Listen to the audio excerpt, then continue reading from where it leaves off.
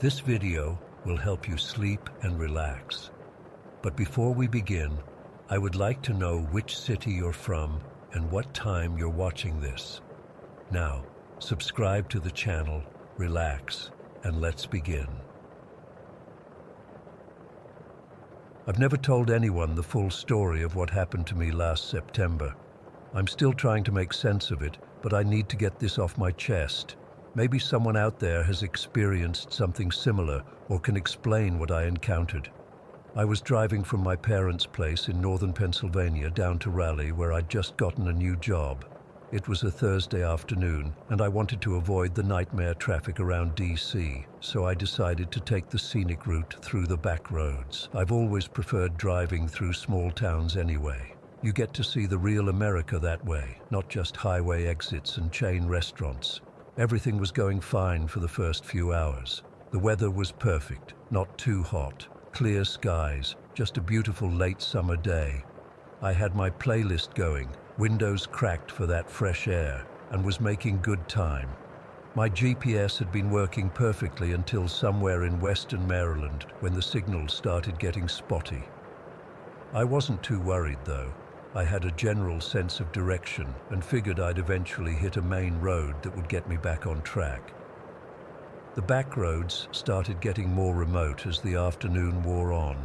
The highway had long disappeared behind me, replaced by winding two-lane roads that cut through dense forests. The trees were starting to show hints of fall colors, and I remember thinking how peaceful it all looked. That feeling didn't last. Around 5 in the afternoon, the GPS completely died. The screen just went blank, and no amount of restarting would fix it. My phone showed no service bars either. Again, I wasn't immediately concerned. These things happen in rural areas. I figured I'd just keep driving south and eventually hit civilization. That's when I saw it, a small green sign partly covered by overgrown branches. Wicklow Ridge, 3 miles. I'd never heard of the place, but I thought perfect. I could stop there, maybe grab something to eat, use a bathroom, and ask for directions. The turnoff for Wicklow Ridge was easy to miss, just a narrow asphalt road that quickly disappeared into the trees. As soon as I turned onto it, something felt off.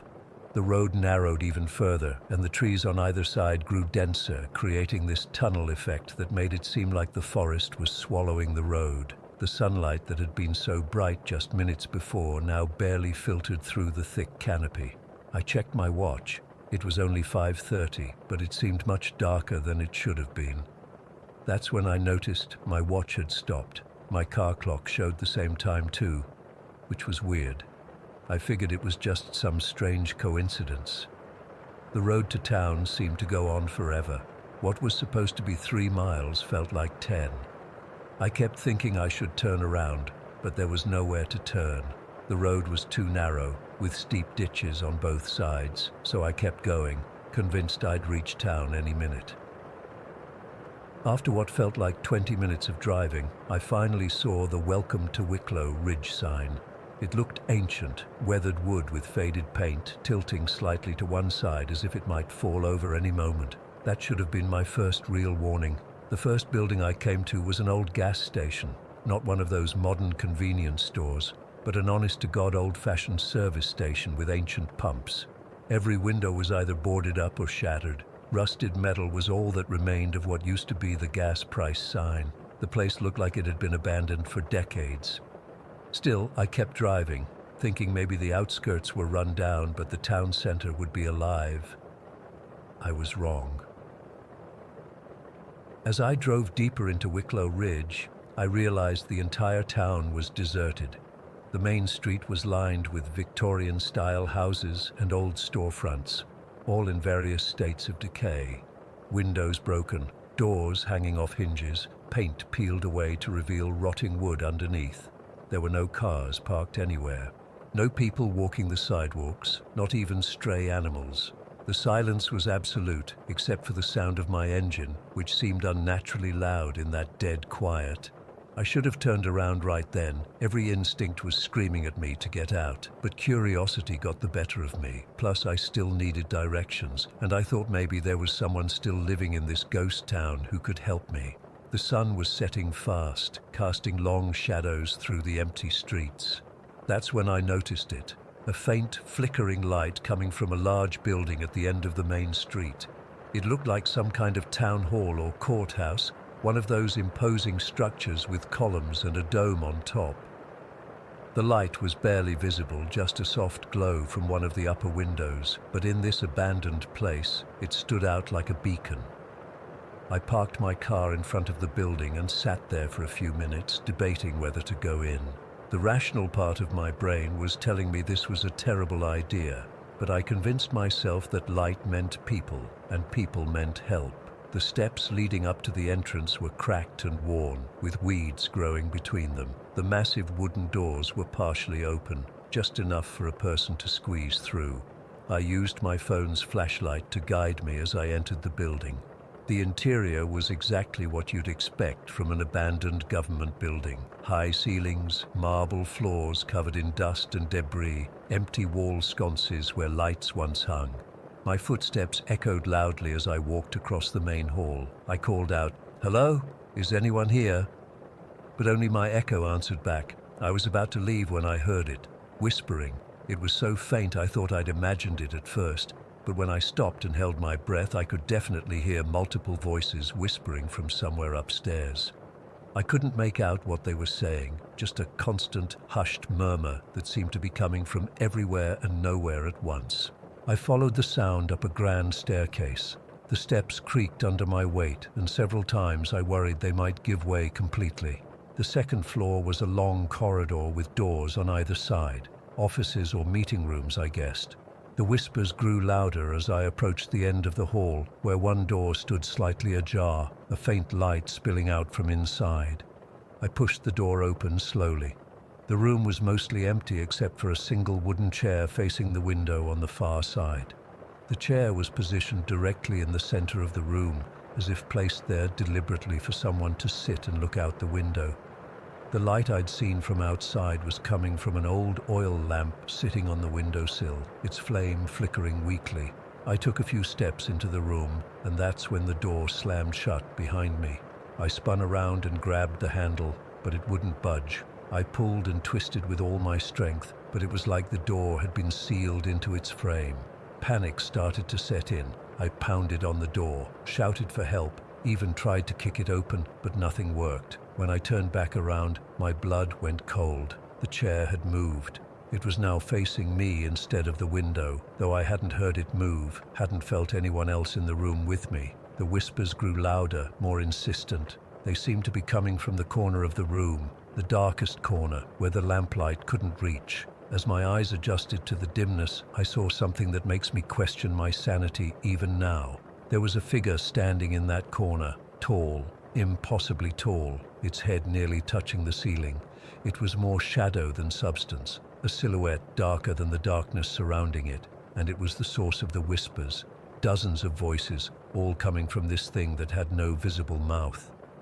The chair started to inch across the floor toward me, moving on its own as if pulled by invisible strings. The figure in the corner began to move too, stretching and expanding like a shadow when the light source moves. The whispers became more distinct, and I swear I heard my name among them. James, come back.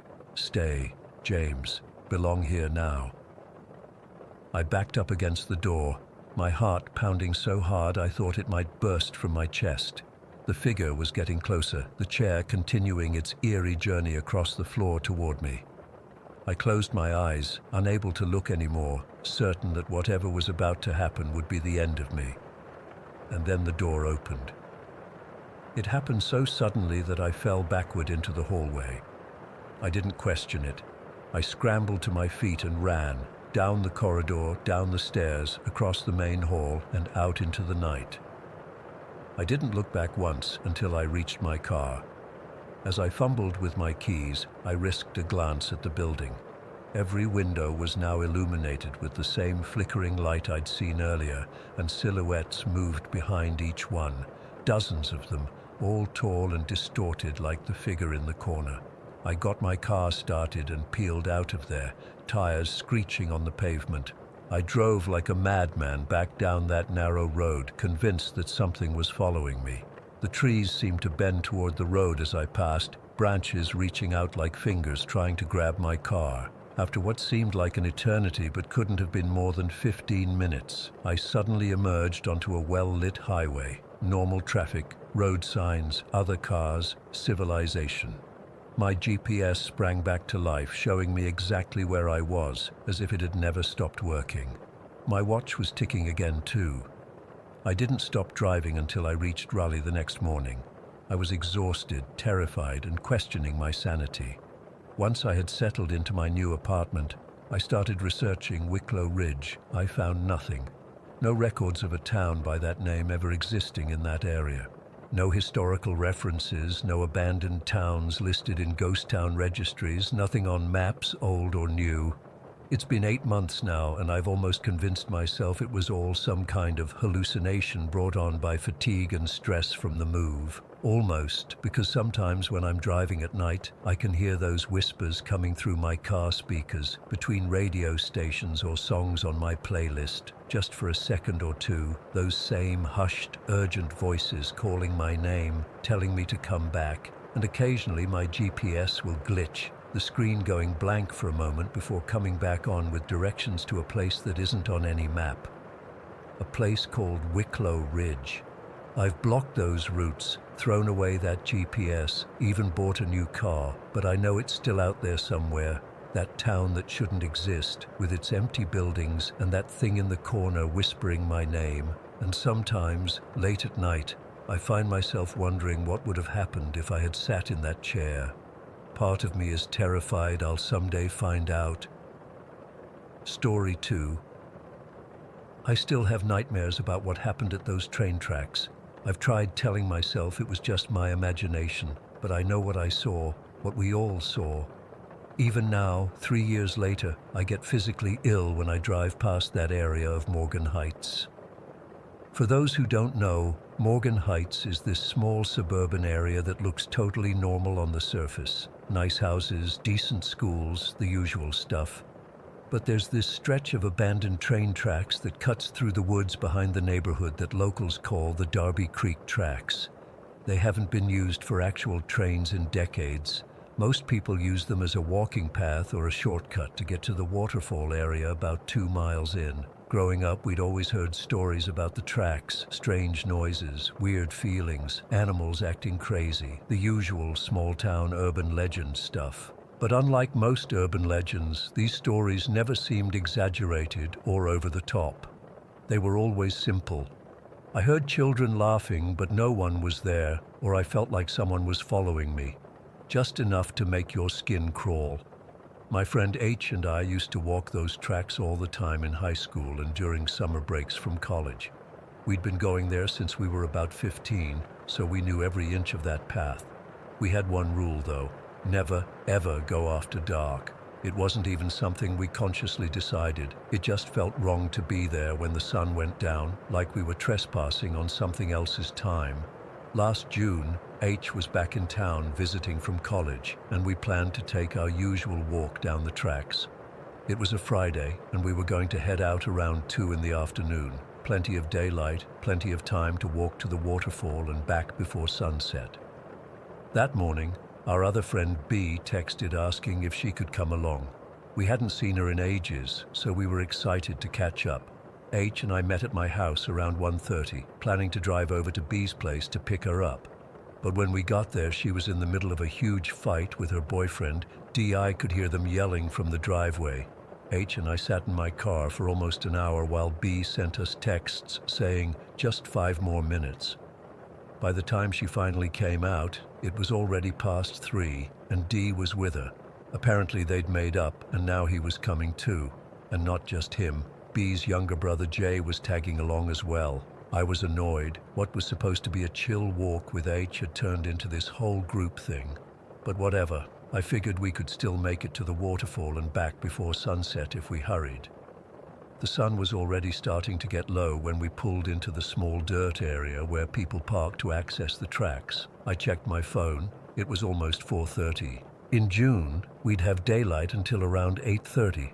but the tracks get dark earlier because of all the trees. I remember looking at the entrance to the path and feeling this weird hesitation. "Maybe we should do this tomorrow instead," I said to H quietly. "It's getting late." H looked at me, and I could tell she felt it too, but B and the others were already getting out of their cars, excited and loud.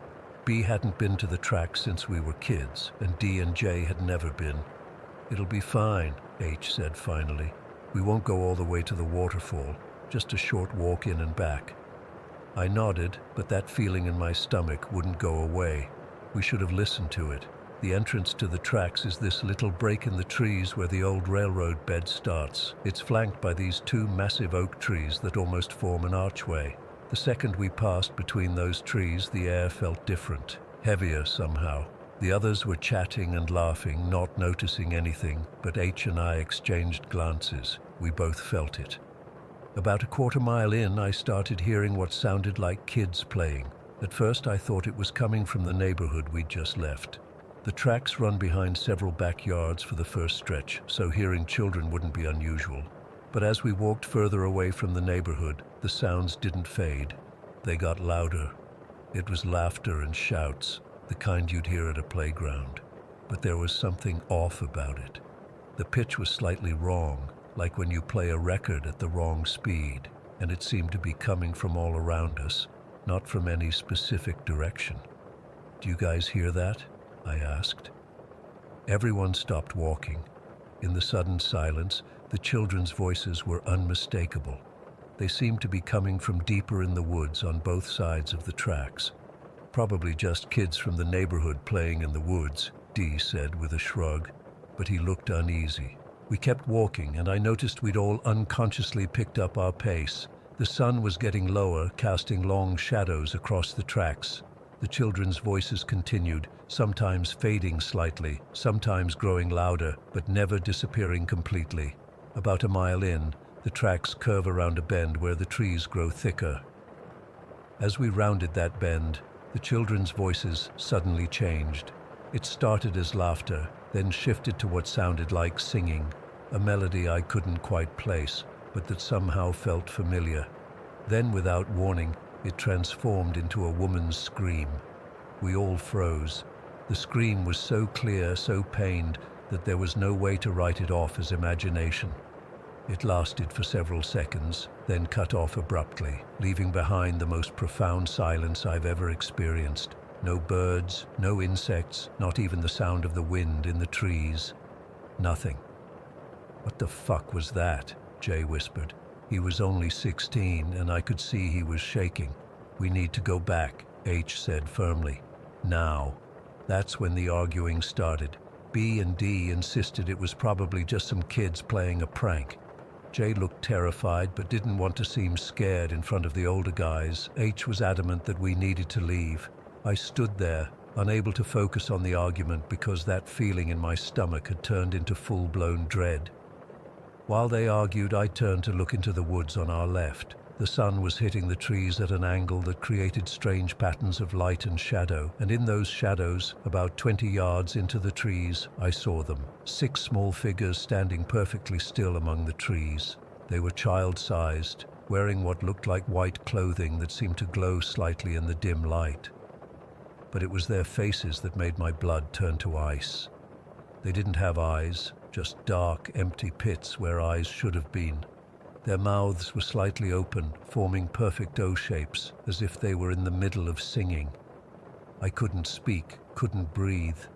I reached over and grabbed H's arm so hard she later told me I left bruises. When she looked at me, I just pointed. She followed my gaze, and I heard her sharp intake of breath. "We're leaving," she said, her voice oddly calm. "Right now." Something in her tone must have cut through the others' argument because they all turned to look at us. "What's wrong?" B asked. "Don't look," I managed to whisper. "Just walk, back to the entrance, fast."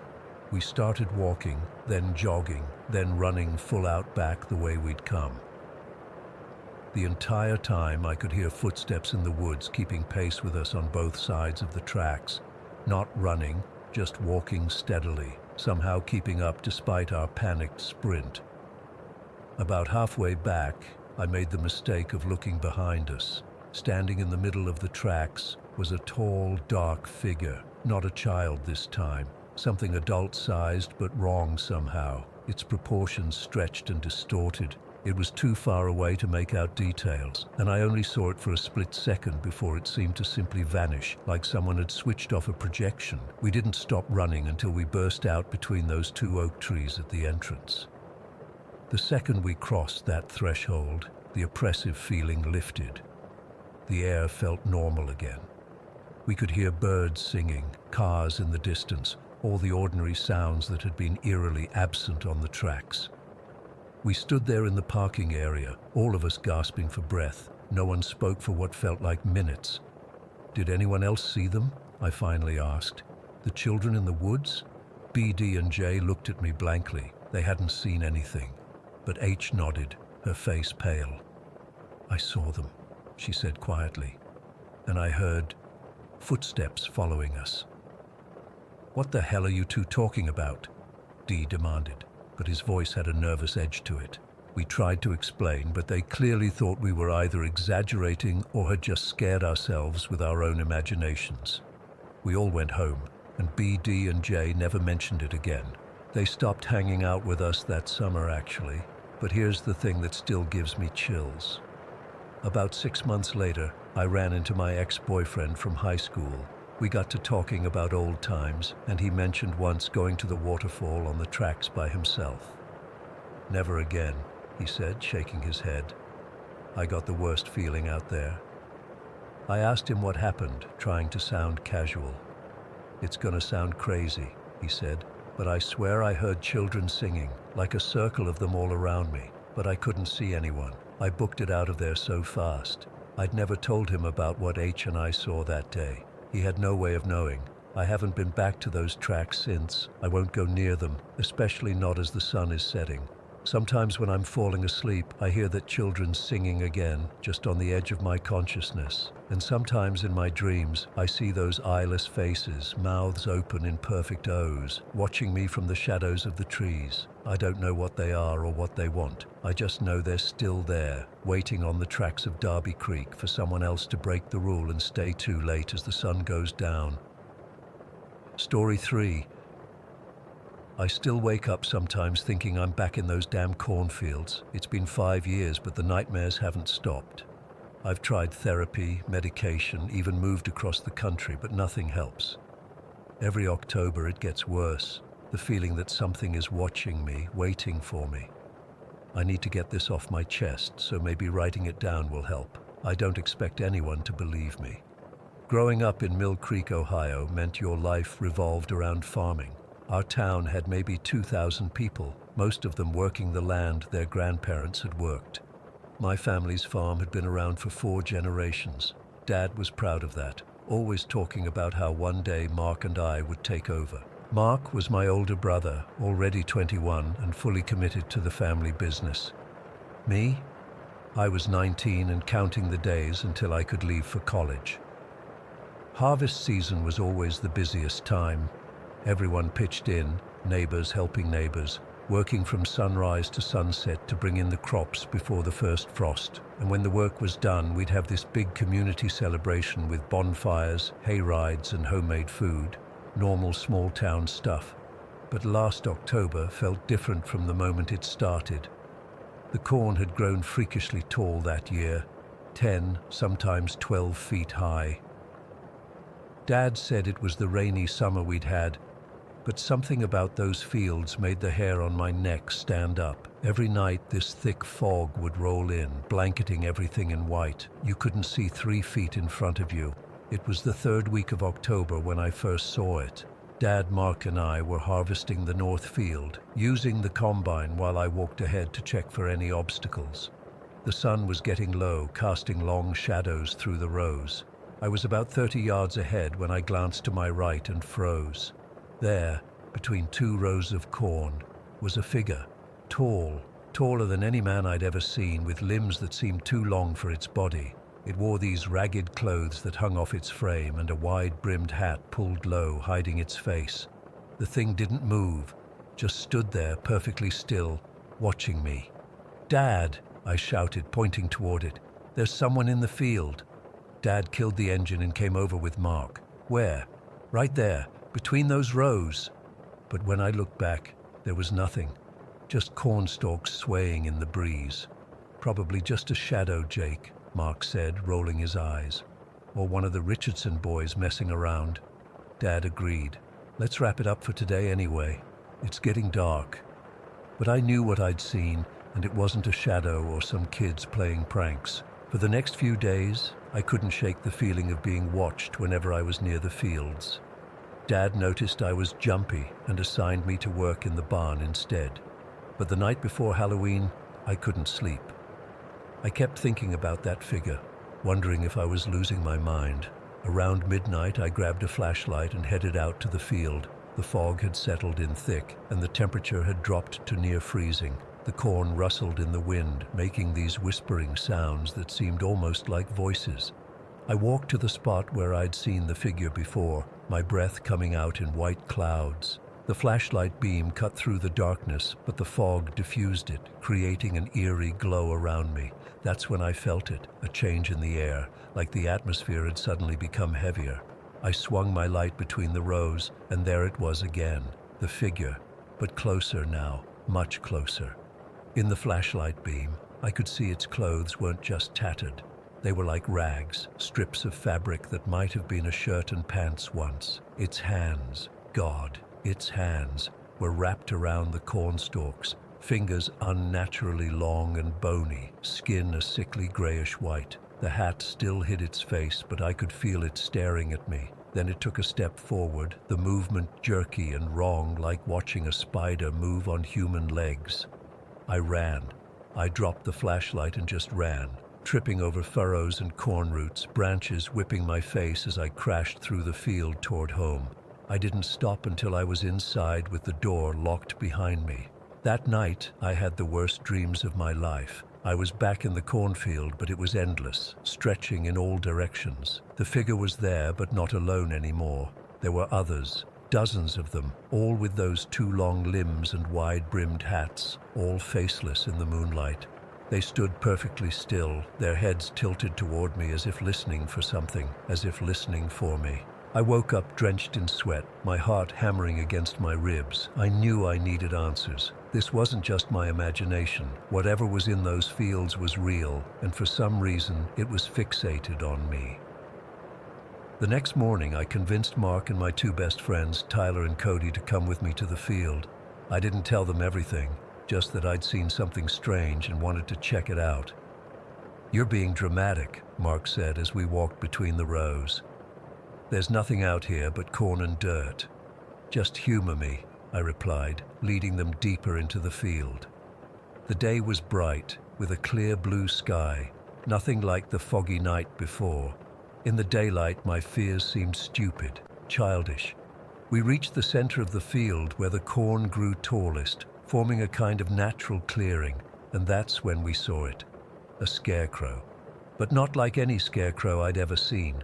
This thing had been constructed with care. Long bony limbs made from what looked like actual branches, clothes that were weathered and torn, and a wide-brimmed hat identical to the one I'd seen on the figure. But the face is what made my blood turn cold. It wasn't burlap or cloth like normal scarecrows. It was carved wood, weathered and cracked with age, but unmistakably human in its features. The eyes were empty sockets, the mouth a hollow grimace. "What the hell is that?" Tyler whispered. Cody laughed nervously. "Someone's got a weird sense of humor." Mark stepped closer, examining it. "I've never seen this before. Dad doesn't use scarecrows." As they discussed who might have put it there, I couldn't tear my eyes away from its face. Something about it was familiar, like I'd seen it before the other night, and then it hit me. I knew what this was. Somehow, deep in my gut, I knew. This was the Harvest Man. The name came to me unbidden, rising from some forgotten corner of my mind. Had I heard it in a story when I was young? Read it somewhere? I couldn't remember, but I knew it was right. As we all stared at the scarecrow, the strangest sensation came over me, like something was pulling at me, urging me to touch it. My hand actually started to rise before I snapped out of it.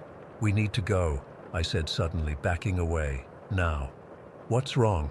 Mark asked, but I was already turning to leave. We need to go." Something about that scarecrow terrified me in a way I couldn't explain. It felt like it was watching us even without eyes, listening to us even without ears, and worse, I felt it knew me, knew my name, my thoughts, my fears. I left Mill Creek the next day, told my parents I needed to visit some colleges early, stayed with my aunt in Cincinnati. I never went back. Made up excuses for holidays, got accepted to a school in California, put 3,000 miles between me and those cornfields. My family thinks I'm crazy. Maybe I am, but I know what I saw and I know what I felt. The harvest man was real, and for whatever reason it had noticed me. 5 years have passed. I've built a new life, made new friends, tried to forget. But every October when the leaves start to change, I feel that same heaviness in the air, that same sense of being watched. Last night I woke up at exactly 3 in the morning, gasping for breath after another nightmare. As I got up to get some water, I glanced out my apartment window. The street was empty, quiet, but across the road, standing perfectly still beneath a streetlight, was a tall figure in tattered clothes and a wide-brimmed hat. I blinked, and it was gone. But the message was clear. Distance doesn't matter. Time doesn't matter. The harvest man knows where I am. Sometimes I wonder if it's following me, or if it's always been ahead of me, waiting. I wonder how long I have before it decides to stop watching and start acting. I wonder what it wants from me. The worst part is this feeling I can't shake, that there's some connection between us, that the harvest man chose me for a reason. That's why I'm writing this now, trying to make sense of something that defies explanation. I thought running away would save me, but I'm starting to think I was wrong, because every night the fog rolls in thicker, and every night I feel the harvest man getting closer. Sometimes I hear the corn rustling outside my window, even though there's no corn in the city. Sometimes I smell fresh earth and decomposing plants in my apartment. And sometimes in my bathroom mirror, just for a second, I see a face that isn't mine looking back. Wooden, weathered, with hollow eyes and a wide-brimmed hat. I don't know what to do anymore. I don't know how to escape something that can apparently follow me across the country. All I know is that harvest season is coming again, and this year I think the harvest man is done waiting. Story 4. I still can't sleep with the lights off. It's been 4 months since I fled from that house, and I still wake up in cold sweats, convinced that I can hear children laughing in the darkness of my apartment. I know I need to write this down, to get it out of my system somehow. Maybe then the nightmares will stop. I bought the house last October. After my divorce, I needed a complete change, something away from the city, the noise, the memories. When my realtor showed me the listing for the 3-story brick house on Hollow Creek Road, I was immediately drawn to it. The price seemed too good to be true for a house that size with 5 acres of wooded land. The realtor seemed nervous when I asked why it was so cheap, mumbling something about the market being slow in that area and the house needing some TLC. I should have paid more attention to the way she avoided my eyes. The house itself was beautiful, old but solid, with a wraparound porch and those gorgeous bay windows. Inside, hardwood floors throughout, a huge kitchen with an island, and this amazing brick fireplace in the living room. It was exactly what I needed, peaceful, quiet, and far enough from my old life that I could finally breathe again. The previous owners had left some furniture behind, which the realtor said I could keep or dispose of as I wished. Most of it was older but good quality, a dining room table, a couple of bookcases, a rocking chair by the fireplace. It felt like home immediately. My first day was busy with moving in, unpacking essentials, and setting up my home office in the small room off the living room.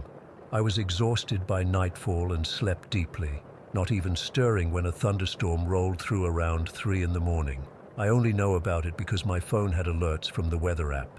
The second night is when everything changed. I had gone to bed around 11, reading for a bit before turning out the light. I drifted off easily, but woke suddenly at exactly midnight. I remember checking my phone and seeing 12 o'clock glowing on the screen. That's when I first heard it, a creaking sound from upstairs, rhythmic and deliberate.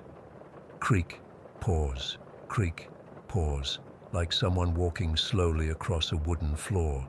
My bedroom was on the second floor, and the sound was coming from the third floor, the attic space that I hadn't fully explored yet. I told myself it was just the house settling. These old places make noises, right? I pulled the covers up higher and tried to go back to sleep. But the creaking continued, moving from one end of the attic to the other, back and forth, for almost 20 minutes before it finally stopped. I lay awake for another hour, straining to hear, before finally falling back asleep. The next morning, I convinced myself I had overreacted. Old houses creak. It's normal. I spent the day arranging my books on the shelves and setting up my workspace. Everything felt fine in the daylight.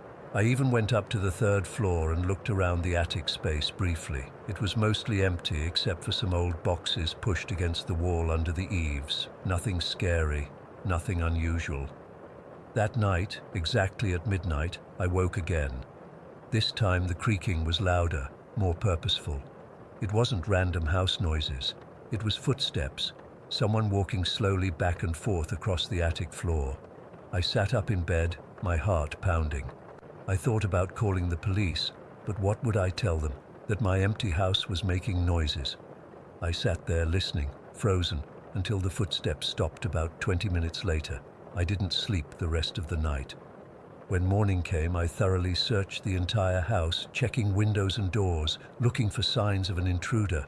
Nothing was disturbed. No one could have gotten in without me knowing. That's when the other things started happening. I'd put my coffee mug down on the counter and turn away for a second, only to find it moved to the kitchen table when I turned back. I'd close the door, and minutes later find it standing wide open. One evening, I came downstairs to find all the kitchen cabinet doors open, though I knew I'd closed them after putting away my dishes. The dreams started around the same time. In them, I'd wake up, in my dream, to find shadowy figures standing at the foot of my bed, just watching me. They were small, child-sized, but somehow wrong, like their proportions were slightly off. I couldn't see their faces clearly, just dark hollows where eyes should be. I'd try to scream but couldn't make a sound, and they'd just stand there watching until I finally woke up for real, gasping and covered in sweat. After a week of this, I was a wreck. The midnight footsteps continued every night, and sometimes I'd hear other sounds, like children whispering or giggling, always just on the edge of my hearing. I'd whirl around, certain someone was behind me, but there was never anyone there. I knew I needed to figure out what was happening. The previous owners had left in a hurry, according to what little the realtor had told me. Maybe there was something in the house that could explain things. I decided to properly explore the attic. It was a Saturday afternoon when I climbed the narrow stairs to the third floor.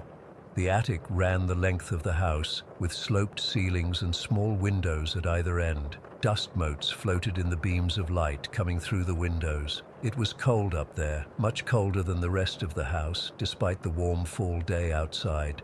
I started going through the boxes that had been left behind. Most contained old clothing, books, the kind of junk people accumulate and forget about. But in the corner, under the eaves, I found an old wooden chest. It was locked, but the lock was old and broke easily when I pried at it with a screwdriver. Inside were photographs, dozens of them, in black and white and faded color, spanning what looked like several decades. They were all of the same family, a stern-looking man, a thin woman with sad eyes, and two children, a boy and a girl. The children looked to be around 8 and 6, and there was something unsettling about them. They never smiled in any of the photos, and their eyes seemed empty somehow. As I went through the photos, I found one that made my blood run cold. It showed the house, my house, from the outside, and there, in an upstairs window, was a child's face pressed against the glass.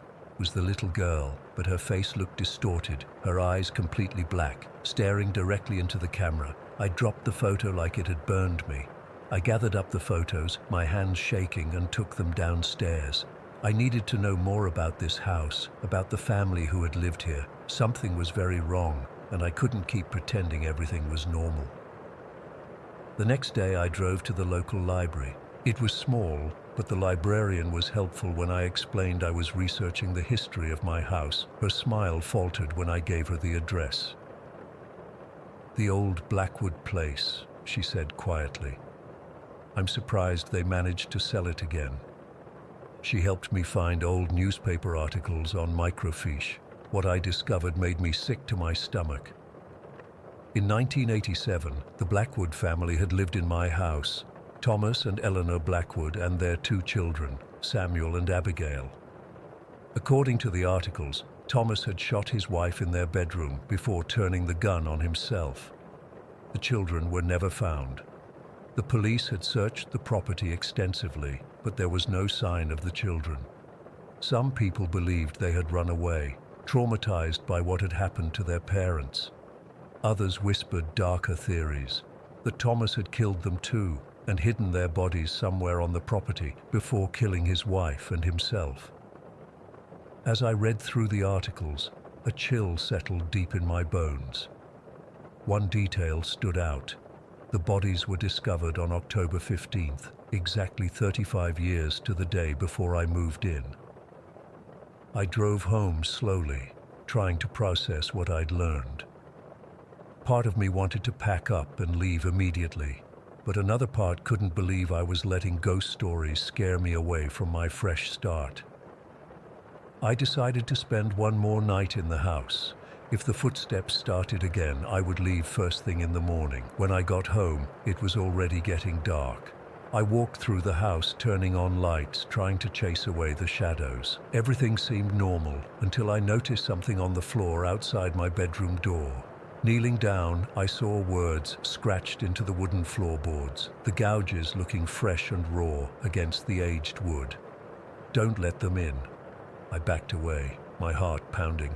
I hadn't noticed those words before. They couldn't have been there all along. Someone, or something, had scratched them into the floor while I was gone. That was it. I started grabbing essential items, my laptop, some clothes, my wallet and keys. I would stay at a hotel and figure out what to do about the house later. As I was throwing things into a bag, the lights flickered and went out, plunging the house into darkness. I fumbled for my phone to use as a flashlight, but as the screen lit up, I saw it was exactly midnight, and then I heard them. Footsteps, but not in the attic this time. They were in the hallway, just outside my bedroom door. Light, shuffling steps, and something else, giggling. The high-pitched laughter of children, but wrong somehow, distorted and echoing. Slowly the door to my bedroom began to open. In the dim light from my phone, I saw them. 2 small figures in the doorway. They looked like the children from the photographs, but not quite right. Their skin was pale, almost translucent. Their eyes were completely black, hollow pits in their faces, and their smiles, oh God, their smiles were too wide, stretching unnaturally across their faces. "We've been waiting for you," the girl said, her voice sounding like it was coming from far away. "Nobody ever stays. They always leave us." "But you won't leave," the boy added, taking a step toward me. "We won't let you leave." They started moving toward me, still smiling those terrible smiles, their feet not quite touching the floor. I screamed and threw my phone at them, plunging the room back into darkness. I lunged for where I knew the window was, fumbling with the latch as I heard them getting closer, their laughter surrounding me. I don't remember climbing out the window or running to my car. The next thing I clearly remember is driving down Hollow Creek Road at breakneck speed, my hands shaking so badly I could barely hold the steering wheel. I never went back. I left everything behind, my furniture, my clothes, even my car eventually. I couldn't bear to touch anything that had been in that house. I moved to an apartment in a different city, told the bank they could have the house back, and tried to forget. But I can't forget. In my dreams, I still see them watching me from the corners of my bedroom with their hollow eyes and stretched smiles. Sometimes I wake up and for a split second, I think I see them standing at the foot of my bed, just watching, waiting. If you're reading this, Stay away from the house on Hollow Creek Road. The spirits of those children are still there. They're watching, they're waiting, and once you enter their home, they never really let you leave. Story 5. I've been driving trucks for almost 17 years now, and I've seen just about everything you can imagine on America's highways. Wildlife darting across the road, drunk drivers swerving between lanes at 3 in the morning, even a small plane making an emergency landing on I-40 once. But what happened to me last November on I-80 between Denver and San Francisco, I still can't explain it. I'm not even sure I want to. It was the night of November 14th.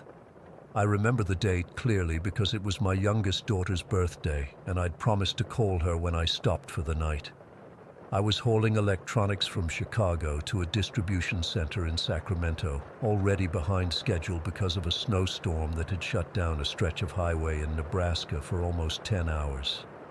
The temperature had dropped to about 22 degrees that night, the kind of cold that seeps into your bones even with the heater blasting.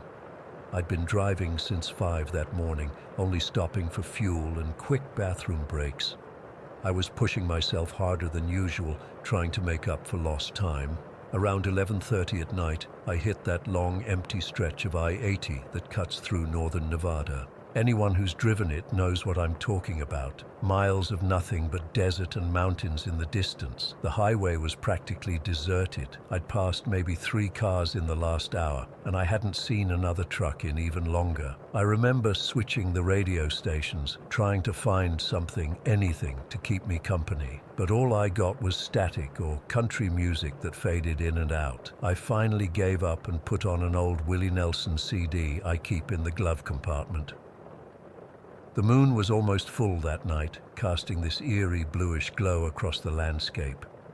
It was bright enough that I could see the outline of the mountains against the sky and the desert stretching out on either side of the highway. Beautiful, in a lonely sort of way. I was about 40 miles east of Winnemucca when I first noticed the lights ahead of me. At first, I thought it was just another truck, maybe 2. But as I got closer, I realized it was a small convoy, 4 or 5 rigs traveling together. Nothing unusual about that. Truckers often drive together for company, especially on isolated stretches like this. What struck me as odd was how slow they were going. The speed limit was 75, but they couldn't have been doing more than 45, and they were perfectly spaced, like they were connected by invisible chains, all driving in the right lane, maintaining the exact same distance from each other. As I got closer, I noticed something else strange. None of them had company logos. Most commercial trucks have their company name plastered on the side of the trailer, sometimes the cab too. These were completely blank, just plain white trailers, or what looked white in the moonlight. I radioed to see if anyone would respond. Eastbound convoy, this is westbound Peterbilt. You guys having mechanical issues? Nothing but static came back. I tried again. Still nothing. I figured maybe they were on a different channel, or maybe their radios were off. I decided to pass them. The left lane was clear, so I accelerated and pulled alongside the last truck in the convoy. That's when I felt the first real chill run down my spine. The truck was in terrible condition, far worse than anything that should be on the road. The paint was peeling off in large patches, exposing rusted metal underneath. The tires looked worn down to the wire. The windows were so dirty I couldn't see inside, but something told me I didn't want to. I sped up a bit, moving alongside the 4th truck. Same condition, practically falling apart, then the 3rd, then the 2nd. By now, my heart was hammering in my chest. Something was very wrong about these trucks. They weren't just old or poorly maintained. They looked like they'd been pulled from a junkyard after sitting there for decades. When I reached the lead truck, I noticed something that made me go cold all over. The license plate was an old government-style plate, the kind they used to issue in the 70s. It was so faded I could barely make out the numbers, but it definitely wasn't current. I accelerated a bit more, trying to get a look at the driver. The cab lights were off, but with the moonlight, I should have been able to see someone inside. I couldn't. The driver's seat appeared to be empty. At that moment, the truck seemed to drift slightly toward me. It wasn't a sudden movement. more like it was being gradually pulled in my direction. I instinctively jerked the wheel to the left, giving myself more space. My hands were sweating now despite the cold. I gunned the engine, pushing my rig to 85, then 90. I wanted to get past these trucks as quickly as possible. As I pulled ahead of the lead truck, I glanced at my side mirror. The entire convoy had vanished. I'm not exaggerating or making this up. 1 second they were there, 5 massive trucks on an open highway, and the next, nothing. Just an empty road behind me stretching back to the horizon. I nearly ran off the road. I blinked hard, thinking maybe I was hallucinating from fatigue. I checked all my mirrors. Nothing. I even pulled over to the shoulder and got out of my truck, standing in the freezing night air, looking back down the highway. The road was completely empty in both directions. No headlights, no taillights, nothing but darkness and the faint outline of asphalt cutting through the desert. I got back in my truck and sat there for a good 10 minutes, trying to make sense of what had just happened. Had I imagined the whole thing? Was I so tired that my mind was playing tricks on me? But it had felt so real. The details of those trucks were too specific, too consistent to be a hallucination. Eventually, I convinced myself to keep driving. I still had miles to cover, and sitting on the shoulder of I-80 in the middle of the night wasn't doing me any good. But my hands wouldn't stop shaking, and I kept checking my mirrors every few seconds, half expecting to see those trucks materialize behind me. About 45 minutes later, I spotted the lights of a truck stop up ahead. I wasn't scheduled to stop for another hour, but I needed coffee and human contact, anything to ground me back in reality. The place was called Desert Moon Truck Stop, one of those independent places that's been around forever. There were only a couple of trucks in the lot and a single car parked in front of the diner section. I pulled in, shut down my engine, and went inside. The diner was almost empty. Just an older couple in one booth and a lone trucker at the counter. The waitress was a woman in her 50s with gray hair pulled back in a ponytail. Her name tag said, Betty. She smiled as I sat down at the counter, a few seats away from the other driver. Coffee? She asked, already reaching for a mug.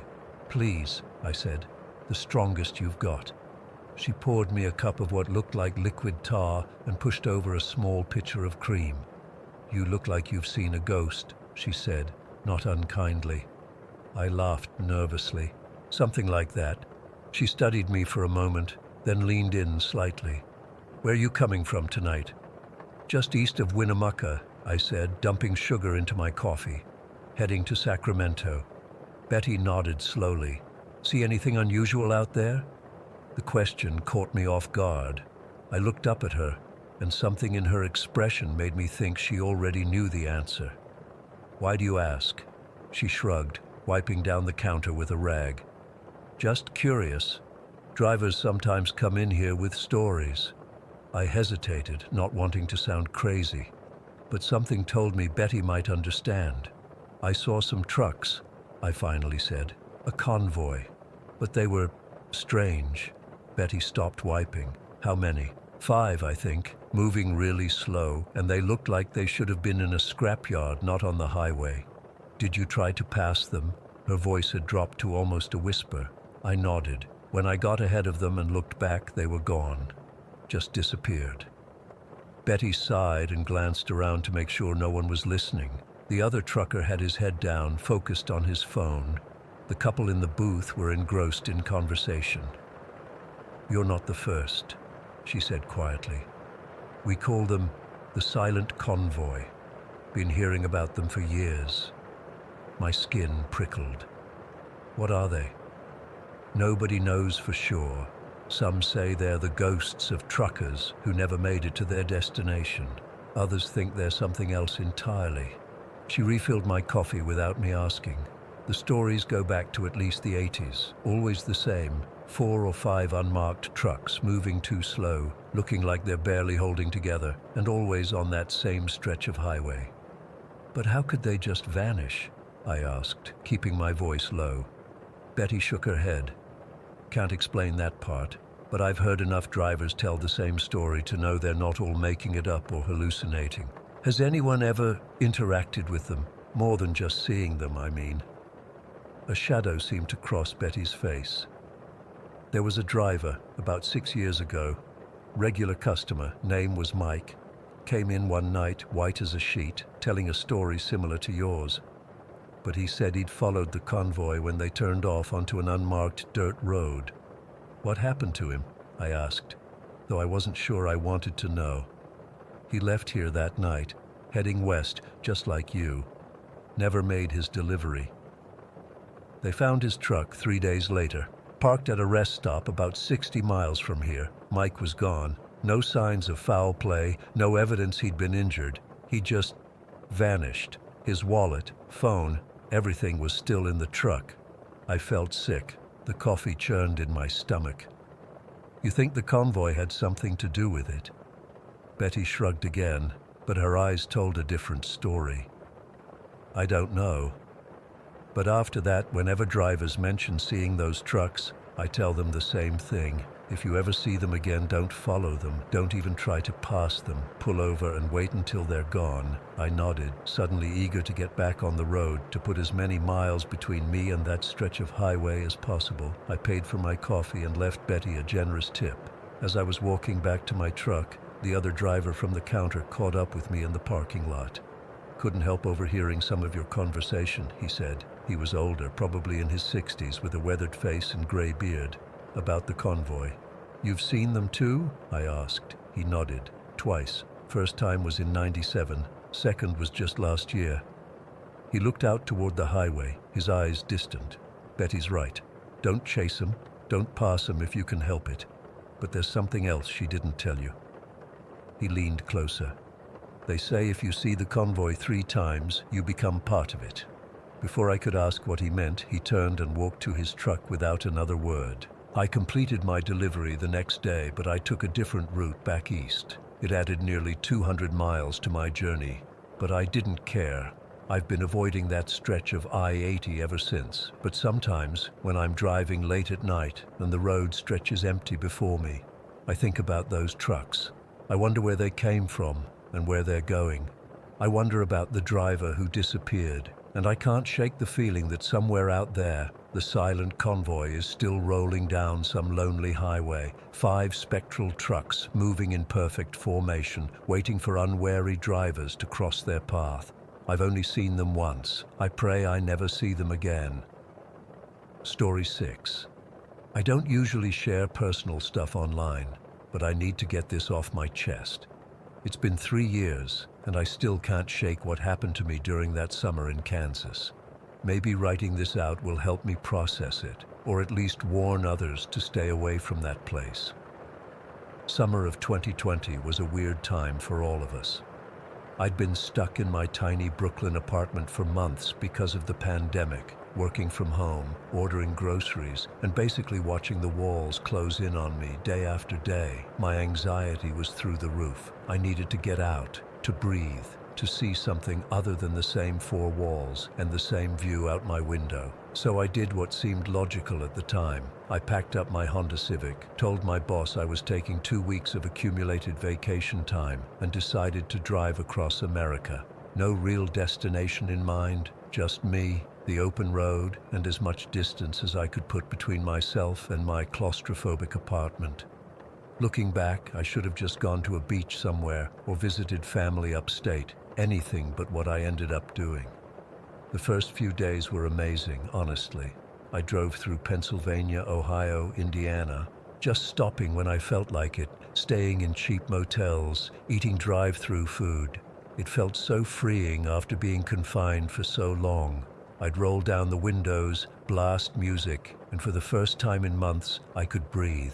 Then I hit Kansas. Let me tell you, driving through northern Kansas in the middle of summer is a special kind of monotony. Endless fields, straight roads that seem to stretch into infinity, and a sky so big it makes you feel insignificant.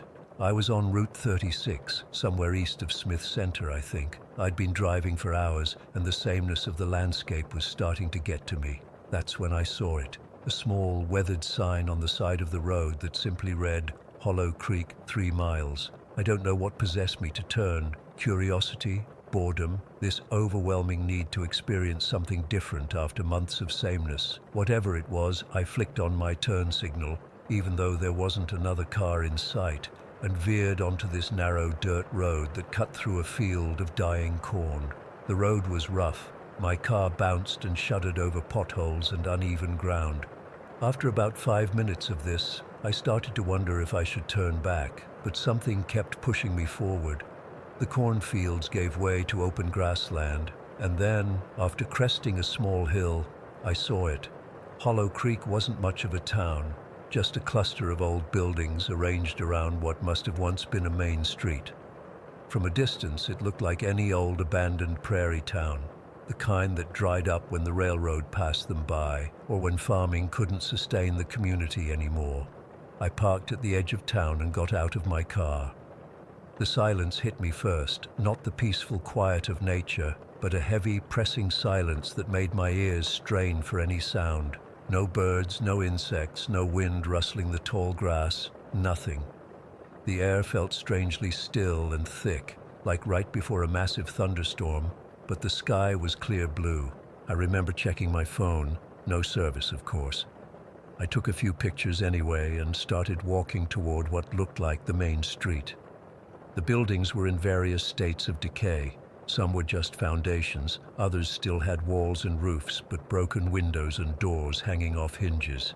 There was an old general store with faded advertisements still visible on the walls, a barber shop with a rusted pole out front, and what looked like a small schoolhouse at the end of the street. The weird thing was how clean it all seemed. Usually abandoned places have trash, graffiti, signs of squatters or teenagers hanging out. This place had none of that. It was like someone had carefully preserved it in its state of decay, like a museum of abandonment. I took more pictures as I walked, checking my watch occasionally.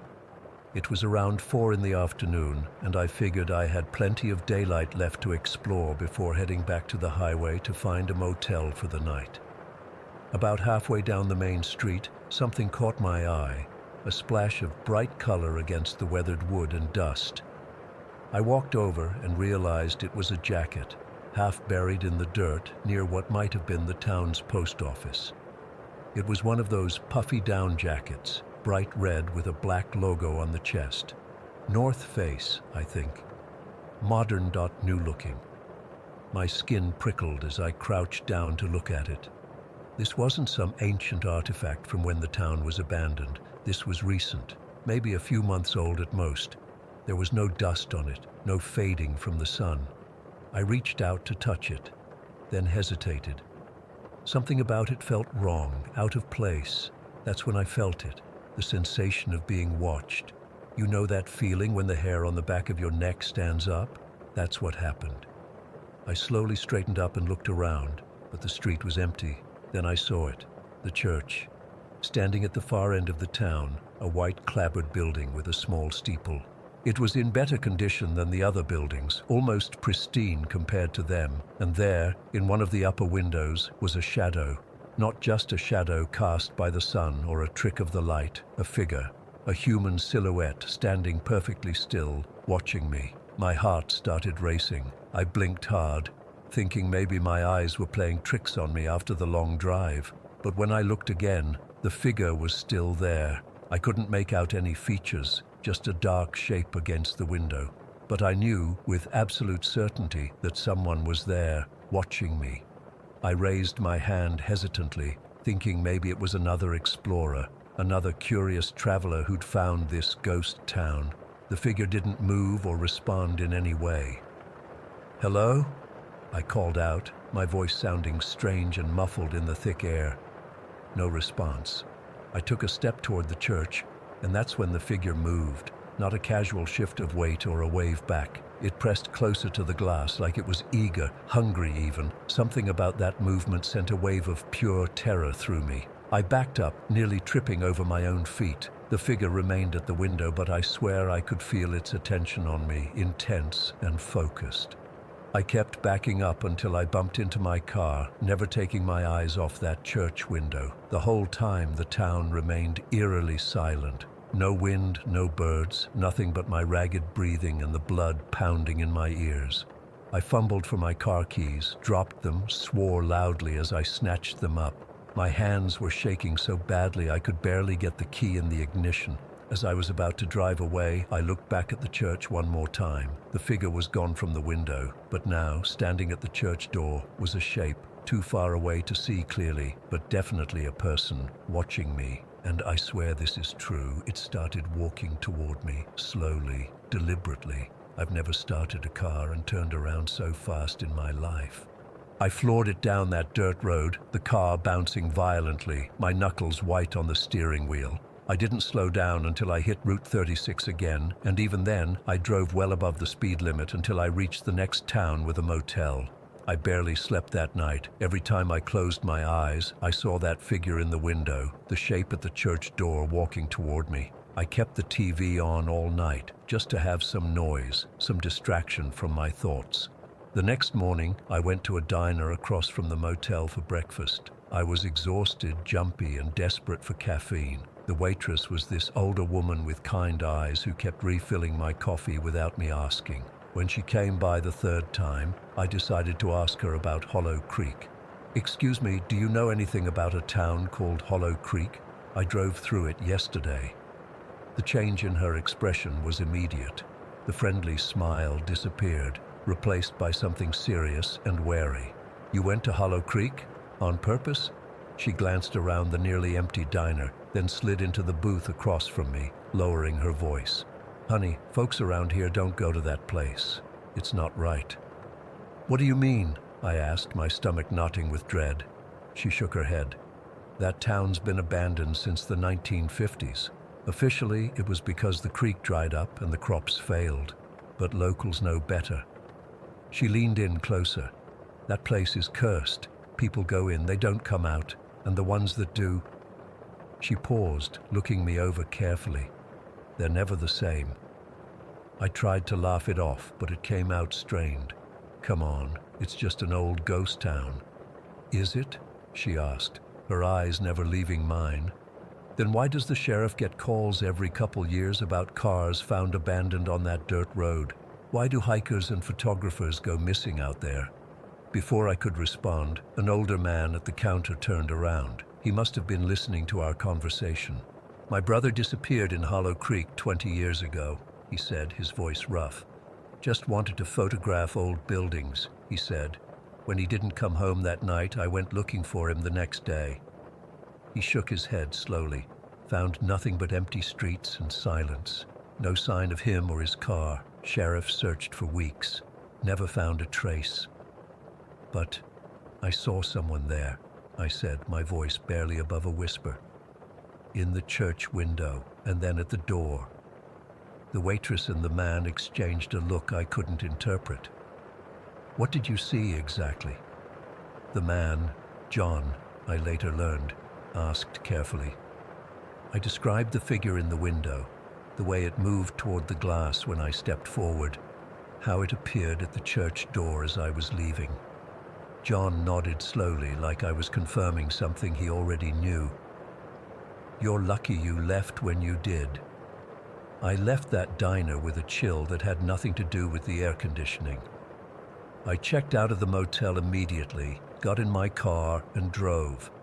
I abandoned my road trip plans and headed straight back east, taking a different route to avoid northern Kansas entirely. I've never gone back to Kansas. I don't think I ever will. Sometimes I still wake up in the middle of the night, my heart racing, convinced that someone is watching me from the dark corner of my bedroom. Sometimes I dream about that church, about walking through its doors and finding what waits inside. I always wake up screaming before I see it. I've tried researching Hollow Creek since then. There's barely any information online, just brief mentions in lists of ghost towns in Kansas. No history of disappearances, nothing unusual. It's like the place barely existed, but I know what I saw. I know that jacket shouldn't have been there. I know that figure in the window was real.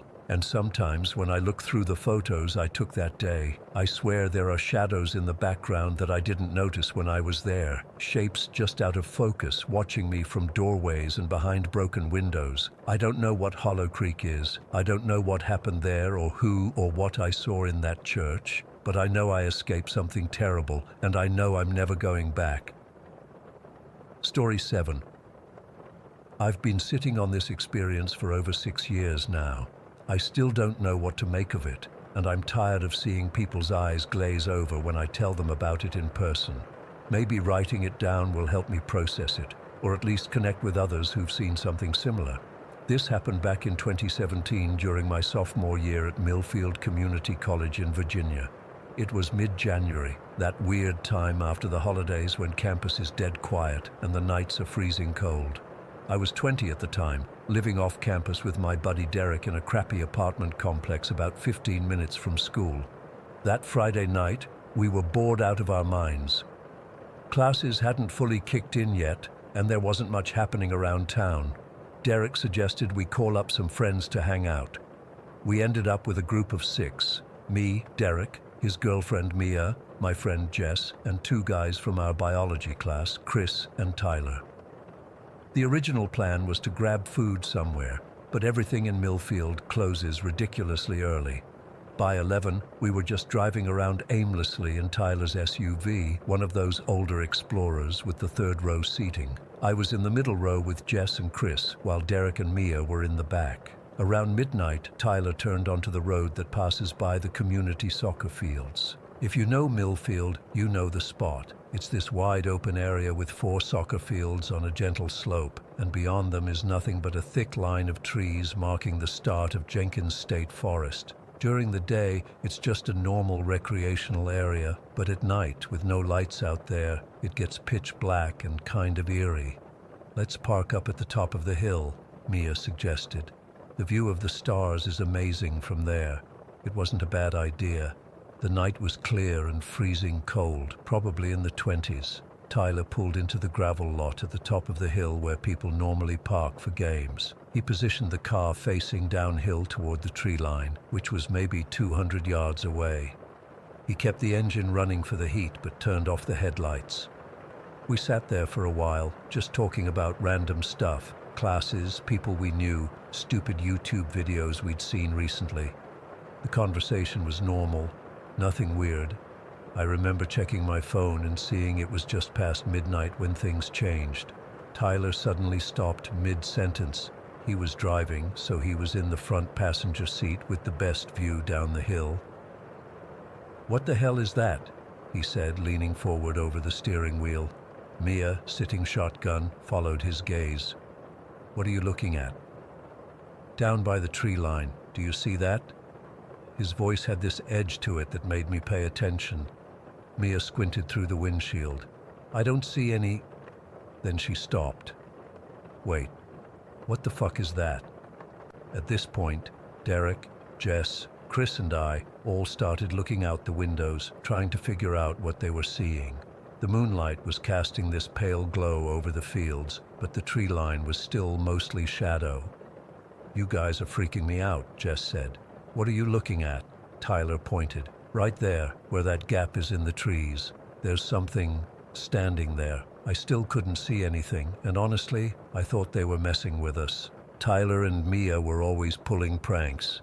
"Very funny, guys," I said. "Ghost stories at midnight, real original." "Ethan, I'm not fucking around," Tyler snapped. There was something in his voice I hadn't heard before. Real fear. "There's something down there." Chris, who was sitting next to me, suddenly grabbed my arm. His hand was clammy, and his grip was tight enough to hurt. "Holy shit," he whispered. "I see it too." Jess leaned across me to look out the window better. "Oh my God," she said, her voice barely audible. "There's a person down there, but they're blue?" I still couldn't see anything, and now I was getting annoyed. Either they were all in on some elaborate joke, or they were freaking themselves out over nothing. "What do you mean blue?" I asked. "Like glowing blue," Chris said, "like someone covered in those blue Christmas lights, but it's a person, a really tall person." Derek spoke up from the back row. I don't see anything either, Ethan. They're just messing with us. That made me feel better. At least Derek was being reasonable. But then he went quiet. Oh shit, he whispered. Now I see it. At this point, 5 out of 6 of us were supposedly seeing something I couldn't. I was frustrated and a little scared, but mostly I felt left out. What were they all staring at? It's moving, Mia said. It's coming out from the trees. Everyone in the car went completely silent. I kept staring at the tree line, squinting, trying to see whatever had my friends so spooked. And then, finally, I saw it. At first, it was just a faint glow among the trees, like someone had placed a blue light there. But as I watched, the light took shape and stepped fully out from the forest. It's hard to describe what I saw without sounding crazy. It was humanoid, definitely. It had a head, 2 arms, 2 legs, walking upright. But it was huge, maybe 7 or 8 feet tall, and it was blue. Not like someone painted blue or wearing blue clothes, but like it was made of blue light. The blue wasn't solid though, it was almost transparent, but definitely there. The color was hard to pin down. Sometimes it looked like a light electric blue, other times deeper, like the blue in the hottest part of a flame. And there seemed to be energy flowing through it, like currents of lighter blue streaming through its body. The face, if you could call it that, had no clear features I could make out from that distance. No distinct eyes or mouth that I could see, just a suggestion of a head on top of this massive frame. Is everyone seeing this? I asked, my voice coming out as a croak. 5 voices confirmed they were. We were all seeing exactly the same thing. The being stood at the edge of the trees, completely still. It was just watching us. I know that sounds crazy because I couldn't even see its eyes, but we all felt it. The sensation of being observed was overwhelming. Should we leave? Jess whispered. I don't think we should move, Tyler said. His hands were gripping the steering wheel so hard his knuckles had gone white. What if it chases us or something? That's ridiculous, I said, but my mouth had gone dry. It's probably just, but I couldn't finish the sentence. There was no normal explanation for what we were seeing. The blue figure remained motionless at the edge of the forest for what felt like forever, but was probably only a minute or so. None of us moved or spoke. The only sound in the car was our breathing, which had grown shallow and quick. Then, as we watched, the entity turned slightly. The movement was smooth, almost floating.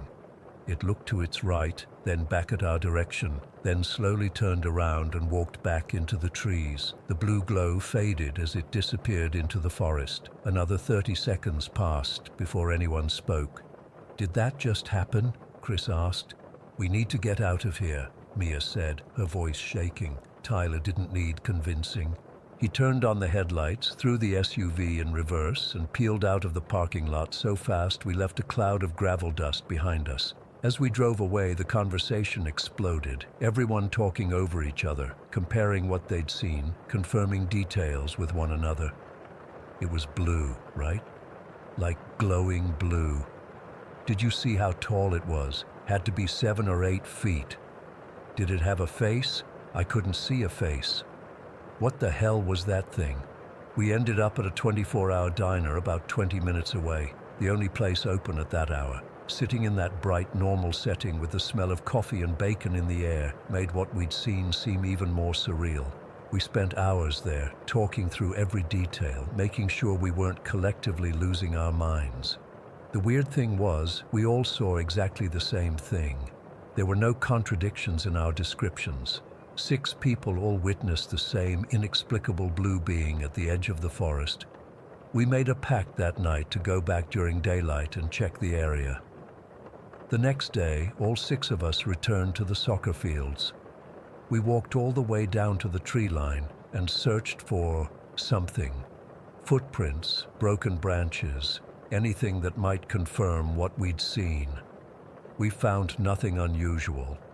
In the 6 years since, I've told this story dozens of times. Most people think I'm making it up, or that we were drunk or high, we weren't, or that it was some kind of mass hallucination. A few have suggested ball lightning or some atmospheric phenomenon, but that doesn't explain the clearly humanoid shape we all saw.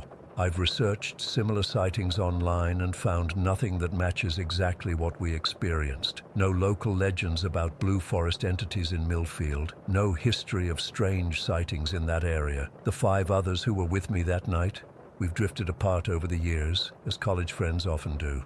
But occasionally I'll get a text from one of them, usually late at night, just checking in and inevitably circling back to that night. "Do you still think about it?" they'll ask. I always do. I don't know what we saw that cold January night in 2017. I don't know if it was something from another dimension or an entity we don't understand or something else entirely, but I know 6 people saw it clear as day, and none of us have ever been able to explain it. Sometimes when I'm driving past wooded areas at night, I find myself scanning the tree line, both hoping and fearing that I'll see that blue glow again. Story 8. I Haunted Eye. I still can't shake that night from my mind. It's been nearly 18 years since it happened, but sometimes I still wake up gasping for air, feeling the cold water filling my lungs. It was December of 2005. I'd been performing at the Edinburgh Fringe Festival. Nothing major, just a small part in an experimental play that was getting decent reviews. I'm an actor, or I was back then, Alex de Combs, not that you'd know me. Never made it big, but I was passionate and hungry for experience. After the festival ended, most of the cast headed back to London, but I decided to stick around Scotland for a while. I'd always been fascinated by Gothic architecture and Scottish history, and figured this was my chance to explore. I'd been bouncing between hostels and cheap B&Bs, visiting old churches and castles during the day. That particular evening, December 27th, I decided to head up to Dundee to visit Glamis Castle the next day. It's supposed to be one of the most haunted castles in Scotland, and I was keen to soak up the atmosphere, maybe find some inspiration for future roles. I know, typical actor stuff. I caught a late afternoon train from Edinburgh. It was already getting dark by the time we pulled out of the station. Those Scottish winter days are brutally short. The carriage was about half full, mainly commuters heading home by the look of them. I found a window seat, pulled out my dog-eared copy of The Shining, fitting reading for my castle visit, and settled in for the journey. I remember watching the lights of Edinburgh recede as we pulled away, the sky turning this deep, inky blue. The train rocked gently, and the heating was on full blast, making the windows fog up. It was cozy in that way that public transport can sometimes be when you're tired and it's dark outside. I must have dozed off at some point. The book was open on my lap, but my eyes were getting heavy. You know that strange feeling when you're not sure if you're awake or dreaming? That's how it started. When I opened my eyes, something felt wrong. The first thing I noticed was the light. The harsh, fluorescent glow was gone, replaced by a softer, flickering yellow light. It took my brain a moment to process what I was seeing. They looked like oil lamps hanging from the ceiling of the carriage. The air felt different too, cold and damp, with a musty smell I can only describe as decay, like old books and wet wool and something else I couldn't place. The gentle hum of the modern train had been replaced by a rhythmic clickety-clack that seemed much louder, more mechanical. I blinked hard, thinking I was still half asleep, but when I looked around, the modern train carriage had completely transformed. The seats were no longer the blue upholstered ones I'd been sitting on, but wooden benches with dark green cushions, and the people had changed too. There were maybe 15 other passengers in the carriage, but they weren't wearing modern clothes anymore. The men were in suits with high collars and pocket watches. The women wore high-necked dresses with their hair pinned up under hats. They all had this worried look, glancing repeatedly at the windows which were rattling violently now. I thought I must be dreaming. That's the only explanation my brain could come up with, but everything felt so real. The hard wooden seat beneath me, the draft from the window, the smell of wet wool and coal smoke. First time traveling this route, sir? I nearly jumped out of my skin. Sitting across from me was a man I hadn't noticed before. He looked to be in his 40s, with a neat beard and a top hat resting on the seat beside him. He was wearing a black suit with a gold watch chain across his vest. Yes, I stammered, not knowing what else to say. Nasty night to be crossing, he said, glancing anxiously at the window. That's when I realized there was a storm raging outside. Rain lashed against the glass, and the wind howled so loudly it seemed to be trying to tear the train apart. I'm Bouche, by the way, son of Sir Thomas Bouche. I introduced myself automatically, still trying to process what was happening. Was this an elaborate prank? Some kind of immersive theater experience I'd somehow wandered into? But how, on a moving train? We'll be at the bridge soon, Bouche said, checking his pocket watch. I confess I don't care for crossing it in weather like this. Not at all. The bridge? I asked. The Tay Bridge, man. Surely you know we must cross the Tay to reach Dundee.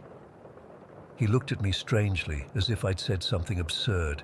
A flash of lightning illuminated the carriage, and for a split second, I saw everyone's faces in stark white light.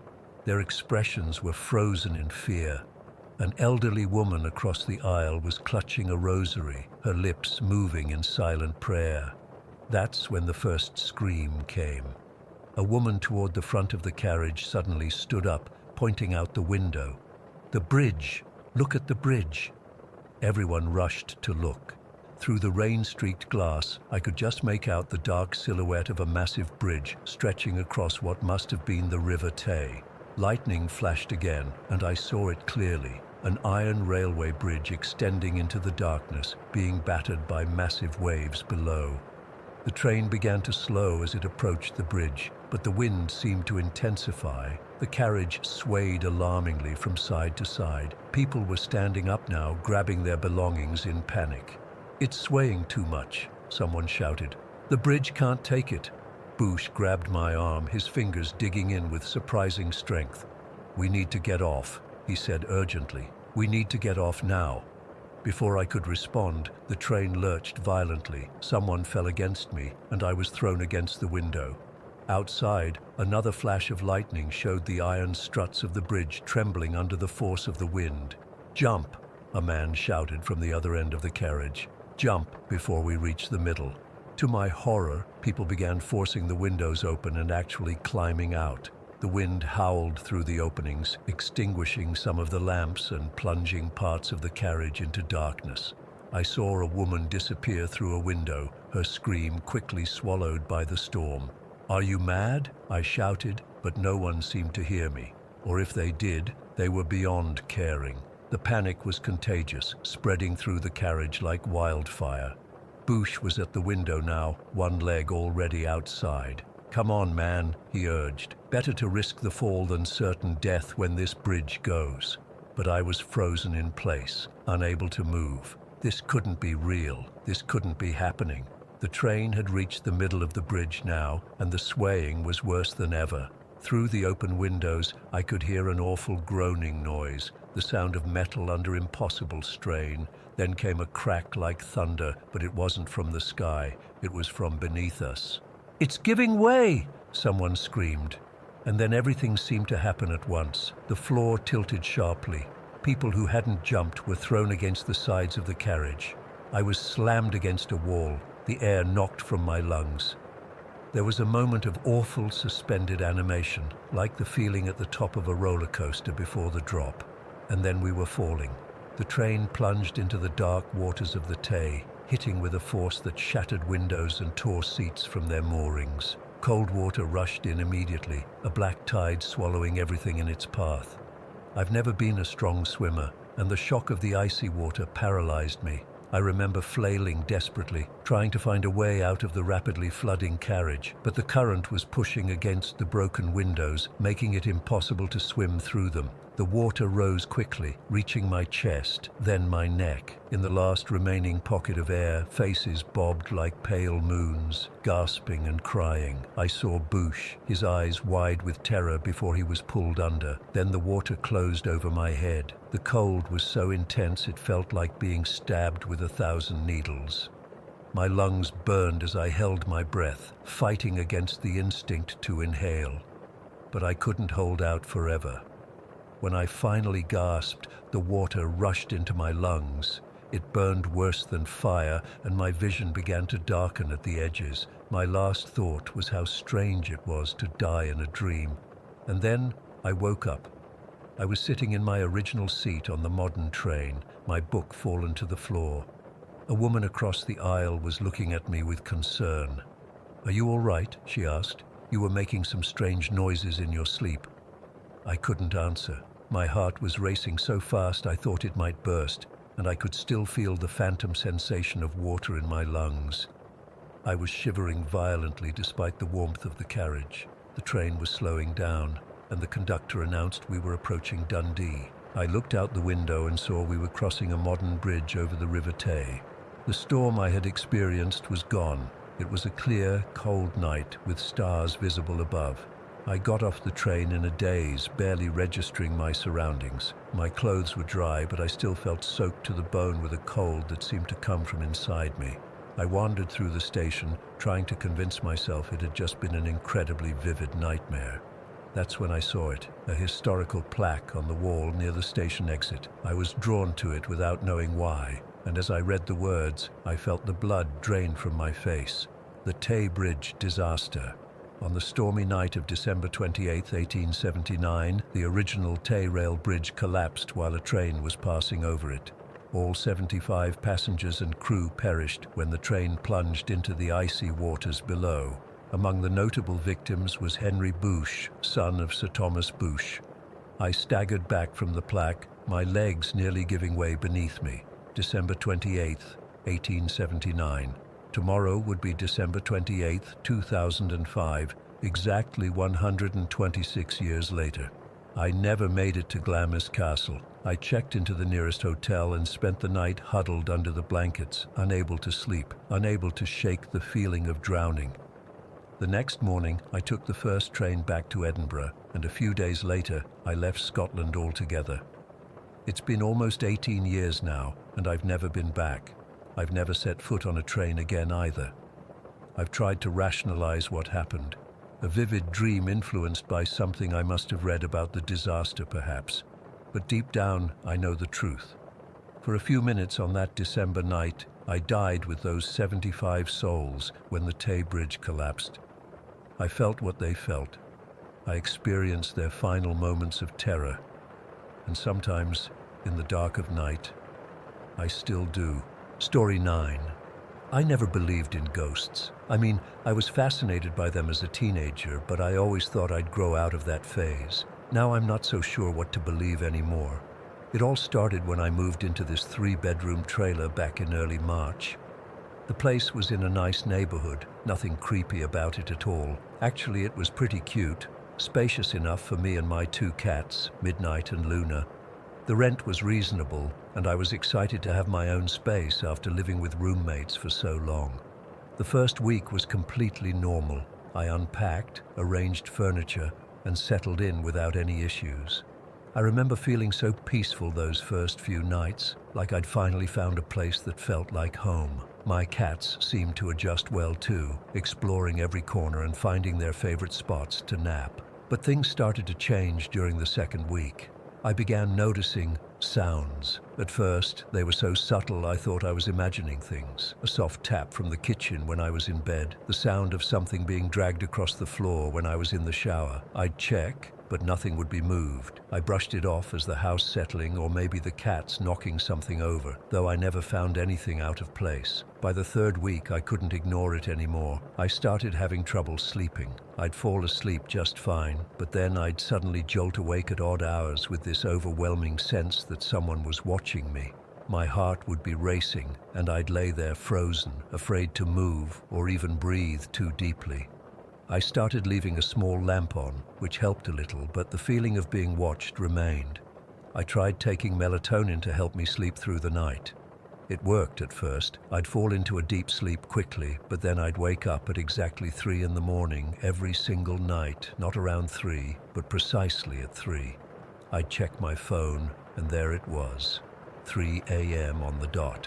And when I woke up, I'd immediately have panic attacks. My chest would tighten, I couldn't breathe, and I'd be drenched in sweat. I've had anxiety before, but never like this. These weren't normal panic attacks. They felt triggered by something external. Then the dreams started. I've always had vivid dreams, but these were different. They were always the same theme. Me trying to escape from a house while demons or dark figures pulled me back inside. I'd be running toward the door, almost reaching it, feeling hope that I was about to escape, and then something would grab my ankle or wrist and drag me back into the darkness. I'd wake up gasping for air, my body tingling with that falling sensation. The tapping sounds in the kitchen and living room became more frequent and louder. Sometimes they'd follow a rhythm, like someone deliberately trying to get my attention. I'd hear them clearly, even with the TV on. 3 taps, pause, 3 more taps, again and again. I started playing music or keeping the TV on all night, just to drown out the sounds, but somehow they always cut through the noise. About a month after moving in, I experienced something that still makes my skin crawl when I think about it. I had gone to bed around 9, exhausted from another sleepless night before. I dozed off but woke up around 11 feeling uneasy. I decided to go to the living room to watch some TV, thinking it might help me relax. I was sitting on the couch when I noticed Luna, my black cat, sitting bolt upright on the coffee table. She was completely still, staring intently through the kitchen toward my bedroom. Her ears were perked forward, her body tense like she was watching something move. I called her name, but she didn't even flick an ear in my direction. She just kept staring, completely focused on whatever she was seeing. "Luna," I called again, reaching out to pet her. She still didn't respond. That's when I felt the first real wave of fear wash over me. Luna is usually super responsive. She comes running when I call her name, especially if she thinks food might be involved. But this time, it was like she couldn't hear me at all, or like whatever had her attention was far more important than anything I could offer. After about 20 minutes, she finally laid down on the table, but she kept her eyes fixed on that same spot, like she was on guard duty. It wasn't until around 1 in the morning that I finally got the courage to go back to my bedroom. Luna stayed in the living room, still watching. I climbed into bed, pulled the covers up to my chin despite it being pretty warm, and eventually drifted off. But then, just like clockwork, I woke up at exactly 3 a.m. The moment I opened my eyes, I knew something was in the room with me. I couldn't see anything in the darkness, but I could feel a presence, like the air itself had weight and intention. It felt like it was standing at the foot of my bed, watching me. I couldn't move, couldn't scream, couldn't do anything but lay there feeling it looking at me. After what seemed like hours but was probably only minutes, I managed to reach over and turn on my bedside lamp. The feeling immediately dissipated, but I didn't sleep again that night. I sat up in bed with all the lights on, Luna eventually joining me, still unusually alert and watchful. By this point, I was desperate. I hadn't had a full night's sleep in weeks. I was jumping at every sound, seeing shadows move from the corner of my eye, and the constant feeling of being watched was making me paranoid. I started researching online, looking for explanations or solutions. I read about carbon monoxide poisoning causing hallucinations, so I bought a detector. Nothing. I wondered if there might be some kind of toxic mold affecting my brain, but a home test kit came back negative. Then I remembered this crystal shop downtown that I'd visited once or twice before. The owner had always seemed knowledgeable about spiritual stuff, so I decided to go there on my lunch break one day. I just wanted to buy some sage or something to cleanse the house. I was willing to try anything at that point. When I walked in, the shop was empty except for a woman behind the counter. She wasn't the owner I'd met before, but she greeted me warmly and asked if I needed help finding anything. I started to explain that I was looking for something to clear negative energy from my home. But before I could really get into it, her expression changed. She got this distant look in her eyes, like she was seeing something far away. "You have a mirror issue," she said suddenly, cutting me off mid-sentence. I hadn't mentioned anything about mirrors. There's a mirror in your home that's acting as a portal. I can see green and purple energy flowing through it. I felt the blood drain from my face. There was a large antique mirror in my bedroom that had come with the place. The landlord had mentioned the previous tenant left it behind and asked if I wanted to keep it. I thought it was pretty, so I said yes. The woman kept talking, her voice steady but serious. The mirror is allowing entities to come through. They're attracted to your energy, especially when you sleep, because that's when your guard is down. I must have looked skeptical because she quickly added, "I'm not trying to scare you or sell you anything. I just see what I see. Have you been collecting Ouija boards?" That's when I nearly fell over. I hadn't told her anything about my past, but as a teenager, I had been obsessed with Ouija boards. I owned 6 of them, collected over years, and they were currently stored in a box in my closet. I hadn't used them since high school, but I'd never gotten rid of them. Yes, I stammered. "How did you know?" "They're acting as a magnet," she replied. "Combined with the mirror, you've essentially created a highway for spirits to enter your home." She closed her eyes for a moment, then opened them and looked relieved. "I've closed the portal for now, but you need to cover that mirror when you get home. And those Ouija boards, you should consider getting them out of your house." I thanked her, bought some smudging spray she recommended, and left in a daze. I'm not usually one to believe in psychics or anything like that, but how could she have known about the Ouija boards and the mirror? It was too specific to be a lucky guess. When I got home, the first thing I did was throw a sheet over the mirror. It looked ridiculous, but I didn't care. I used the smudging spray throughout the entire house, paying special attention to doorways and windows. I even sprayed around the box containing my Ouija boards, though I couldn't bring myself to get rid of them just yet. They were vintage and had sentimental value, even if they were possibly causing my problems. That night, I texted my friend Alice and practically begged her to come stay over. I didn't tell her exactly why, just that I was feeling anxious being alone. She agreed, and having her there made me feel safer. For the first time in weeks, I didn't take any melatonin. I was exhausted enough to fall asleep naturally. And you know what? I slept through the night. No waking up at 3 a.m., no panic attacks, no feeling of being watched, no tapping sounds from the kitchen. I even dreamed, but they were normal dreams, not the terrifying escape scenarios I'd been having. When I woke up the next morning, I felt rested for the first time since moving in. Alice stayed for breakfast, and I almost told her everything then.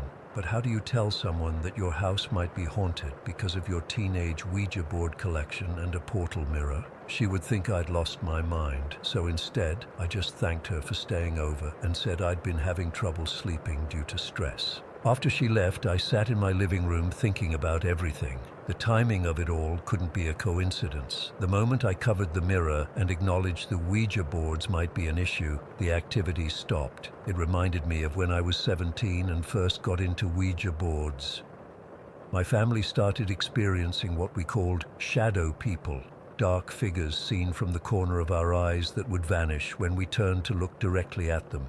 CDs would fly off the entertainment center for no reason. Closet doors would open by themselves in the middle of the night. My parents blamed it on my playing with things I shouldn't be messing with. And eventually, the activity stopped when I went to college and took the boards with me. Had they followed me all these years? Had I unknowingly brought something with me when I moved? And why was it getting so much worse now? It's been 2 weeks since I covered the mirror and used the smudging spray. Things have been better. I still occasionally hear the tapping, but it's fainter now, more distant. I still sometimes wake up with the feeling that I'm not alone, but it's not as overwhelming as before. Luna has stopped her vigilant watching, which I take as a good sign. I still haven't gotten rid of the Ouija boards. They're still in the closet, but I've placed a circle of salt around the box like the woman at the shop suggested when I went back to thank her. I know it sounds crazy. A year ago, I would have laughed at anyone who told me a story like this, but now I don't know what to believe anymore except my own experience. Sometimes when I'm alone at night, I still feel like something is trying to get my attention. I just don't know what it wants from me, and honestly, I'm afraid to find out. Story 10. I still have trouble sleeping some nights when the wind picks up outside my window. It's been 3 months since our camping trip, but I can't shake what happened. I've gone back and forth about posting this, but I need to tell someone who might understand or have experienced something similar. Back in August, we planned a weekend camping trip to celebrate my best friend Emma's birthday. We chose a dispersed camping area north of Forest Lakes on the Mogollon Rim near Payson, Arizona. If you're not familiar with Arizona's geography, the Mogollon Rim is this massive cliff that cuts across the northern part of the state. It's beautiful but isolated, miles of forest with scattered campsites, no facilities, no camp hosts, just wilderness. Our group was small, just me, my boyfriend Jake, Emma, and Jake's cousin Matt, who was visiting from Colorado. We'd been planning this trip for weeks, and despite the forecast calling for wind, we were all excited to get away from Phoenix's heat and spend some time under the stars. We arrived around 2 in the afternoon and found a perfect spot about half a mile off the main forest road. It was nestled in a small clearing surrounded by tall ponderosa pines, with enough space for our tent and a fire pit. The site had obviously been used before. There was an old fire ring made of rocks and a flat area that looked ideal for our tent. Setup went smoothly. Jake and Matt handled the tent while Emma and I organized the coolers and camping gear. We had this huge L-shaped tent that could fit all 4 of us. Emma and I would sleep in one section and Jake and Matt in the other. By 4 o'clock we had everything ready, and we spent the rest of the daylight hours hiking around, taking photos and collecting firewood. The wind was definitely strong that day, constantly rustling through the trees and occasionally gusting enough to blow pine needles into our food. But it wasn't anything alarming, just annoying. We joked about how the weather report had been right for once. As the sun began to set, we got the fire going and roasted hot dogs, made s'mores, and drank a few beers to celebrate Emma's birthday. Everything was perfect, the kind of camping trip you see in Instagram photos with everyone laughing around the campfire. We even sang happy birthday to Emma and gave her the small gifts we'd brought. The night sky was incredible too, so clear you could see the Milky Way stretching across the darkness. Around 10:30, we decided to turn in. The temperature had dropped considerably, and the wind had picked up even more. We put out the fire properly, packed up the food into the car to avoid attracting wildlife, and headed to the tent. The 4 of us settled in, wrapped up in sleeping bags and extra blankets because the night was getting genuinely cold, probably in the low 40s by then. The men fell asleep almost immediately. I swear Jake can fall asleep anywhere in less than 5 minutes, and apparently Matt is the same way. Emma and I were still awake though, talking quietly about the day and her birthday.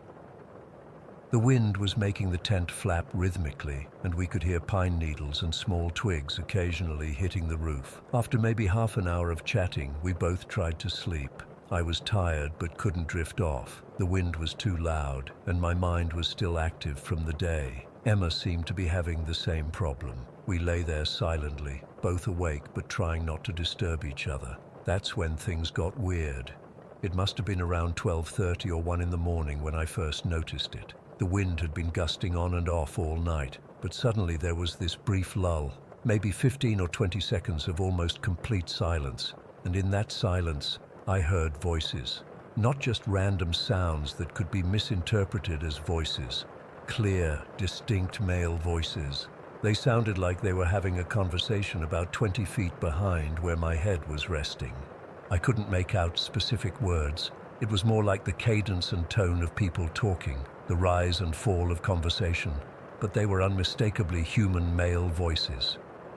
I froze. My heart instantly started pounding. I didn't move, but whispered, "Emma, do you hear that?" Before I could even finish the question, Emma was already sitting up. "The voices," she whispered back, her voice tight with fear. We both sat there, completely still, straining to hear. The wind picked up again, drowning out the sounds, but when it died down briefly, the voices returned. They weren't shouting or sounding alarmed, just conversing normally, like two people standing and chatting, completely unconcerned about being in the middle of nowhere at 1 in the morning.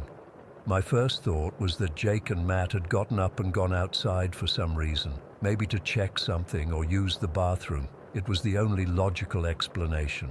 I crawled over to the divider in our L-shaped tent and peeked into their section. Both men were there, sound asleep. Jake was bundled up in his sleeping bag with just the top of his head visible, and Matt was curled up facing the tent wall. They were definitely not the source of the voices. I went back to Emma and whispered, "They're both asleep." The color drained from her face. "Then who the hell is outside our tent?" We sat there paralyzed for a moment. The campsite was remote. We hadn't seen another soul during setup or all evening. The nearest campers we'd spotted on our drive-in were at least a mile away. And even if someone had wandered to our site, why would they be having a casual conversation outside our tent in the middle of the night without announcing themselves? The voices continued intermittently between gusts of wind. Sometimes they seemed to move slightly, as if the speakers were walking slowly around our campsite. Never coming closer to the tent, just circling at that same distance. "We need to wake up the guys," Emma whispered, and I nodded. We crawled over to their section and shook them awake. Jake was disoriented at first, but when I explained in a panicked whisper that there were people outside, he snapped to attention. Matt woke up more slowly, confused by the alarm. "There are men talking outside the tent," I said, trying to keep my voice steady.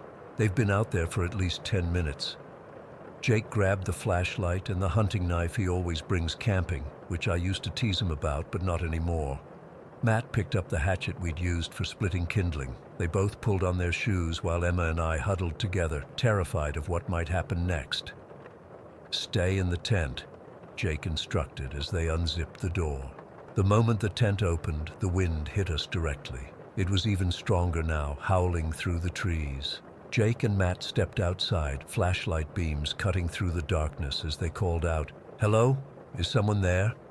No response. They did a complete circuit of our campsite, shining lights between trees and into the surrounding forest. They checked by the cars, behind nearby boulders, everywhere someone could reasonably be standing. They were outside for a good 10 minutes, searching thoroughly. When they came back, Jake looked puzzled. "There's nobody out there, not a single sign of anyone." "Maybe they walked away when they heard us wake up," I suggested. Matt shook his head. "We would have seen their flashlights or heard them moving through the brush. It's pretty thick out there." Jake tried to be rational. It was probably just the wind through the trees. It can sound like voices sometimes, especially when you're half asleep and already on edge from being in a new place. I wanted to believe him, but I knew what I'd heard. "It wasn't the wind, Jake. There were two distinct male voices having a conversation. Emma heard it too."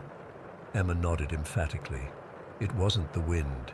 These were human voices." The guys looked skeptical but could tell we were genuinely frightened. They suggested we all try to get some sleep, promising they'd keep the knife and hatchet close by. Jake even positioned himself closer to the tent entrance, saying he was a light sleeper and would wake up if anyone approached.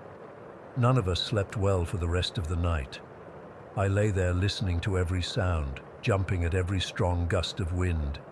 The voices didn't return, or if they did, the increasingly strong wind covered them completely. When morning finally came, we were all exhausted. Over coffee, we discussed what had happened. That's when Matt, who's part Native American and grew up hearing stories from his grandmother, brought up skinwalkers. "In Navajo legend," he explained, skinwalkers are witch-like beings that can take animal forms, but they're also known for mimicking human voices to lure people out of safety. Emma's eyes widened. "That's terrifying." "There are also stories about mimics in these forests," Matt continued. "Entities that can copy human voices perfectly. They use familiar sounds to draw people out, especially at night." I felt a cold shiver that had nothing to do with the morning temperature. "So you think what we heard?" Matt shrugged. "I'm not saying that's definitely what it was, but these forests have been home to native tribes for thousands of years. There are places considered spiritually powerful or dangerous, and the Mogollon Rim has always had stories." Jake, ever the skeptic, tried to maintain a rational explanation. It was probably just the wind playing tricks on us, maybe carrying snippets of conversation from distant campers. But I knew what I'd heard wasn't distant or carried by wind. The voices had been clear, close, and happened specifically during the moments when the wind was still. We packed up faster than planned that morning. None of us said it outright, but we all wanted to leave. As we were loading the cars, I walked back to where I thought the voices had originated, an area behind the tent near a cluster of older pines. There was nothing there, no footprints, no disturbed ground, nothing to indicate anyone had stood there. The drive back to Phoenix was quiet. We were all processing what happened, or maybe just too tired for conversation. When we dropped off Matt at Jake's parents' house, he gave me a serious look and said, "Trust what you heard. Some things out there can't be explained." It's been 3 months, and I still think about those voices almost daily. Jake has tried to convince me it was just the wind, or maybe even a dream that seemed real. But Emma and I know what we heard. Sometimes when I close my eyes at night, I can still hear those male voices, conversational, casual, and completely out of place in the remote darkness. I haven't been camping since. I'm not sure I ever will again, because whatever was circling our tent that night on the Mogollon Rim wasn't human, and I can't shake the feeling that if we had stepped outside alone to investigate, we might never have come back. Story 11. I never believed in ghosts or any of that supernatural stuff. 10 years behind the wheel of an 18-wheeler will teach you that the real dangers on the road are sleep deprivation, bad weather, and idiots on their phones. At least that's what I thought until October of 2018. I'm a long-haul trucker, have been since I was 25. Name's Ryan Cooper. I've crossed this country more times than I can count, seen pretty much everything you can imagine on America's highways. Weird shit happens on the road, sure, but it's usually explainable. What happened to me on Highway 62 through the Mojave Desert, I still can't explain it. It was a standard haul, industrial equipment from Los Angeles to Flagstaff. I'd done similar routes dozens of times before. The trip through the Mojave is actually one of my favorites during the day. At night, it's different. The desert transforms into this endless void of darkness, with only your headlights cutting through it. That particular night, I was running behind schedule. An accident on the I-10 had backed up traffic for hours, and I was trying to make up time. My dispatcher was riding my ass about delivery deadlines, so I decided to push through instead of stopping at a motel like I normally would. It was around 11 at night when I hit Highway 62, that long stretch that cuts through the emptiest part of the desert. The moon was full that night, casting this eerie blue glow over everything. The desert looks alien under a full moon, all shadows and silver light, the Joshua trees looking like weird sentinels in the darkness. I remember thinking how beautiful it was in a stark, lonely kind of way. I had my radio tuned to some classic rock station that was starting to break up with static, and my thermos of coffee sitting in the cup holder. I hadn't seen another vehicle for at least 30 minutes when I first noticed something by the roadside. Just a shape at first, standing perfectly still on the shoulder. My headlights caught it maybe 100 yards ahead. My first thought was deer, but that didn't make sense. Wrong shape, wrong place. As I got closer, I could see it was a person just standing there. Middle of nowhere, middle of the night. No car nearby, no nothing. Just a figure at the edge of my headlights. I slowed down, naturally. I mean, someone standing alone in the desert at night, they might need help. But as my truck got closer, the figure just disappeared. 1 second it was there, the next, nothing. I actually pulled over and looked around, thinking maybe they'd jumped back into the brush, but there was no one, just empty desert in all directions, bathed in moonlight. I chalked it up to my tired brain playing tricks. Wouldn't be the first time a long shift made me see things. I got back in my rig and continued on, cranking the AC and opening my window a bit to keep alert. About 20 minutes later, I remember checking my clock. It was 11:45. I saw another figure by the roadside. This time, it was clearly a woman in a white dress. She was standing with her back to the road, maybe 50 yards ahead. My headlights illuminated her completely. I felt this immediate sense of unease. Something wasn't right. Who the hell wears a white dress in the middle of the desert at night, and why was she just standing there, not moving, not reacting to my approaching truck?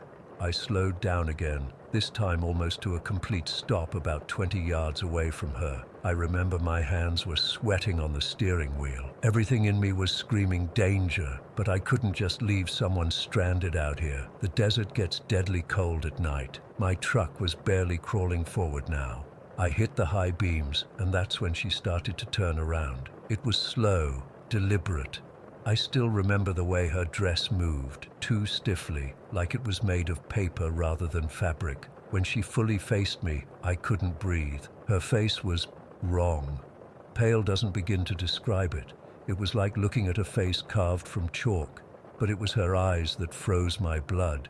They weren't eyes at all, just these black empty pits that seemed to go on forever. They were fixed right on me, staring straight into the cab of my truck. We locked eyes, or whatever you'd call it, for what felt like forever but was probably only seconds.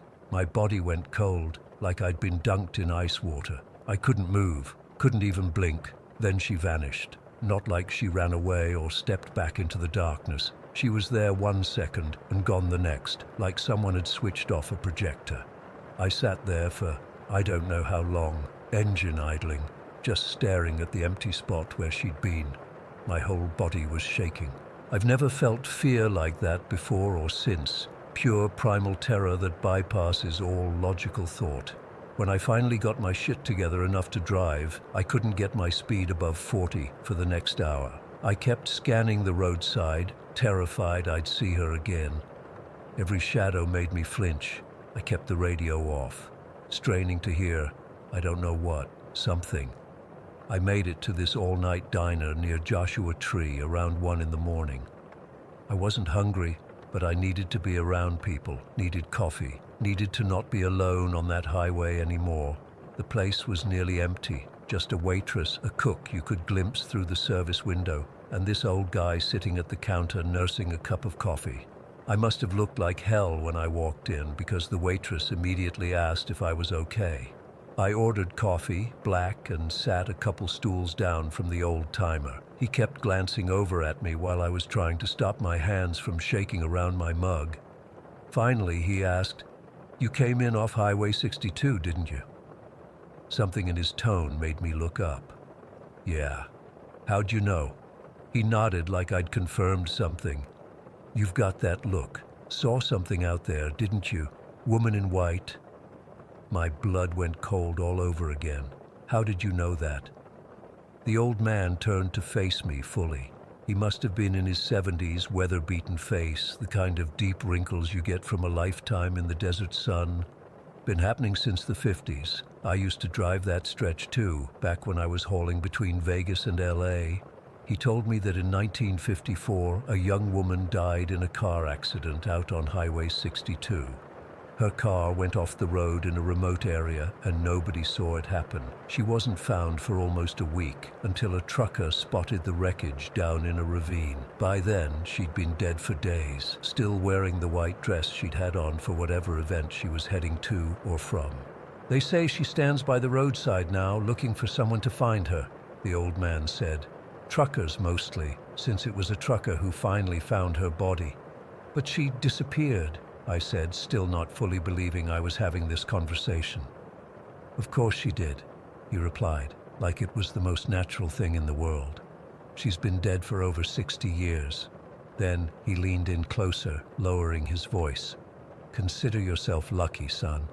The legend says anyone who stops for her never reaches their destination. Their trucks are found abandoned, drivers never seen again. You stopped, but you made it here. That's rare." I wanted to dismiss it as bullshit, just some local ghost story to scare tourists and truckers. But I couldn't forget those eyes, those black, empty pits that stared right through me. I finished my route to Flagstaff, but I took a different way back. For months after, I rearranged my schedule and routes to avoid Highway 62, especially at night. My dispatcher thought I was being difficult, but I didn't care. Eventually, though, you can't keep avoiding one of the main trucking routes in the Southwest.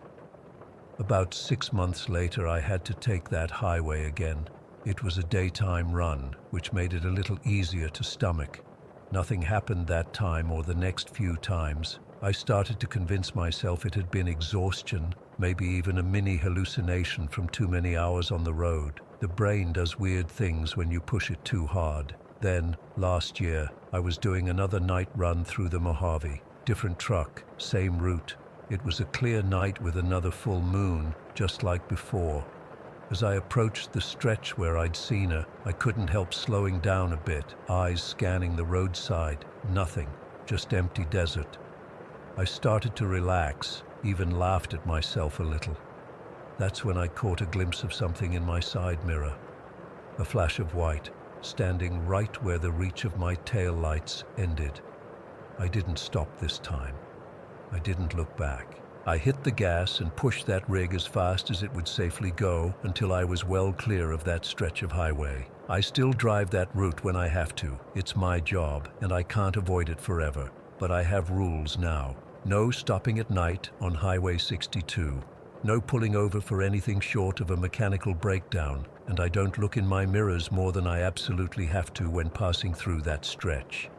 Sometimes, usually when the moon is full, I still see her out of the corner of my eye, just a flash of white at the edge of my vision. She's waiting out there, standing by the roadside. I don't know what she wants from truckers like me. Maybe she's still waiting for someone to find her, even after all these years. Or maybe she's looking for company in whatever lonely place she's trapped in.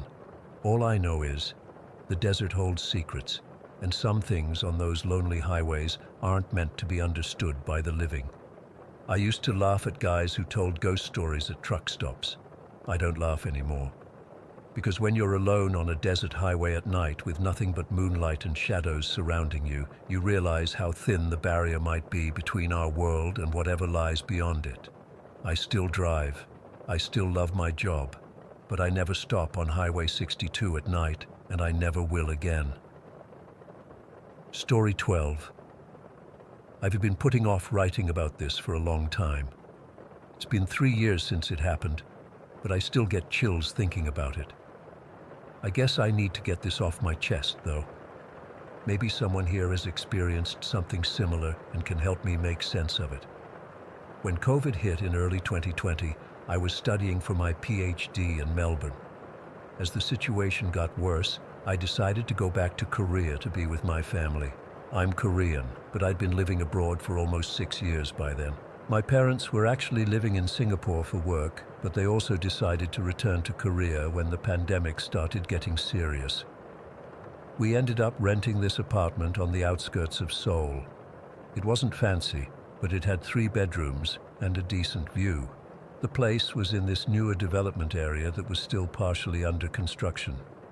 Our building faced a small mountain, which meant we had no neighbors directly across from us, just trees and hiking trails. During the day, it was actually pretty nice, but at night, that mountain became this wall of pitch-black darkness outside our windows. The first week was fine, just the typical adjustment period of living together again as a family. My younger brother was also with us, having returned from his university in the States. We were all working or studying remotely, trying to establish some kind of routine in this weird pandemic reality. It was during the second week that I first saw her. I had trouble sleeping that night and was tossing and turning. Around 3 in the morning, I got up to get some water. My room had these floor-to-ceiling windows that led to a small balcony with thin curtains that I usually kept closed. As I was about to leave my room, I noticed a silhouette on my balcony. The unmistakable shape of a person standing perfectly still, facing my window. I froze. My heart started pounding so hard, I could hear it in my ears. I stood there, trying to convince myself it was just a trick of light, maybe the shadow of a tree. But there were no trees tall enough to reach my balcony. We were on the 7th floor. After what felt like forever, I gathered the courage to approach the window. I pulled the curtain back slightly, and there was nothing there, just the darkness of the mountain. I checked that the balcony door was locked. It was. Then spent the rest of the night with my desk lamp on, unable to sleep. I didn't mention it to my family the next day. It seemed pointless to worry them over what was probably just my imagination, but the following night I saw her again. This time I was already in bed, half asleep. Something made me open my eyes, and there she was, a woman, middle-aged from what I could tell, standing on my balcony. She was wearing bright red hiking clothes, the kind older Korean women often wear when they go mountain climbing. She just stood there, facing me, not moving. I shot up in bed, fully awake now, and stared back. She didn't react at all. She didn't try to open the door or knock. She just stood there, watching me. After maybe a minute of this horrifying standoff, I blinked, and she was gone. That's when I started keeping my blinds shut tight every night. I told myself it was sleep paralysis or stress from the pandemic, but deep down, I knew what I saw was real. Over the next few days, I noticed the atmosphere in our apartment changing. My parents, who normally got along great, started arguing over small things. My brother became unusually quiet and irritable. We were all sleeping badly, waking up feeling exhausted despite getting 8 hours of sleep. The apartment always felt cold, no matter how high we set the thermostat. About a week later, I woke up around 4 in the morning with the distinct feeling that someone was in my room. I opened my eyes and nearly screamed. The woman was standing at the foot of my bed, same red hiking jacket, same expressionless face. I could see her more clearly now. She looked to be in her 50s, with short black hair and hollow eyes, not threatening exactly, but deeply unsettling. I was paralyzed with fear. How did she get in? The balcony door was locked. I had checked it multiple times before going to bed. I couldn't even make a sound. My throat felt like it was closing up. We just stared at each other in the darkness. After what seemed like an eternity, I managed to reach for my phone on the nightstand. The screen lit up, illuminating my side of the room, and she was gone. I spent the rest of that night sitting up in the living room with all the lights on. I didn't tell my family the next morning. What would I say? That a ghost was visiting me, that I was seeing things. They were already stressed enough. But something was definitely happening to all of us. My mom, who's usually the most energetic person I know, started taking naps in the middle of the day. My dad complained of constant headaches. My brother barely left his room, and I was jumping at every shadow, dreading nightfall. About 3 weeks into our stay, I was in the kitchen with my mom when she suddenly said, "This house feels like it's sucking the life out of me." I nearly dropped the glass I was holding. That was exactly how I felt. Like something was draining us, slowly but surely. That night, I decided enough was enough. I was going to confront whatever this was. I left my blinds open deliberately and waited. Around 2 in the morning, there she was, standing on my balcony in her red hiking outfit. This time I didn't freeze up. I got out of bed, walked to the window, and looked right at her. "Why are you here?" I asked out loud, not really expecting an answer. "What do you want from us?" To my shock, her expression changed. Her face crumpled and she began to sob, silently with no sound at all. It was the most heartbreaking thing I've ever seen. Then, just like before, she vanished. The next morning, I finally told my family everything. To my surprise, they didn't dismiss me. My brother admitted he'd been having nightmares about a woman watching him sleep. My dad confessed he kept seeing someone standing in the hallway out of the corner of his eye. My mom said she felt like someone was constantly watching her. We moved out the following week. My parents returned to Singapore as soon as travel restrictions allowed, and I went back to Australia to continue my studies. My brother went back to the States. None of us have experienced anything like that since leaving that apartment.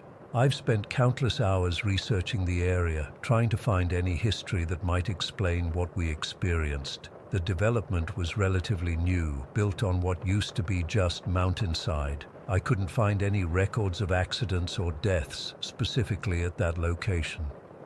Sometimes I wonder if it was mass hysteria triggered by the stress of the pandemic.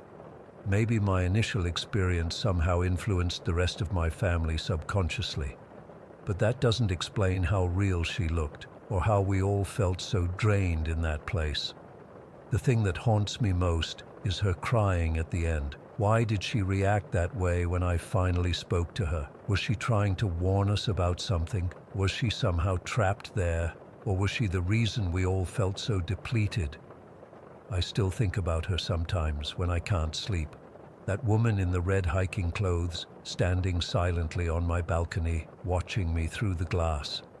I don't know if she was a ghost or something else entirely. I just know that whatever was in that apartment was feeding on us somehow. And if we had stayed much longer, I'm not sure what would have happened. The rational part of my brain wants to dismiss it all as stress and imagination, but then I remember her face when she cried, so human, so full of sorrow, and I know what I saw was real. I just wish I knew why she chose us, why she never spoke, and why she disappeared after that final night. Some mysteries just don't have answers, I guess. But if you ever rent an apartment facing a mountain that turns pitch black at night and you start feeling unusually tired all the time, my advice is to get out, fast. Story 13. I never believed in ghosts or paranormal stuff before all this happened. Growing up in Seoul, my family was pretty practical. My mom would sometimes talk about ancestral spirits, but more as tradition than something she actually believed in. That's why what happened in our apartment messed me up so badly. I still can't explain it, and I still get chills thinking about it even years later. It all started with these nightmares I kept having, not just regular bad dreams. These felt different, more real. In them, I was always being chased down the stairs of our apartment building by something I couldn't quite see. It was like a blurry, misty shape that moved weirdly fast. The strangest part was that in every dream, this thing could never follow me past the bottom floor. I'd make it to the ground level and suddenly feel safe. But then the dreams changed. I started having ones where I was in bed and something would grab my ankles from underneath. Sometimes it would try to drag me under. I'd wake up sweating, my heart racing, checking under my bed even though I was 22 years old. The weird thing is, these nightmares started about 6 months before anything actually happened in our apartment. Looking back now, it feels like some kind of warning I didn't understand. My family had lived in this apartment complex in eastern Seoul for years without any problems. It wasn't super fancy, but it was a decent place. 14 floors, and we were on the 13th floor. There was this small attic-type storage space above us that belonged to our unit. Eventually, we did some rearranging in the apartment. My older sister Soo-jin and I moved to the bedrooms on the top floor, while my younger sister Yoon-hee moved downstairs. That's when things started getting weird. At first, it was just this feeling of being watched. I'd be doing homework or just lying in bed scrolling through my phone, and suddenly I'd get this intense sensation that someone was staring at me. I started keeping my bedroom door completely closed instead of slightly open like I used to, because whenever it was cracked open, I couldn't shake the feeling that someone was looking through that tiny gap. My sister Soo-jin never mentioned anything, so I figured it was just me being weird. I didn't want to say anything because it sounded stupid. Oh, I feel like someone's watching me through my door, but the feeling kept getting worse. Then came the incident with the attic door. Our apartment had this small door in the ceiling of the hallway upstairs that led to storage space. We almost never used it, and it had this bolt lock that was pretty secure. One night, I was walking to the bathroom when I heard a clicking sound. The attic door just unlocked itself and swung open. Not violently or anything. It just opened as if someone had pushed it from inside. I freaked out, obviously. I called my dad, and he came up and checked the attic. Nothing there. He said the bolt must have been loose, and he fixed it tighter. 2 nights later, it happened again. This time, my sister saw it too. But that wasn't even the scariest part. The worst thing, the thing that still makes me feel sick when I think about it, was when something pushed me. I was lying in bed one night, almost asleep, but still awake enough to know what was happening. Suddenly, I felt pressure on my back, like hands pushing against me, making my body jiggle. That's the only way I can describe it. It wasn't violent, but it was deliberate, like someone was trying to wake me up or get my attention. I remember lying there completely frozen, too terrified to move or scream. I knew I was alone in my room, but I could feel the pressure of something touching me after what felt like forever. It stopped. I spent the rest of the night with all the lights on, too scared to close my eyes. The next morning I finally broke down and told Soo-jin about it. To my shock, she got really quiet and then admitted she'd felt the same thing 3 nights earlier. She described it exactly the same way, like hands pushing against her back while she was lying down. After that, we started sharing all the weird things we'd noticed. Both of us had the same feeling about doors being slightly open, that uncomfortable sensation that someone was peering through the crack. We both avoided the same corner of the upstairs hallway without ever discussing why, and we both had trouble sleeping, often waking up at exactly 3:15 in the morning for no reason. Then things escalated. We started hearing the computer chair in the study moving across the floor when nobody was home. We'd come back from being out and find it in a different position. At first we thought maybe our mom or dad had been using the computer, but several times it happened when the apartment was empty. Objects started moving too. Not dramatically flying across the room like in movies, but in ways that were somehow more disturbing because they were so mundane. A towel that was hanging in the bathroom would be folded on the counter. My hairbrush would move from one side of my dresser to the other. Small things that made you question your sanity because they were so subtle. One night, I was brushing my teeth when I heard footsteps in the hallway. Heavy ones, like a man wearing boots. My dad wears slippers at home. And anyway, he and my mom were visiting my aunt that night. I was alone with my sisters, and they were both in their rooms. I opened the bathroom door slowly and peeked out. The hallway was empty, but as I stood there, the footsteps started again, walking from one end of the hallway to the other, passing right by me, but there was nothing there, nothing I could see anyway. That night, I slept in Soo-jin's room. We pushed her dresser against the door and kept the lights on. In the morning, the dresser had moved about 10 centimeters away from the door. Things got worse over the next few weeks. The feeling of being watched became so intense that I couldn't stand being alone in any room of the apartment. The pushing happened twice more, once to me and once to Soo-jin. And one night, we both heard what sounded like someone dragging something heavy across the attic floor above us. My parents started noticing things too. My mom complained that someone kept rearranging her kitchen cabinets. My dad found his work papers scattered on the floor when he was sure he'd left them neatly stacked on his desk. But the weird thing was, all this activity seemed to be focused on the top floor where Soo-jin and I slept. My younger sister, Yoon-hee, whose room was downstairs, never experienced anything unusual. I remember this one particular day that was the worst. It was a Tuesday, and I had a day off from university. My parents were at work, and my sisters were at school, so I was home alone. I was trying to study in my room, but kept feeling like someone was standing behind me. Every few minutes I'd spin around, expecting to see someone there, but the room was empty. Around noon, I went to the kitchen to make lunch. While I was cooking, all the cabinet doors flew open at once. Not dramatically like they'd been yanked, but they all just slowly swung open in unison. I ran out of the apartment and sat in the hallway until my sister got home from school 2 hours later. That night, things got really bad. The 3 of us were home alone again because our parents were at a company dinner. We were watching TV in the living room when the power went out. Just in our apartment. We could see lights on in the building across from us. Soo-jin went to check the circuit breaker, while Yoon-hee and I waited with our phone flashlights. Suddenly, we heard Soo-jin scream. We ran to the utility closet and found her backed against the wall, shaking. "Something touched me," she kept saying. "Something cold touched my neck." We all slept in Yoon-hee's room downstairs that night. In the morning, we found all the doors on the top floor standing wide open, including the attic door.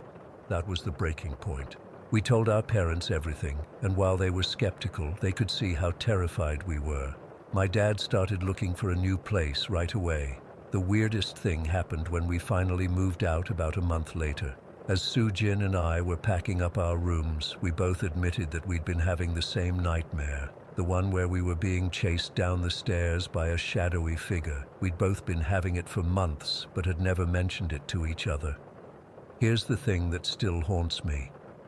After we moved, nothing unusual happened in our new place, nothing at all. And when friends of the family moved into our old apartment a few months later, they never reported anything strange either.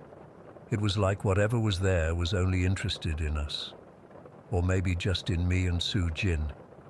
It's been 5 years since we left that place, and I still can't explain what happened. But what bothers me the most is how my nightmares predicted it all months before anything actually happened. The dreams about being chased downstairs by something that couldn't follow me past the ground floor. The feeling of being grabbed from under the bed. It was like my subconscious knew what was coming before it arrived. Sometimes I wonder if the entity was already there when the nightmares started, just watching and waiting. Or maybe it followed us there later. I don't know which possibility is worse. All I know is that I'll never forget the feeling of those hands pushing against my back in the middle of the night, or the sound of footsteps walking past me in an empty hallway. I don't tell many people about what happened because I know how it sounds, but I know what I experienced, what my sister experienced, and I still sleep with the lights on. Story 14. I never believed in the afterlife or spirits or anything like that. I was always the pragmatic one in the family, the one who needed evidence and facts. That changed after what happened in June 2019, and I'm still trying to process it all these months later. My paternal grandparents died within 6 months of each other that year. Grandpa went first in January, complications from pneumonia. He was 87. Grandma couldn't handle being without him after 62 years of marriage. She stopped eating, stopped taking her medication, and just faded away. By June, she was gone too. Heart failure officially, but everyone in the family knew she died of a broken heart. Their deaths hit me hard, harder than I expected. I was close to them growing up. Grandpa was a retired Army colonel who fought in Vietnam, strict but fair, always standing ramrod straight despite his age, performing his signature salute whenever he greeted family members, even at Christmas dinners. Grandma was his opposite in many ways, warm, chatty, always sneaking me extra cookies when Grandpa wasn't looking. I couldn't make it to either funeral. I was 8 months pregnant with Karina when Grandpa died, and when Grandma passed, I had a colicky newborn and was recovering from a difficult C-section. The guilt ate at me. I kept thinking about how they never got to meet my husband Daniel or see my daughter. They'd only known me during that dark period of my life, the 4 years I spent with Matt, my ex. Those were ugly years, black eyes hidden with makeup, bruised ribs, isolation from friends. The works. Grandpa suspected something was wrong, I think. He'd served with men who went home and beat their wives, and he had that sixth sense about it. But I always denied everything. By the time I finally left Matt and got my life back together, Grandpa's dementia was setting in, and Grandma was focused on caring for him. So they never knew I'd found happiness, never knew I'd married a kind, gentle man who treated me with respect, never held my beautiful daughter. That thought kept me up at night after they died. The night it happened, 3 weeks after Grandma's funeral, I was exhausted. Karina had been fussier than usual, and I'd been up with her most of the night before. Daniel offered to take her for a drive to help her fall asleep, giving me a chance to crash for a few hours. I remember falling into bed around 8 p.m., not even bothering to change out of my spit-up stained t-shirt. I expected to sleep like the dead, but instead, I had the most vivid dream of my life. One moment I was drifting off, and the next, I was standing in this space. That's the only way I can describe it. It wasn't a room exactly. Everything was white, not hospital white, but a soft, comfortable brightness that seemed to go on forever. No walls, no ceiling, no floor, but somehow I was standing on something solid. There were no objects, no furniture, nothing but this endless white. I remember thinking, this is weird, and then I heard them. Jessica, oh, Jessie, honey, my grandmother's voice. I'd know it anywhere. That slight southern drawl she never lost despite living in Michigan for 50 years. I turned and there they were, walking, no, almost rushing toward me. They looked perfect, not young exactly, but healthy. Grandpa stood straight and tall, no sign of the dementia that had clouded his last years. His silver hair was neatly combed, and he wore his favorite navy blue sweater, the one with leather patches on the elbows that Grandma had given him for their 50th anniversary. Grandma had her hair done in that perm she always got, wearing her favorite floral blouse and those elastic waist pants she insisted were more dignified than sweatpants, but just as comfortable. This is where it gets weird. I knew I was dreaming. I was aware of it in that moment, but everything felt so real, more real than reality sometimes feels. I could smell Grandma's Estee Lauder perfume. I could see the liver spots on Grandpa's hands.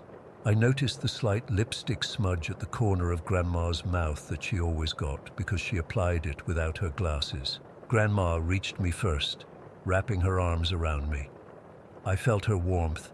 I felt the fabric of her blouse against my cheek. I felt her patting my back the way she always did. "Let me look at you," she said, holding me at arm's length. "How are you doing, sweetheart? You look tired." Before I could answer, Grandpa was there. He drew himself up and gave me that formal salute of his, right hand crisply touching his eyebrow before extending out. "Lieutenant Carlson reporting for duty," he said with a wink. He always called me by my maiden name, always gave me a rank in his imaginary army. Grandma swatted his arm playfully. "Oh, Albert, stop that. She's not a Carlson anymore. She's a Mitchell now." I remember feeling shocked.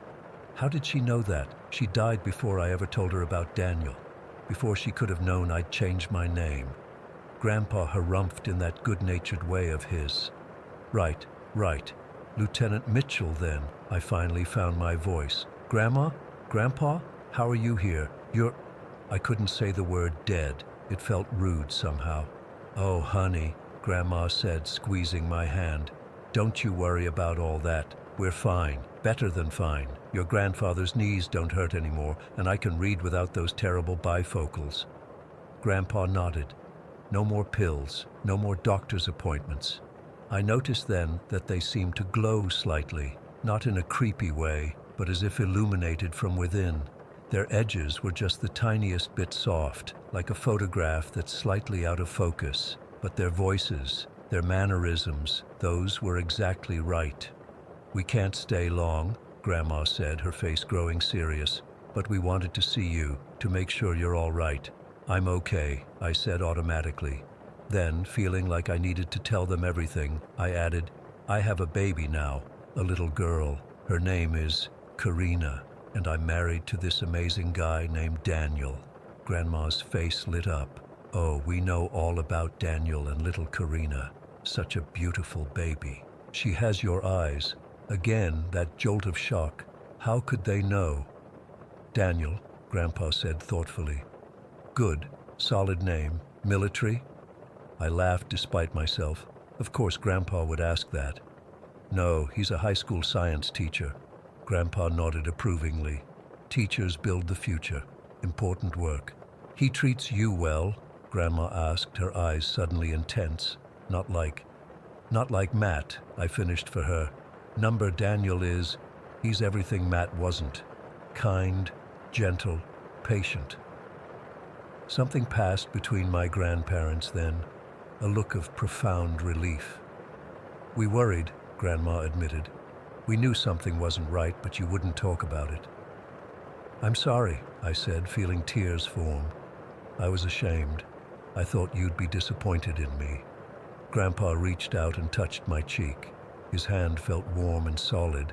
"Never. We just wanted you safe. And happy," Grandma added. "Are you happy, Jesse?" "Yes," I said, realizing as I said it just how true it was. "I really am." "Good," she said. "That's all we ever wanted." Grandpa cleared his throat.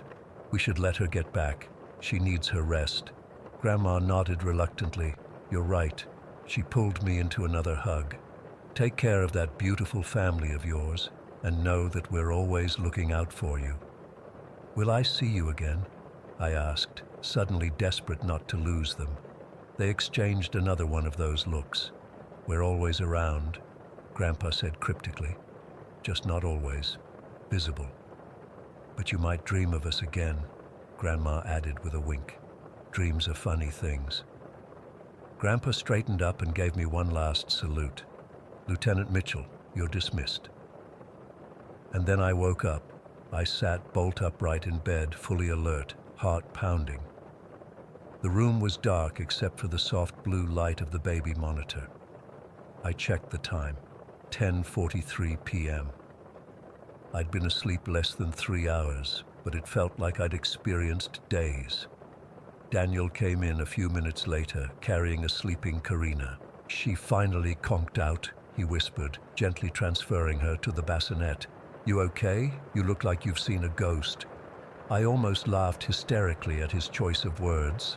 I had a dream about my grandparents, I said, my voice sounding strange to my ears. That's nice, he said absently, checking that Karina was settled. You miss them? No, Daniel, this wasn't a normal dream. I described everything, the white space, their appearance, the conversations, how real it all felt. When I got to the part about them knowing his name and about Karina, he got this strange look on his face. That's weird, he admitted, sitting on the edge of the bed. But dreams can be like that. Your brain takes bits of information, things you've been thinking about, and creates scenarios. But they knew things they couldn't have known, I insisted. Grandma called me Mitchell. She knew I'd changed my name after we got married. They'd never met you. They died before I ever told them about you. Daniel shifted uncomfortably. Maybe you told them more than you remember, or maybe you sent them wedding announcements and forgot. I shook my head. No. Grandpa was already in the nursing home with dementia when we met. Grandma was too overwhelmed caring for him. I planned to introduce you after Karina was born, when we could travel, but then Daniel didn't have an explanation for that. He just held me while I cried. Not sad tears, but overwhelmed ones. Here's the thing that still gives me chills months later. The next morning, I was changing Karina when I noticed something on her dresser. A small, smooth stone with a streak of quartz running through it. I'd never seen it before. When I asked Daniel about it, he looked confused. I have no idea what that is or where it came from. That stone, it was identical to one Grandpa had given me when I was 8 years old. We'd been walking by a creek near their house, and he'd spotted it, saying it was special because the white line looked like a lightning bolt. I'd kept that stone for years until Matt, in one of his rages, threw out a box of my childhood mementos. I've tried to rationalize it all. Maybe the stone was in some old box we unpacked. Maybe I bought something similar and forgot. Maybe the dream was just my grief-stricken mind creating closure. But part of me knows better. Part of me knows they came to say goodbye, to let me know they approved of the life I'd built after all the darkness, to tell me they were still watching over me. The stone sits on my nightstand now. Sometimes, when I'm rocking Karina to sleep, I swear I catch a whiff of Estee Lauder perfume or hear the faint sound of Grandpa clearing his throat. I don't tell many people about this experience. It sounds crazy, I know, but it happened. And I'm not afraid anymore. Of death, of loss, of what comes after. Whatever's waiting on the other side, I know I'll see them again someday. Just not yet. I've got too much living to do first. Story 15. I still get chills thinking about what happened that morning in Bandon. It's been almost 6 years, but I can recall every detail like it was yesterday. Some nights I still wake up hearing that sound. That horrible gasping, choking noise that I know wasn't made by anything natural. I was 17 when it happened. My family had moved to the Oregon coast when I was 12 to a house just outside Bandon. It wasn't completely isolated, but it was rural enough that we had about an acre of property surrounded by trees. The coast can be foggy and gloomy, especially in fall and winter, but I'd grown to love it there. The only part of our property I never liked was this old abandoned cabin that sat about 100 yards from our house, across a small clearing and nestled in a stand of pines. The cabin was probably built in the 70s and had been abandoned long before we moved in. The roof was partially collapsed, the windows were all broken, and the whole thing was being slowly reclaimed by nature. My parents had talked about having it demolished, but it was technically on public land, so there was always some bureaucratic reason why it couldn't happen. Anyway, I always avoided that cabin. Even in broad daylight, something about it just felt wrong. My younger sister used to tease me about being scared, but she wouldn't go near it either. We had this unspoken rule in our family: just pretend the cabin doesn't exist. That morning, it was early October, still dark outside, I woke up to our border collie Max barking like crazy. Max was normally the calmest, most gentle dog you could imagine. In the 5 years we'd had him, I'd only heard him bark maybe a dozen times, and never like this. This was frantic, aggressive barking, like he was trying to warn us about something. I got out of bed and looked at my phone. It was 4:37 in the morning. The barking continued, and I heard my parents' bedroom door open. My dad mumbled something about damn coyotes as he headed downstairs. I threw on a hoodie and followed him. By the time I got downstairs, my mom and dad were standing on the front porch with Max, who was straining against my dad's grip on his collar. My little sister was there too, rubbing her eyes sleepily. "What's going on?" I asked. "Something spooked Max," my dad said. "I think it was a bobcat. I just saw something dart across the driveway and into those trees over there." He pointed toward the road that ran past our house. The area was dimly lit by our porch light and the faint glow of approaching dawn. "I've never seen Max this worked up," my mom said, trying to calm him by stroking his head. But Max wouldn't settle down. His eyes were fixed on the trees across the road, and a low growl rumbled in his throat. After a few minutes of staring into the darkness and seeing nothing, my parents decided it was just some wildlife passing through. "Come on, let's go back inside," my dad said. "It's freezing out here." My parents and sister headed back in, my dad practically dragging Max, who clearly didn't want to go. But I stayed on the porch. Something felt wrong. The air was too still, too quiet. October mornings in coastal Oregon are usually filled with sounds: birds, wind in the trees, distant ocean waves. But that morning, there was nothing, just silence. The sky was beginning to lighten slightly with pre-dawn gray. I stood there for maybe a minute or two, hugging myself against the cold, when I heard it, a gasping sound, sharp and raspy, like someone choking or struggling for air. It came from the direction of the old cabin. At first I thought maybe it was just the wind, or some branches scraping against the cabin's rotting walls. But then it happened again, a distinct, horrible, gasping noise, and again and again.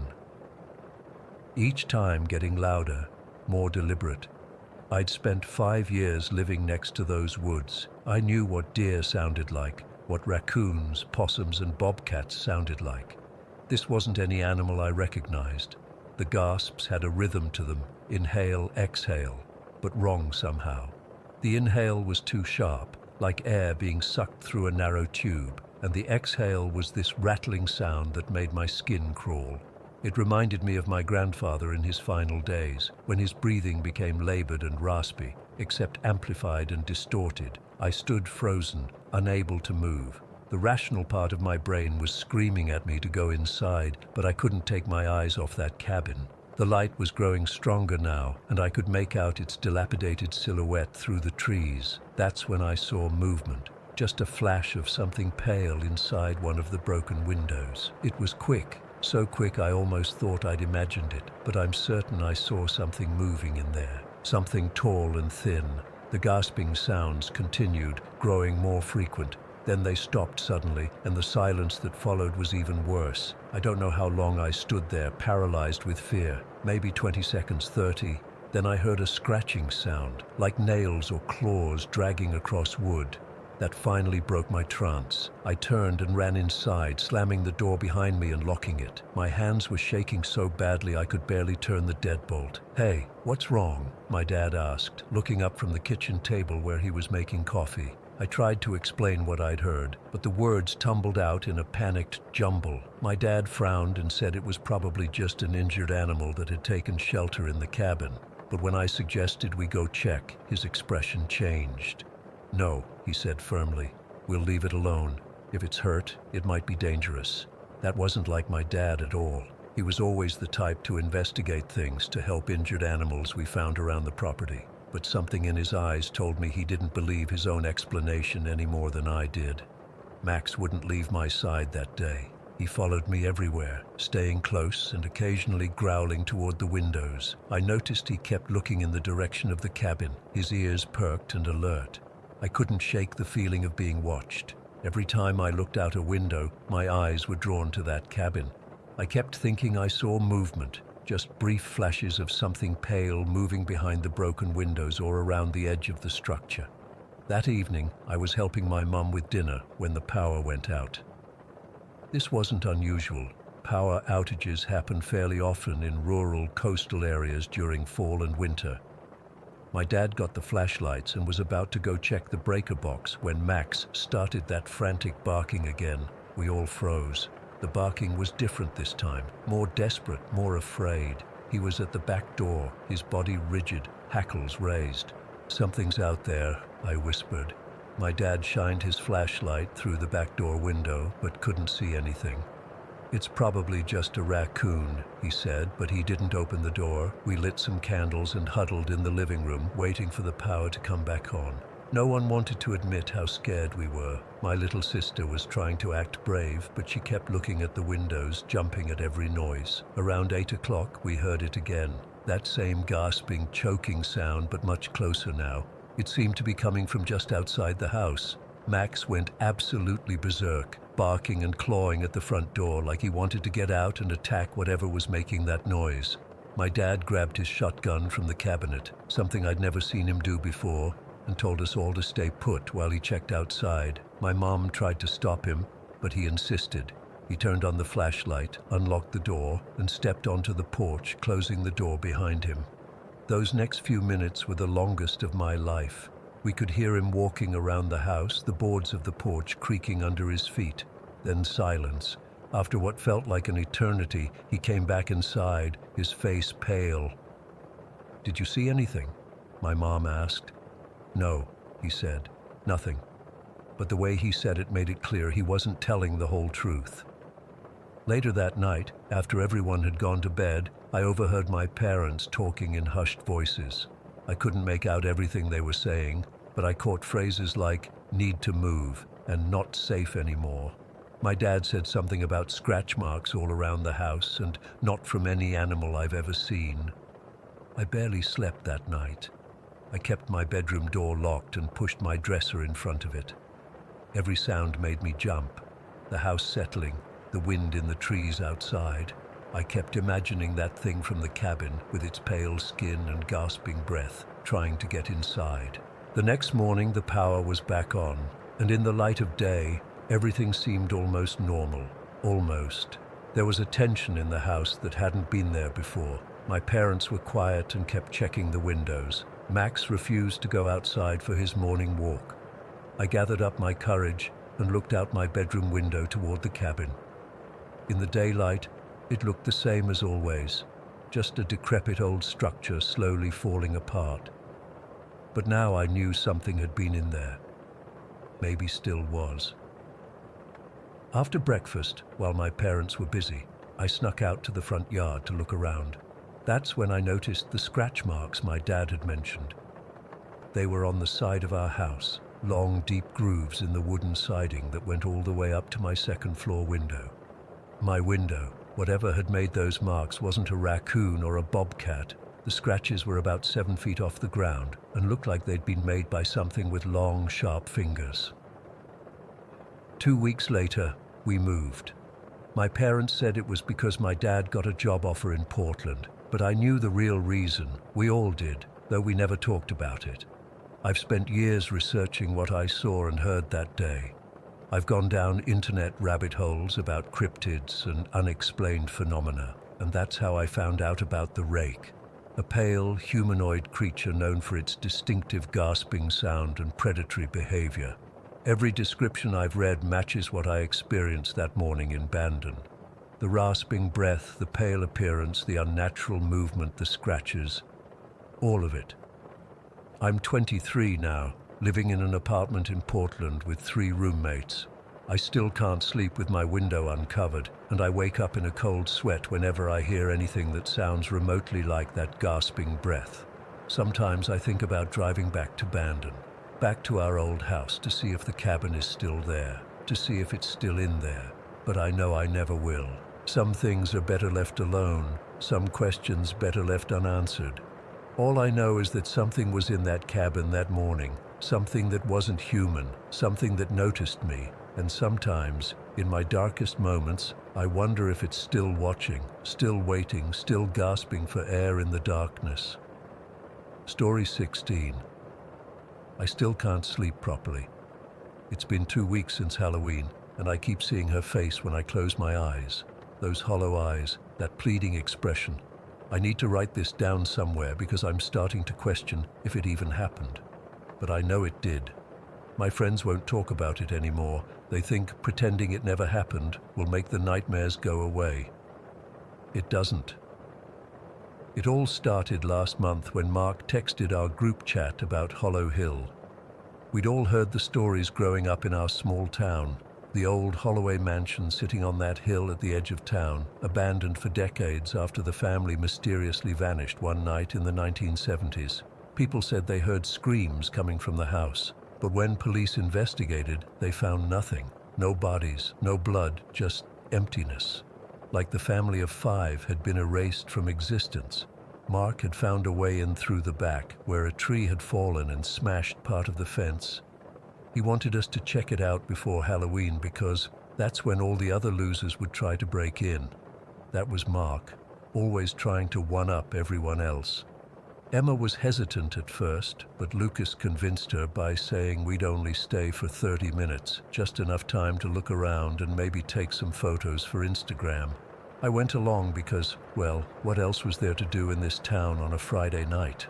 We met up at the gas station at around 7 in the evening and walked to the mansion together. It was already getting dark, and the temperature was dropping fast. The path leading up to Hollow Hill was overgrown with weeds that scratched at our legs. I remember the smell, this awful mixture of rotting wood and something else I couldn't place, something chemical. "Looks even creepier than in the pictures," Emma whispered as we approached. She wasn't wrong. The mansion was this massive 3-story Victorian monstrosity with peeling paint and boarded-up windows. Parts of the roof had caved in, and ivy crawled up the sides like veins on a corpse. The place looked like it was breathing somehow, shifting slightly in the wind. Mark led us to the back where the fallen tree had created an opening. We had to climb over some debris, and Lucas cut his hand on a rusty nail. I told him he should probably get a tetanus shot, but he just wrapped his hand with a bandana and said he'd be fine. The first floor was pretty much what you'd expect. Broken furniture, graffiti on the walls, beer cans and cigarette butts from previous trespassers. The grand staircase was partially collapsed, but there was enough of it intact to carefully make our way up to the second floor. "Let's split up," Mark suggested, turning on his flashlight app. "Are you insane?" Emma snapped. "Have you never seen a horror movie?" We stayed together, thank God. The second floor had several bedrooms, most of them empty except for broken bed frames and torn curtains. One room, probably a child's bedroom, still had faded circus wallpaper peeling off the walls and a creepy wooden rocking horse in the corner. Emma took a photo of it, and when she checked her phone, she frowned. "That's weird," she said, showing us her screen. "There's like a blur behind the rocking horse." "It's just dust," Lucas said, but I could tell he was getting nervous too. We continued exploring, finding nothing particularly interesting until we reached what must have been the master bedroom. Unlike the other rooms, this one still had most of its furniture. A massive 4-poster bed, a vanity table with a cracked mirror, and a wardrobe so tall it nearly touched the ceiling. On the vanity table was a hairbrush with strands of long black hair still caught in the bristles. "Guys, this is getting too creepy," Emma said. "Those hairs look fresh." "Probably just from some other kids who came here to hook up," Mark said, but his voice had lost its earlier confidence. That's when we heard it. A soft thud from somewhere below us, like something heavy had been dropped or moved. "What was that?" I whispered, my heart suddenly racing. "Probably just the house settling," Lucas suggested. but none of us believed it. Mark suggested we check out the basement before we left. I wanted to say no, to suggest we just leave right then, but I didn't want to seem scared. That was my first mistake. The basement door was located in the kitchen, which was in surprisingly good condition compared to the rest of the house. The door itself was different too, newer looking, with these weird symbols carved into the wood. Mark pulled it open and a rush of cold air hit us. The basement stairs disappeared into darkness. "I'm not going down there," Emma said firmly. "Don't be such a baby," Mark replied, already heading down with his phone flashlight. Lucas followed, and after a moment's hesitation, so did I. Emma reluctantly came last, gripping the back of my jacket.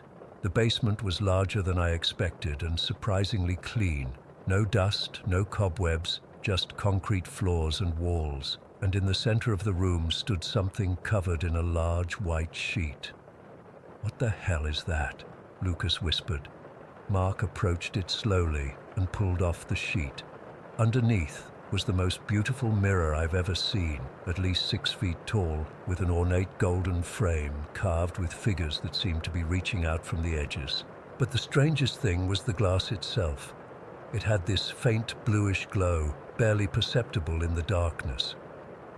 "This doesn't belong here," Emma said. "It looks expensive, antique." I stepped closer, drawn to the mirror almost against my will. As I approached, the blue glow intensified slightly, and then I saw her, a pale woman with hollow eyes, staring back at me from the mirror. But it wasn't my reflection. She was behind me somehow. Yet when I spun around, there was nothing there. "Did you guys see that?" I gasped. Before anyone could answer, the basement door slammed shut with a deafening bang. Lucas ran up the stairs and tried the handle, but it wouldn't budge. "It's locked. Something's blocking it." The temperature in the room plummeted. I could see my breath forming clouds in front of my face. The mirror began to pulse with that strange blue light, growing brighter with each pulse. "What's happening?" Emma cried, backing away until she hit the wall. I couldn't look away from the mirror. The woman was still there, more visible now, her hollow eyes fixed on mine.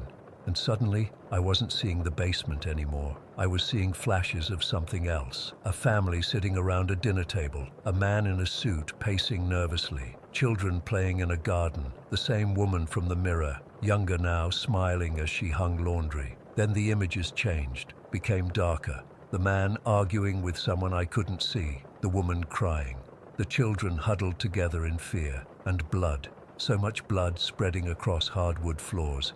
"They were murdered," I whispered, unable to tear my eyes away. "All of them, in this house." The mirror's surface rippled like water, and the woman's face pressed against it from the other side, her hollow eyes now filled with a desperate plea. Her mouth moved, but I couldn't hear what she was saying. The glass began to crack, thin lines spreading from the center outwards like a spider web.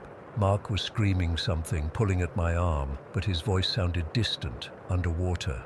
The woman's hand pressed against the glass, pushing through as the cracks widened. Her fingers, pale and impossibly long, began to emerge from the mirror. That's when Lucas threw a piece of broken concrete at the mirror. It hit the center with a crash, and the glass shattered. The blue light exploded outward, knocking us all to the ground. When we got up, the basement door was open, and the mirror was just normal.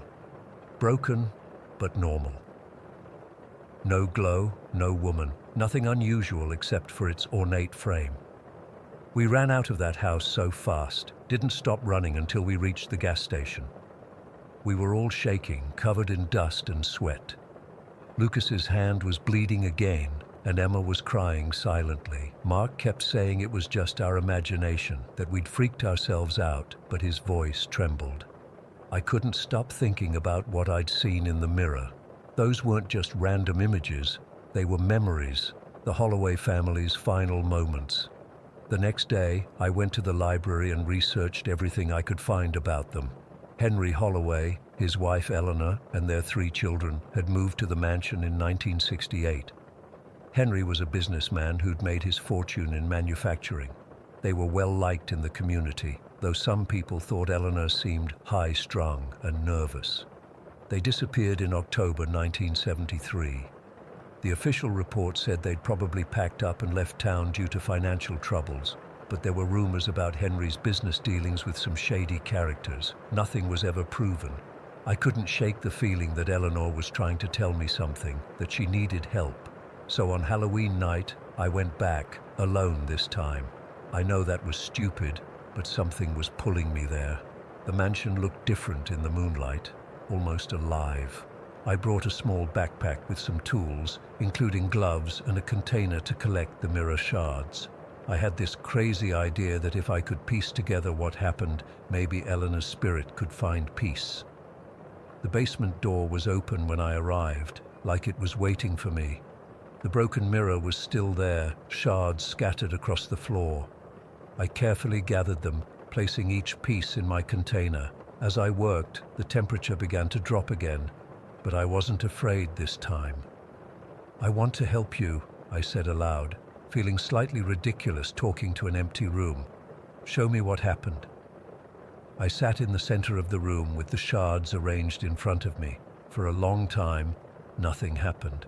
Then, as the clock on my phone hit midnight, the fragments began to glow with that same blue light. The pieces showed me the truth. Henry Holloway had gotten involved with some dangerous people. When he tried to back out, they came for his family. But Eleanor had been practicing some kind of old magic, trying to protect them. She used the mirror as a portal, intending to help them escape, but something went wrong. Instead of escaping, they became trapped between worlds, neither alive nor dead. The mirror was their prison and their only connection to our world. When it shattered, that connection weakened even further. I don't fully understand what I did next. It was like Eleanor was guiding me. I arranged the shards in a pattern on the floor and placed my bleeding palm, I'd cut it on one of the pieces, against the center fragment. The blue light intensified, flowing up my arm like electricity. I saw Eleanor clearly then, standing before me with those hollow eyes, but they weren't empty anymore. They were filled with gratitude. Behind her stood Henry and their children, all of them pale, but somehow more solid than before. "Thank you," Eleanor's voice echoed in my head. "We can go now." The light flared blindingly bright, and when it faded, the mirror shards were gone, not broken or moved, just gone, like they'd never existed. The basement felt different too, lighter somehow. The oppressive atmosphere lifted. I left Hollow Hill with a strange sense of peace. On my way out, I swear the house looked different, less decayed, as if years of neglect had been partially reversed. The air smelled fresher, like after a rainstorm. I haven't told my friends what I did. They wouldn't understand. Mark and Lucas refused to talk about that night, and Emma changes the subject whenever I bring it up. But sometimes, I catch her looking at me like she knows I went back, like she's waiting for me to confess. I drive by Hollow Hill sometimes. The mansion is still abandoned, but it doesn't look menacing anymore, just sad and waiting. Every October, I leave flowers at the front gate, not out of fear, but out of respect for Eleanor and her family. I still see her in my dreams sometimes, not with hollow eyes, but with peaceful ones. She's trying to tell me something else, I think. Something about other trapped souls in other dark places. I don't know if I'm ready to listen yet, but I know I will eventually, because now I understand what Eleanor knew, that sometimes the living are more haunted than the dead, and that truth, no matter how painful, is the only thing that truly sets us free. Story 17. I've never really shared this with anyone outside my immediate family, but I need to get this off my chest. Something happened to me when I was very young, so young that it shouldn't even be possible for me to remember it. Yet it's one of my earliest and most vivid memories, and I've carried it with me my entire life. I was about 2 years old, still sleeping in a crib in the bedroom I shared with my older brother. He was 5 at the time, with his own twin bed across the room. Our house was small, a single-story ranch-style place built in the 70s with thin walls and creaky floors. That night, I remember waking up suddenly, not crying or fussing like toddlers normally do, just awake, eyes open in the darkness. The room wasn't completely dark. There was a small nightlight plugged into the wall socket near the door that cast everything in a dim yellow glow. My stuffed animals were lined up against one side of the crib, and I could see the outline of my brother's sleeping form across the room. But that's not what I was looking at. Hovering, and I mean literally hovering, over the side of my crib was what looked like a puppet of an old man. Not a cute puppet or a friendly one. This thing looked exactly like one of those grumpy critic Muppets that sit in the balcony in the Muppet movies. Statler or Waldorf, I think they're called. Same wrinkled face, same bushy eyebrows, same permanent scowl. But there was no hand operating it that I could see. It was just there, floating. The puppet was staring directly at me, not moving, not speaking, just staring with this cold, menacing glare that I can still picture perfectly. Its eyes were glassy and reflective in the night light, and they seemed to follow me as I shrunk back against my pillow. I remember the absolute terror that gripped me. My entire body went cold, and I couldn't make a sound. I couldn't even cry out for my parents. It's weird how fear works when you're that young. You don't have the words to describe what you're feeling, but the feeling itself is so intense, so primal. I pulled my blanket over my head, squeezing my eyes shut and holding my breath, as if somehow that would make the puppet go away. I counted in my head, not really numbers because I was too young to know them, but just a sense of time passing, before I finally gathered enough courage to peek out from under the covers. It was gone. The puppet had vanished, but my fear hadn't. Something deep inside me knew I needed to get out of that room. I needed to find my parents. So I did something I had never done before. I climbed out of my crib. I remember the feeling of my bare feet hitting the carpet, the way my legs wobbled as I stood on my own. I toddled to the door, reached up for the knob which I could barely grasp, and pulled it open just enough to squeeze through. The hallway seemed endless to my tiny self. I made my way down it, guided by the sound of adult voices and the clatter of dice coming from the living room. When I finally reached the end, I found my parents sitting around the coffee table with my grandmother, playing Yahtzee. The dice cup made a familiar rattling sound as my mom shook it. "Hey, look who's up," my dad said, surprised to see me. "How did you get out of your crib?"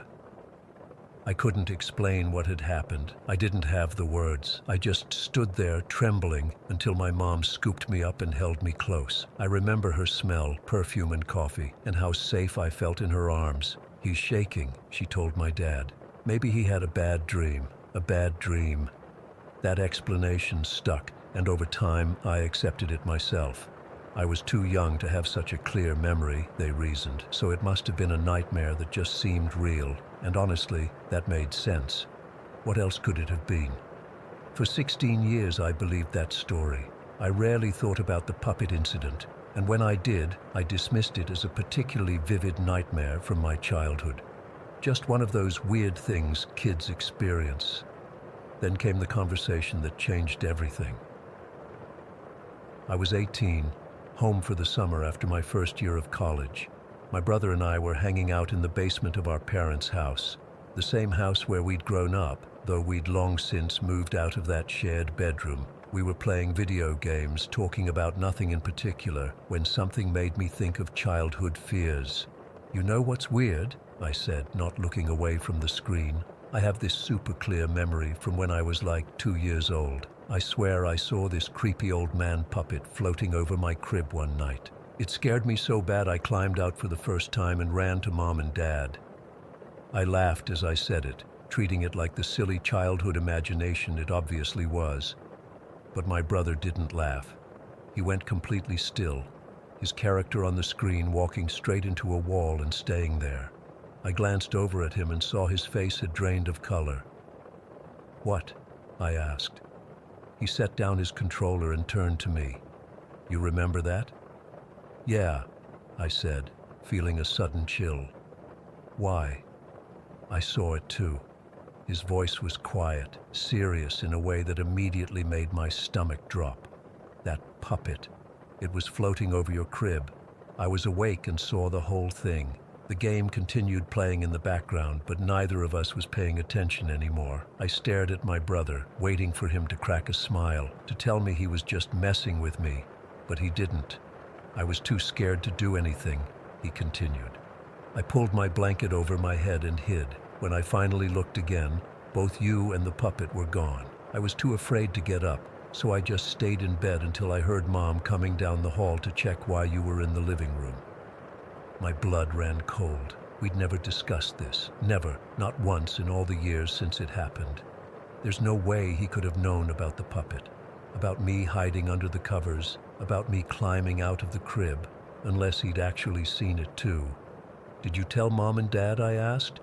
He shook his head. Number one, I was 5. I thought they wouldn't believe me, or they'd think I was being a baby. And after a while, I kind of convinced myself it was just a dream. But it wasn't a dream. It couldn't have been. Not if we both saw the exact same thing. What do you think it was? I asked, my voice barely above a whisper. My brother shrugged, but I could see in his eyes that he'd thought about this before.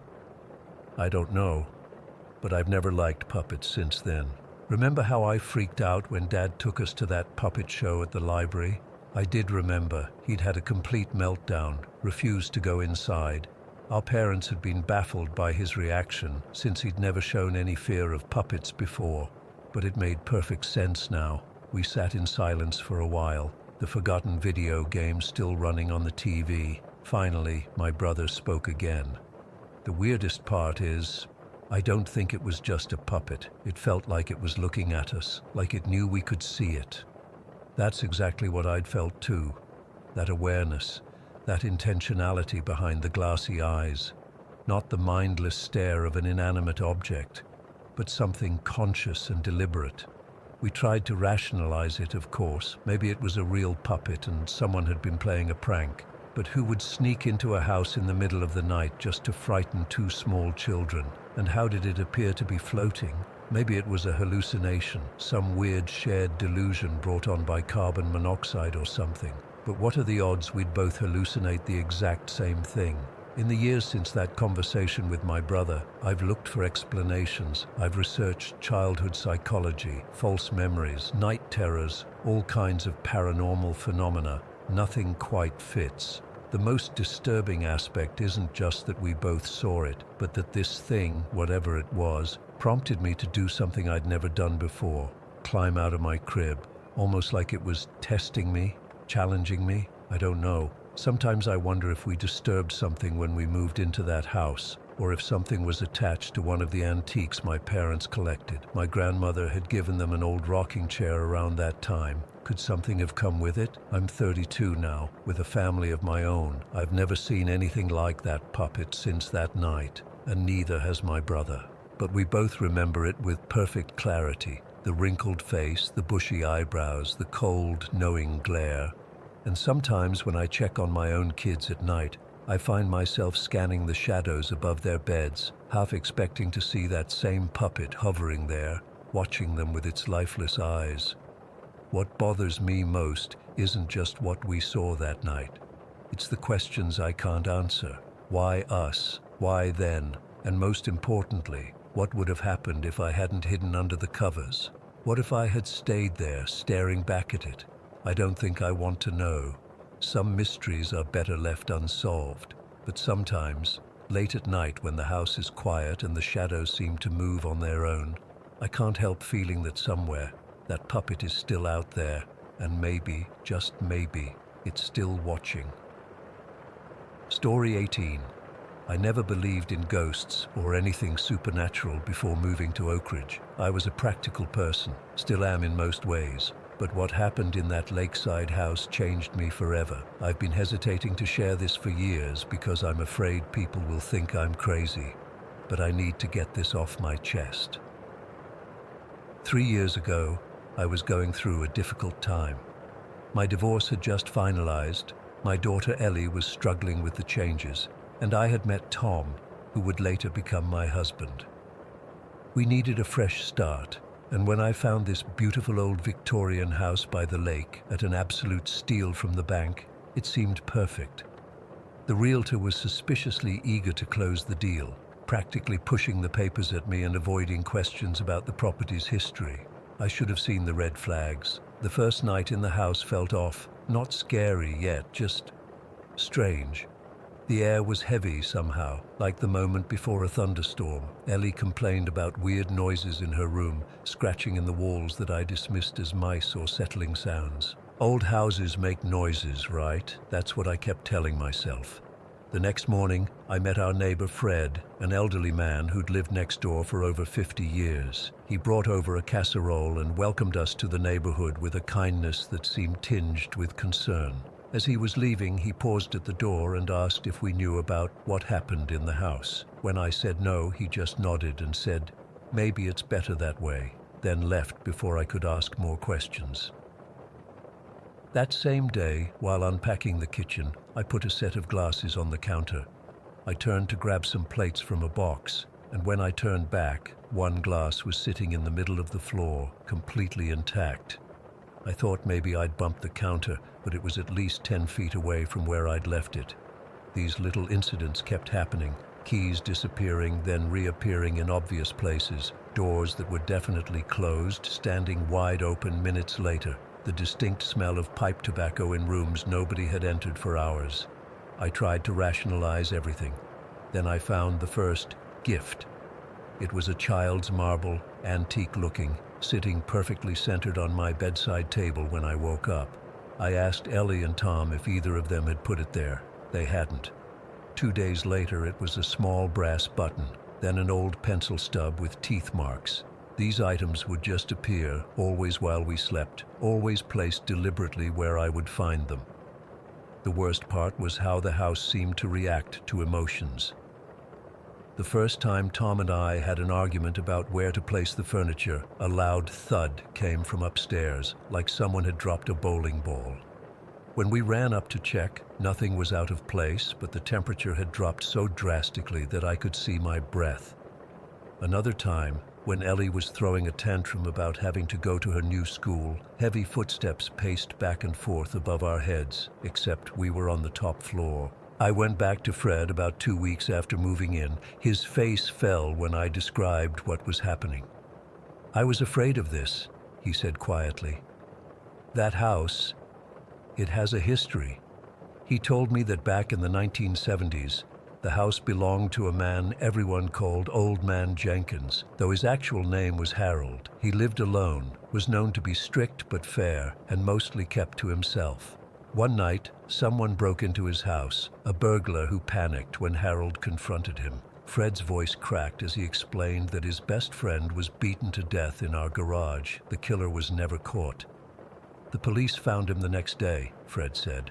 "I was the one who called them when Harold didn't come over for our weekly chess game." I felt sick imagining it happening in the same garage where we parked our cars. Fred said there had been multiple owners since then, but nobody stayed longer than 8 months. The bank had foreclosed on the last family after they abandoned the property without notice, leaving everything behind. That night, I told Tom what Fred had shared. He was skeptical, suggesting Fred might be embellishing an old tragedy to spook the newcomers.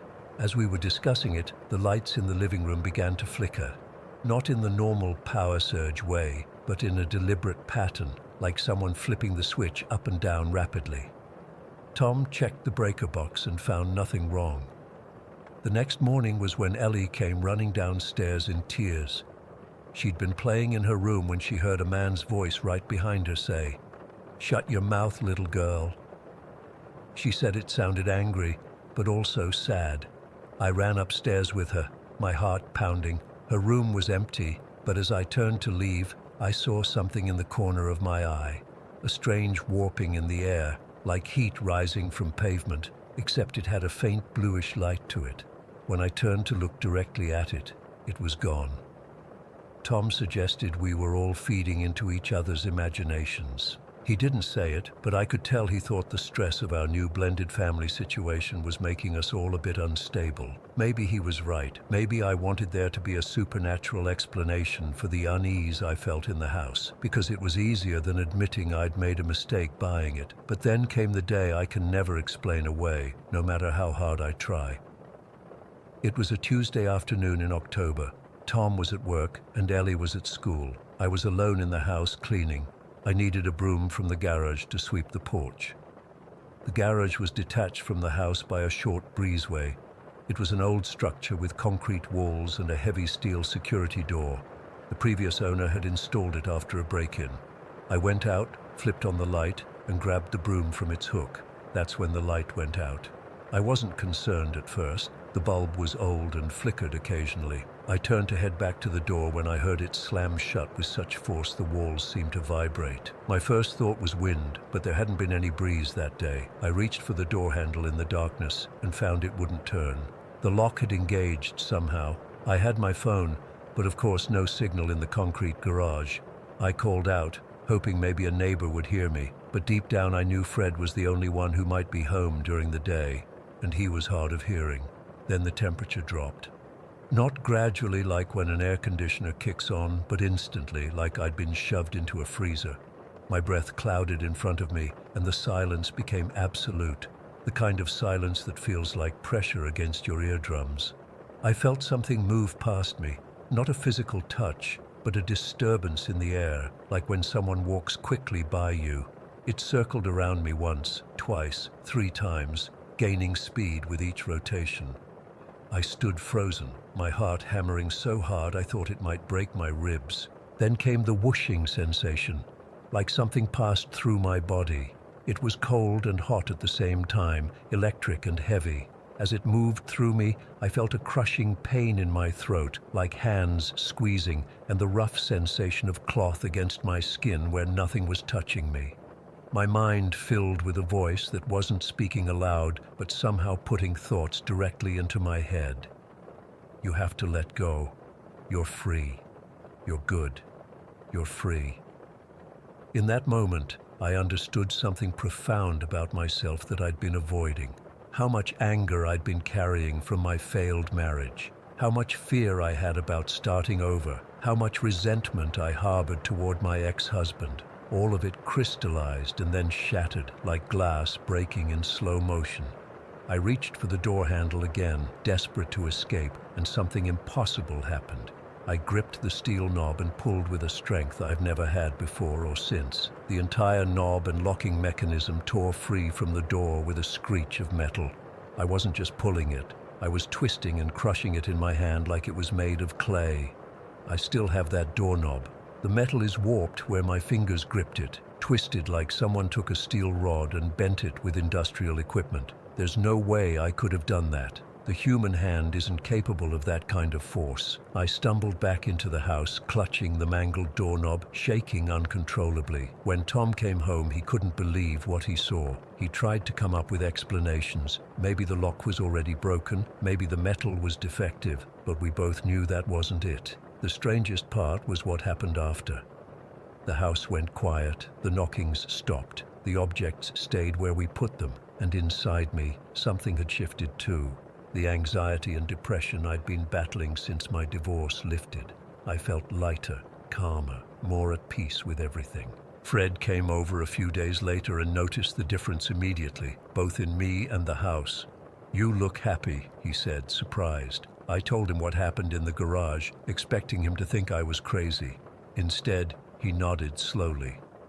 "Harold was a good man," he said quietly, "always looking out for others, especially people who were hurting."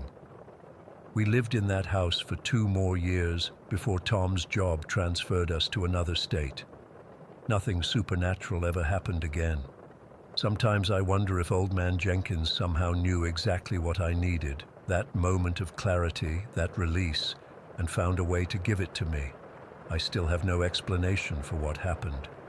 The doorknob sits on my desk as I write this, its twisted metal a reminder that there are things in this world we may never understand. I don't know if it was a ghost or something else entirely. All I know is that something impossible happened in that garage, and whatever it was, it helped me heal when nothing else could. Story 19. I still get chills writing this even though it's been 6 months. I never believed in the supernatural or anything like that before. I'm a science person, analytical, rational, skeptical. But what happened with my painting teacher has messed with my head in ways I can't explain. It started last September when I signed up for a community art class. I'd been dealing with some serious anxiety and thought painting might help me relax. Our teacher, Ms. Lydia, was this really warm bohemian woman in her 40s with silver-streaked dark hair always pulled back in a messy bun. She wore these flowing skirts and had this calming presence that made everyone feel comfortable right away. The first few weeks were pretty standard. She taught us about color theory, brush techniques, all the basics. She was patient and encouraging, especially with me since I was basically the worst in the class. But there was always something different about her. The way she would sometimes just stare off, like she was seeing something none of us could. Or how the room seemed to shift slightly whenever she got really passionate about explaining something. The day everything changed was a rainy Tuesday in October. Half the class had cancelled because of the downpour, so it was just me, 2 elderly women named Margaret and Susan, and a college kid named Jason. Ms. Lydia seemed different that day, more subdued, almost melancholy. As we painted, she walked around giving pointers as usual, but she kept rubbing her hands like they were bothering her. When she came to my easel, I noticed her hands were red and blotchy. Without thinking, I asked if she was okay. "Just some pain flaring up," she said with a tight smile. "Happens when it rains."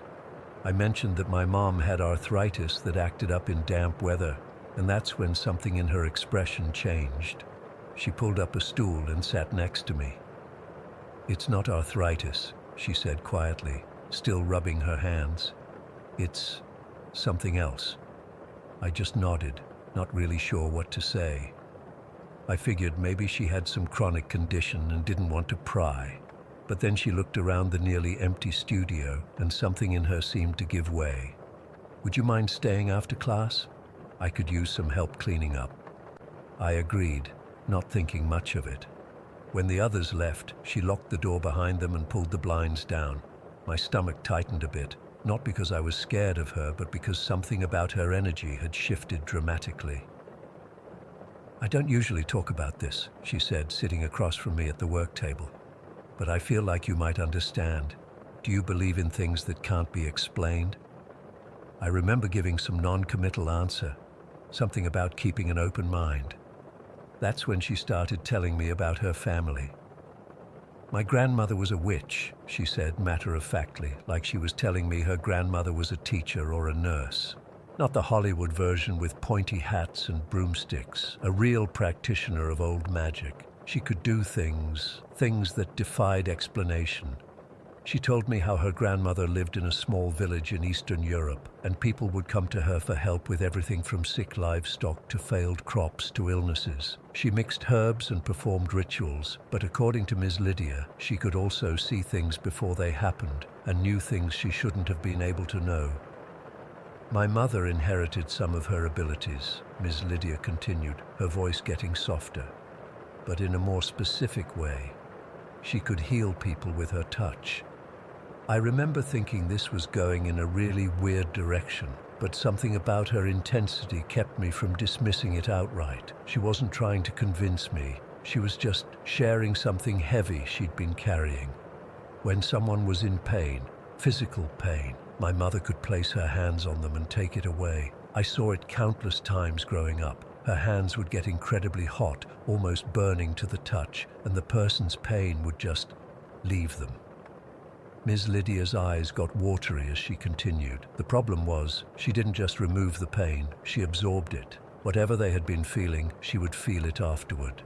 Migraines, joint pain, even the cramping from someone's kidney stones once. She would be bedridden for days sometimes, suffering through whatever she had taken from others. I asked why her mother would keep doing it if it hurt her so badly. "She couldn't help herself," Ms. Lydia said. "She felt called to help people in pain." By the time she was 50, her body was completely broken down. She looked 20 years older than she was. Her hands were permanently damaged, swollen joints, discoloration. She died when I was 26. The doctors said it was heart failure, but I know it was from years of taking on other people's suffering. She showed me her own hands then, stretching them out on the table between us. They were artist's hands, slender fingers stained with paint, but I could see the redness, the slight swelling around the joints. "I have it too," she whispered. "The ability. I figured it out when I was 15. My dad fell off a ladder and sprained his ankle badly. I held his leg, trying to comfort him, and my hands got so hot they were steaming in the cold air. His pain stopped instantly, but 10 minutes later I couldn't walk.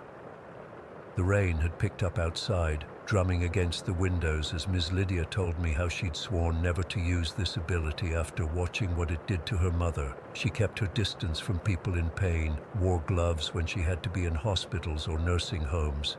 "But that's not all of it," she said, looking directly into my eyes now. "There's more. Things that happen when I meditate or get too deep into spiritual practices. It's like opening a door that should stay closed." She described how in her 20s she'd gotten really into meditation and spiritual work, trying to understand her family's abilities. But the deeper she went, the more frightening things got. "I started having dreams about people before they died," she said. "Not strangers, people I knew. They would come to me in dreams to say goodbye.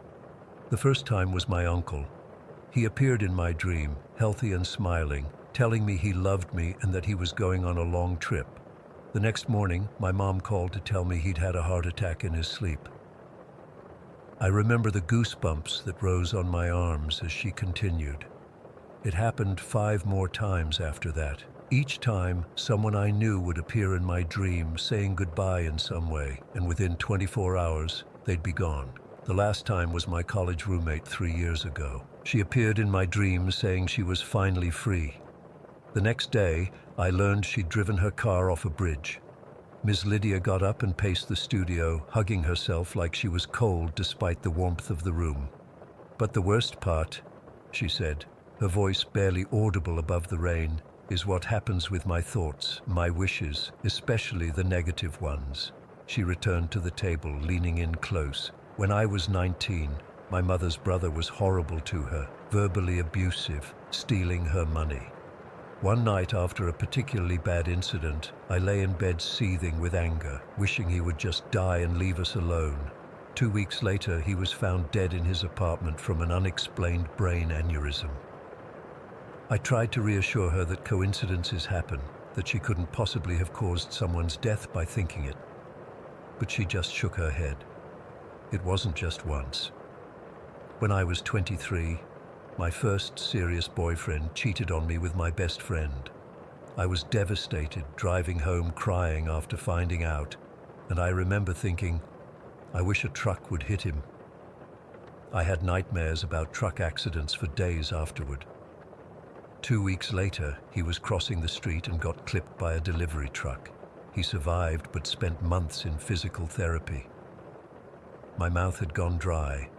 I wanted to believe she was making this up, or that she was mentally ill, but there was something so raw and genuine in her fear. She wasn't bragging about these powers, she was terrified of them. The last time was 5 years ago. I was dating a Spanish guy while teaching in Barcelona. Things got serious quickly. Then one day he just vanished. No explanation, no goodbye, just ghosted me completely. I was so hurt, so angry. I remember sitting on my balcony one night, drinking wine and thinking about how he deserved to be locked up for how he treated me. A month later, another teacher told me she'd heard from a mutual acquaintance that he'd been arrested for something. I never found out what for, but I left Spain the following week. She stopped and looked down at her hands again. They were visibly more swollen than when class had started. "I don't practice meditation anymore," she said. "I don't do yoga or anything spiritual. I paint, I teach. I try to keep my mind quiet and positive because I'm afraid of what might happen if I open that channel again." The studio had grown darker as we talked, and neither of us had turned on more lights. Her face was partially shadowed, her eyes reflecting the dim light from outside. "Why are you telling me all this?" I finally asked. She was quiet for a moment. "Because I saw how you looked at me last week when the lights flickered during my demonstration.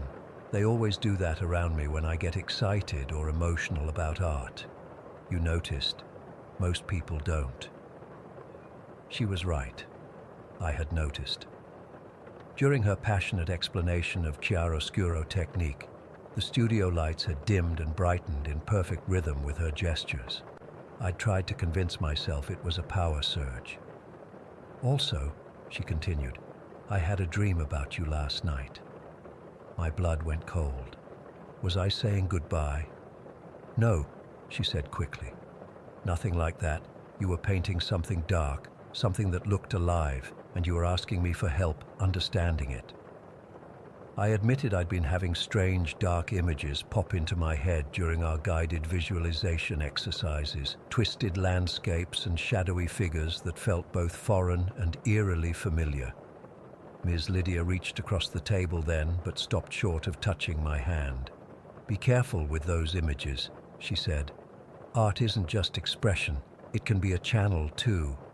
The lights flickered again, though neither of us had moved. Outside, the rain had stopped completely, unnaturally sudden. "I should go," I said, standing up too quickly, knocking my chair back. She nodded, looking both relieved and sad. "I understand. If you don't come back to class, I'll understand that too." As I gathered my things, she added, "Just remember, intention matters. What you wish for, what you focus on, it matters more than you know." I practically ran to my car. I did go back the next week, and the week after that. Ms. Lydia never mentioned our conversation again, but sometimes I'd catch her watching me with concern as I painted, especially when I worked on darker pieces. Last month, I got into a huge fight with my roommate over something stupid. I was so angry I couldn't sleep, just laying in bed thinking about how much I hated him in that moment.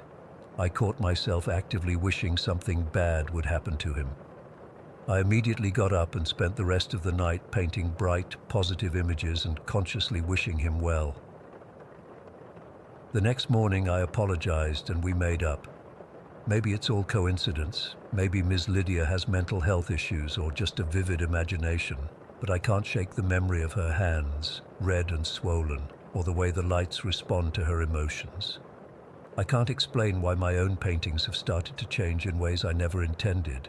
Colors shifting overnight, images appearing that I don't remember creating, and I definitely can't explain why. 3 nights ago, my grandmother, who passed away last year, appeared in my dream, smiling and telling me she was proud of me for finally beginning to see. Story 20. I still think about that night whenever I'm driving alone. It's been 5 months and the memory's still crystal clear, like it happened yesterday. I guess when you stare straight into the face of something you can't explain, it sticks with you. It was mid-July and I was driving from Las Vegas back to my place in Reno. I'd been visiting my sister for the weekend, but we'd had one of our usual fights about our parents, and I decided to leave Sunday night instead of Monday morning like I'd planned. Not the smartest choice, but I was too stubborn to stay another night under her roof. I left Vegas around 9:30 in the evening, figuring I'd get into Reno around 2 in the morning. My old Honda Civic isn't the most comfortable ride for a long trip, but it's reliable, and I've done that drive dozens of times. Highway 95 through the Nevada desert is pretty much a straight shot north. Boring as hell, but simple enough. About an hour into the drive, I was completely alone on the highway. The traffic had thinned out to nothing after I passed through Beatty. It's just empty desert out there, miles of scrubland and distant mountains under this huge sky. No streetlights, so the only illumination came from my headlights and the moon, which was nearly full that night. I had my music playing, some true crime podcast that probably wasn't the best choice for a solo night drive, when I first saw her. My headlights caught something white on the right side of the road. As I got closer, I realized it was a woman walking along the shoulder, just walking. in the middle of nowhere, at nearly 11 at night. I slowed down instinctively. Out here, someone on foot usually means trouble. Car broke down, or something worse. But something felt off immediately. She was wearing this long, flowing white dress that rippled slightly in the night air. Her hair was dark, hanging down past her shoulders, and her skin was unnaturally pale in my headlights. The dress is what really got me. Who wears something like that in the desert? It was still pushing 90 degrees even that late at night, and there was no car nearby, no breakdown, no sign of where she'd come from. As I passed her, she didn't turn or wave or acknowledge me at all. She just kept walking, head forward, moving at this steady pace like she had somewhere specific to be. I checked my rearview mirror, considering whether I should stop and offer help, when I noticed something else. About 20 yards back from the road, standing perfectly still among the sparse desert brush, was something tall. I couldn't make it out clearly, just a dark silhouette, motionless, watching. It was too tall to be a person, at least 7 feet, maybe more. My skin immediately broke out in goosebumps. I hit the gas hard, my heart suddenly hammering in my chest. "Nope," I said out loud to myself. "Absolutely not." I drove faster than I should have for the next 15 minutes, constantly checking my mirrors, half expecting to see headlights appear behind me. Nothing followed, and eventually I calmed down enough to ease off the gas a bit. I tried to rationalize what I'd seen. The woman was weird, sure, but maybe she was just some eccentric local, or maybe she was from one of those religious communes that exist out in the desert. And the tall figure? Probably just a Joshua tree or some desert plant that my frightened brain had transformed into something sinister. I turned up my podcast to distract myself and focused on driving. The highway stretched endlessly ahead, the yellow line disappearing under my car hypnotically. The gas gauge showed I had about half a tank, enough to get me to Tonopah, the next town of any size, where I could refuel and maybe grab some coffee. About 30 minutes later, I rounded a long, gentle curve in the highway. My headlights swept across the road ahead, and there she was again. The same woman, the same white dress, walking along the shoulder of the road. I actually gasped out loud. It wasn't possible. I'd been driving 65 miles per hour for half an hour. There's no way she could have gotten ahead of me. No possible way. I slowed down as I approached her again, my knuckles white on the steering wheel. This time, as my headlights illuminated her, she stopped walking. She turned her head slowly toward my car as I passed. Her face. God, her face. It wasn't disfigured or monstrous or anything you could point to specifically. It was just wrong somehow. Her eyes were too wide, her skin too smooth and pale, and she wasn't blinking. She tracked my car with those unblinking eyes as I drove past. In the split second that I saw her face clearly, I felt this overwhelming sense of dread wash over me. It was like looking at something that was trying very hard to look human, but couldn't quite get it right. I sped up immediately, heart pounding so hard I could feel it in my throat. The road ahead was empty and straight, and I pushed my old Civic up to 85, hands shaking on the wheel. I didn't look in my rearview mirror for several minutes, too scared of what I might see. When I finally did look back, the road behind me was empty. It wasn't the same woman, I told myself, speaking out loud to fill the silence in the car. Different person, has to be. But I knew it was her. Same dress, same hair, same wrong face. I turned the podcast off. I needed to focus, to stay alert. Something was very wrong, and I couldn't shake the feeling that I was in danger. I considered turning around, heading back to Vegas, but the thought of driving past that spot again was even more terrifying. The digital clock on my dashboard read 11:47. Tonopah was still at least 40 minutes away. I focused on that. Just get to Tonopah, where there are lights and people and gas stations. For the next 20 minutes I drove in silence, constantly scanning the road ahead and checking my mirrors. The desert night pressed in on all sides, the darkness beyond my headlights, absolute. I started to feel a little better as the minutes passed without incident. Maybe it had been my imagination running wild, spurred by fatigue and that stupid true crime podcast. Then I heard it. A soft sound from the back seat of my car, like someone drawing in a breath. I froze, my eyes darting to the rearview mirror. She was there, sitting directly behind me. Her face filled my rearview mirror, those two wide eyes staring directly into mine, that same unnatural stillness to her features. Her mouth was slightly open, as if she was about to speak. I screamed and instinctively slammed on the brakes. The car skidded on the empty highway, tires screeching as I fought to keep control. I veered onto the shoulder and came to a stop in a cloud of dust. My hands were shaking so badly I could barely put the car in park. I whipped around to the back seat, already scrambling for the door handle, ready to abandon my car and just run into the desert if I had to. The back seat was empty, completely empty. I sat there, gasping for breath, staring at the vacant seat. I even reached back and touched the upholstery. Nothing.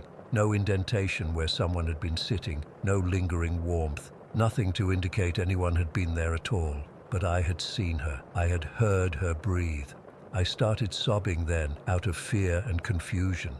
I sat there on the shoulder of Highway 95, in the middle of nowhere, Nevada, having a complete breakdown. After a few minutes, I managed to pull myself together enough to think. I was still hours from Reno, but Tonopah wasn't far ahead. I just needed to get there, find people, lights, safety. I took several deep breaths, checked the back seat one more time, and pulled back onto the highway. I drove with the interior light on, constantly glancing back, jumping at every little sound my old car made. When I finally saw the lights of Tonopah in the distance, I nearly cried with relief. I pulled into the first gas station I saw, one of those 24-hour places with a mini-mart attached. There was a single employee inside and one other customer at the coffee machine. I parked under the bright fluorescent lights of the gas station and sat there for a moment, trying to calm my racing heart. Normal people, normal place. I was safe here. I went inside to pay for gas and grab a coffee, still shaken, but beginning to feel like maybe I'd just had some kind of stress-induced hallucination. The guy behind the counter hardly looked up from his phone as I paid. I lingered in the store, not wanting to go back out to my car alone. That's when I glanced out the window toward the gas pumps. She was standing there, right next to my car, staring directly at me through the glass. This time I could see her clearly under the bright lights of the gas station. Her dress wasn't white. It was filthy, stained with what looked like dark soil and something else I didn't want to identify. Her hair hung in tangled clumps, not the smooth, dark curtain I'd thought I'd seen, and her skin, it had a grayish tinge to it, like something that's been underwater too long. But it was her eyes that made my blood run cold. They were black, not dark brown, completely black, without whites or pupils, just empty sockets filled with darkness. I made a strangled noise and dropped my coffee. The clerk looked up, annoyed, but I was already rushing to the door. "Did you see her?" I demanded, pointing outside. "That woman by my car." He gave me a look like I was crazy. "What woman?" I turned back to the window. The space beside my car was empty. No woman, no sign anyone had been there at all. The clerk and the other customer were both staring at me now. I mumbled something about being tired and seeing things, then hurried back to my car.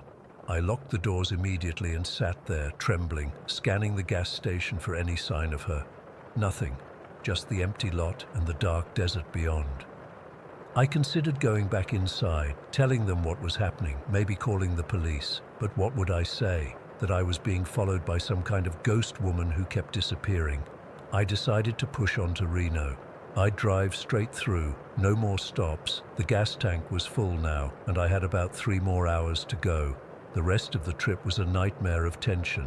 I drove with all the lights on inside my car, constantly checking the back seat. Every shadow on the roadside made me flinch. I called my roommate and kept her on speakerphone the whole way, making up some story about feeling drowsy and needing someone to talk to. I never saw the woman again that night, but sometimes when I'm driving alone after dark, I catch movement in my peripheral vision. A flash of white in the back seat, a face in the rearview mirror that disappears when I look directly at it. I avoid Highway 95 now. I won't drive through the desert at night for any reason. My friends think I'm being ridiculous, but they didn't see what I saw. I don't know who or what that woman was. I don't know why she appeared to me or what she wanted, but I know she's still out there, walking those empty highways, waiting for lonely travelers. And sometimes, when I'm falling asleep, I hear that sound again, that soft intake of breath right behind me. Story 21.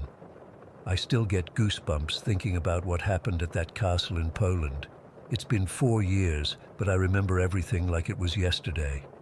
My parents took me to Poland during my spring break in May of 2019. I was 16 at the time. My best friend Sophia got permission from her parents to come along with us, which made the trip way more exciting. My mom has this weird fascination with historical places, especially castles. She's got some connections with tour guides in Warsaw through her job, and she arranged for us to stay overnight at this place called Nijdzik Castle, also called Dunajec Castle sometimes. She made it sound like this amazing opportunity that most tourists don't get. You girls will have the whole tower room to yourselves. It'll be like being princesses for a night, she said. Looking back, I wish she'd told us the whole truth about that place. The drive there took about 2 hours from Warsaw. I remember Sophia and I were in the back seat taking selfies and planning what movies we'd watch on my laptop that night. We were thinking typical teen sleepover stuff. Face masks, snacks, scary movies. Little did we know we wouldn't need the scary movies. When we first arrived, I actually thought the castle was beautiful in an old, worn-out way. It wasn't like the fancy Disney castles. This was a real medieval fortress from the 14th century, with thick stone walls, narrow windows, and this heavy wooden door that creaked when it opened. The tour guide, this older guy named Marek, showed us around, telling us about the history and pointing out architectural features. The whole time, my mom was eating it up while my dad just nodded along, clearly more concerned about where we'd be sleeping. Our room was in one of the castle's towers, a circular room with stone walls and these weird tapestries that looked ancient. There were 2 beds, a small dresser, and a bathroom that had obviously been added much later. Sophia and I thought it was cool, but there was something, I don't know, heavy about the place, like the air was thicker somehow. I brushed it off as just being an old building. After dinner at a little restaurant in the nearby village, we came back to the castle.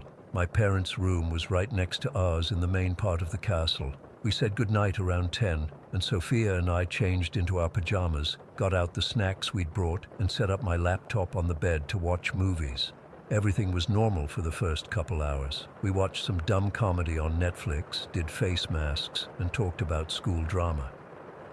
The castle was quiet, except for the occasional creaking, which we figured was just the old building settling. It was around 1 in the morning when everything changed. We were watching this horror movie, ironically enough, when I suddenly felt wrong. It wasn't gradual, it was like someone had flipped a switch. 1 second we were laughing at the terrible special effects, and the next, this wave of dread washed over me. The air felt thick, almost electric, and the temperature seemed to drop several degrees in seconds. I looked at Sophia and could tell she felt it too. Her eyes were wide, and she'd stopped mid-laugh. "Did you feel that?" I whispered. Sophia nodded slowly. "It just got really cold, right? It's not just me." We nervously laughed it off. "Maybe this castle is haunted after all," I joked, trying to lighten the mood. But even as I said it, goosebumps erupted across my arms and the back of my neck. That's when I first got the feeling we weren't alone anymore. "Let's just focus on the movie," Sophia suggested, but I could tell by her voice that she was forcing casualness. We turned back to the screen, but I couldn't concentrate. I kept feeling like someone was staring at me, that distinct prickly sensation you get when eyes are boring into you. About 20 minutes later, Sophia suddenly grabbed my arm. "Alina," she whispered, her voice tight with fear. "Don't look now, but there's someone over there." She nodded toward the corner of the room behind the dresser near the entrance. "What are you talking about? There's nothing there," I said. But even as the words left my mouth, I knew exactly who she was referring to. I couldn't see anything with my eyes, but I could sense it. Her a presence, distinctly female. "I'm getting really bad vibes from that spot," Sophia said. "I don't want to look directly at it, but do you feel it?" I nodded, my mouth dry. "Yeah, she's watching us." We sat there, frozen, both of us sensing the same thing even though there was nothing visibly there. Somehow, without either of us describing it to the other, we both knew what she looked like. I had this image in my head of a woman with long blonde, almost golden hair. But her energy was so negative, sad but also angry, like she resented our presence. "Should we call your parents?" Sophia whispered, but neither of us moved. It was like acknowledging her presence out loud had made it stronger. The fear was paralyzing. I knew my parents were just in the next room, but I couldn't bring myself to get up, to walk past that corner, to even raise my voice to call for help. Instead, we huddled together on the bed, nervously laughing at times because we didn't know what else to do, but careful not to look directly at the spot where we both knew she was standing. The laptop was still playing the movie, but neither of us was watching anymore. The presence seemed to move around the room. Sometimes she felt closer to the bed, sometimes by the window. The whole time, that feeling of dread hung in the air, making it hard to breathe. My heart was pounding so loud I was sure Sophia could hear it. "Why is she here? What does she want?" Sophia whispered at one point. I shook my head, unable to answer, but somehow I had the strangest feeling that she was protecting something, that we had inadvertently invaded her space, and she was making sure we knew it. The worst moment came around 3 in the morning. We'd been sitting there for hours, too afraid to sleep, but exhausted from the constant fear. The laptop had long since died, and the room was dark except for a small bedside lamp we'd left on. Suddenly the lamp flickered, once, twice, and then stabilized. But in those brief moments of darkness, I swear, I felt her move directly to the foot of our bed. Sophia gasped and grabbed my hand so hard it hurt. "Did you—" she started. "Yes." I cut her off. I didn't want to hear it said out loud. We both felt it, a cold spot at the end of the bed, as if someone was standing there watching us. The air felt charged with emotion, anger, sadness, and something else, desperation. I pulled the blanket up higher, as if that flimsy piece of fabric could protect us from whatever was happening. Time seemed to stretch on forever. We didn't dare move or speak much after that. I remember checking my phone at some point and seeing it was 4:37 in the morning. Eventually, I think we both passed out from sheer exhaustion, still sitting upright, backs against the headboard. I woke up to sunlight streaming through the window and Sophia still asleep beside me. For a moment I thought maybe it had all been a nightmare. The room looked normal in the daylight, just an old, slightly musty castle room. But then I noticed Sophia's hand was still clutching mine, our fingers stiff from being interlocked all night. When she woke up, the first thing she said was that real? We didn't need to specify what that was. We both knew. At breakfast we were quiet, exchanging glances, but not talking about it in front of my parents. My mom noticed something was off and kept asking if we'd slept well. Finally, I couldn't hold it in anymore. "Mom, is that castle supposed to be haunted?" The look that passed between my parents told me everything I needed to know. "Why do you ask?" my mom said carefully. Sophia and I took turns describing what had happened. The sudden change in atmosphere, the sense of a presence, the feeling of being watched, and how we both somehow knew it was a woman with blonde hair, even though we couldn't see her. My mom's face went pale. "I didn't tell you girls because I didn't want to scare you," she admitted. "But yes, Nojdzik Castle is actually known as one of the most haunted castles in Poland." She told us then about the legend, a young woman who had been murdered in the castle centuries ago. According to the story, she had been thrown into the castle well. Local legend said her spirit remained in the castle, protecting something valuable that had been hers in life. "The ghost is said to have long blonde hair," my dad added quietly. Sophia and I looked at each other, chills running down my spine. How had we both sensed the exact same thing without knowing the legend? Why would you let us stay there without telling us? I asked, feeling a mix of fear and betrayal. Honestly, I thought it was just stories, my mom said. Most castles have ghost legends. I never believed. We checked out of the castle that morning, cutting our stay short. As we drove away, I looked back at those stone walls and swear I saw a flicker of movement at the window of our tower room. I still can't explain what happened that night. Neither can Sophia. We don't talk about it much anymore, but sometimes one of us will text the other late at night, thinking about Poland. That's all we need to say. We both know what it means. I've tried researching more about the castle and its history since then, trying to make sense of our experience. I've found variations of the blonde woman legend, but nothing that fully explains what we felt that night. All I know is that something was in that room with us. Someone, that had emotions and awareness and a presence so powerful that two teenage girls who knew nothing about the castle's history somehow perceived the exact same entity in the exact same way. I don't consider myself particularly sensitive to paranormal stuff.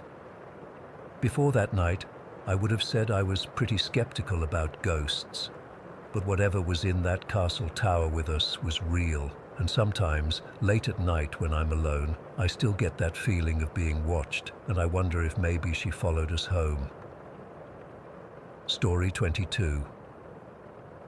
I still get a chill when I think about what happened that spring in 2010. I was just 10 years old, and my little brother Lucas was 6. We were normal kids living in a normal house in a quiet neighborhood in Michigan. Nothing special or strange about our lives until the nightmares started. It began with me. I'd wake up in the middle of the night, heart pounding, completely terrified of these things I'd seen chasing me in my dreams. They were small, maybe 3 feet tall, but moved fast. The worst part was they didn't have faces, just smooth, dark skin where features should be. I'd wake up gasping and sometimes crying, which would wake up Lucas since we shared a bedroom. When I told my parents about it, they did what any normal parents would do. They checked under the bed, in the closet, and told me it was just a bad dream. My dad would say, "Nathan, your imagination is just running wild." I wanted to believe him, but then Lucas started having the same nightmares, exactly the same small creatures with no faces, the same feeling of being hunted. What are the odds of that? At first, I thought maybe he was copying me. You know how little brothers can be. But the terror in his eyes when he'd wake up screaming, you can't fake that kind of fear. For about 2 months, it was just nightmares. Scary, yes, but manageable. Mom would come in, turn on the lights, give us some water and stay until we fell asleep again. Dad installed a nightlight. They even let us sleep with the hallway light on. It helped a little, but the dreams kept coming. Then came that night in April. I'll never forget it. I was deep asleep when Lucas's screaming jolted me awake. Not the usual nightmare scream. This was different. Pure panic. Nathan, wake up. It's here. The goblin is here. I sat up, disoriented, and saw Lucas sitting bolt upright in his bed, pointing toward our bedroom door, which was cracked open about halfway. "It's in the hallway. It's coming to get us," he was shrieking, tears streaming down his face.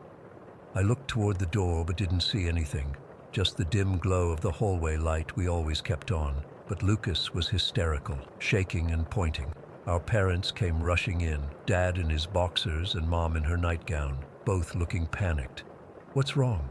What happened?" Mom asked, sitting on Lucas's bed and pulling him into a hug. Lucas was trembling so hard he could barely speak. "The goblin," he stammered. "It was RR right there in the hallway looking at me." Dad checked the hallway, checked under our beds, in the closet, the whole routine. "Buddy, there's nothing here, just another bad dream." "No," Lucas insisted, his voice cracking. "I wasn't asleep. I was awake. I had to go pee and I saw it standing there looking at me." Mom stroked his hair. "Your eyes were playing tricks on you in the dark, sweetie." But I knew Lucas wasn't lying. The look on his face, I just knew. That was when things started getting worse. much worse. The next night, I woke up to a weird scratching sound, like fingernails on wood. At first, I thought it was coming from outside, maybe a branch against the house. But then I realized it was coming from inside our room, from the window next to Lucas's bed. I lay perfectly still, straining my eyes in the dim light.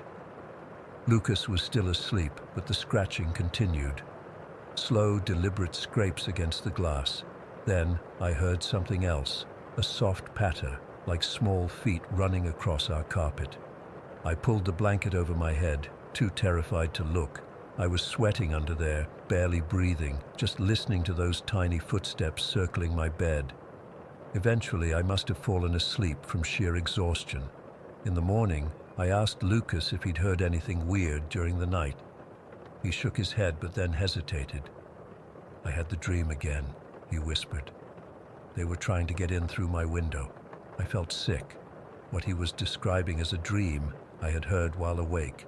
For the next 5 nights, one or both of us would wake up terrified. Sometimes Lucas would see shadows darting across the room. Sometimes I'd hear the scratching or the pattering of feet. Once I swear I saw a small hunched figure duck into our closet when I opened my eyes. I was too scared to get up and check.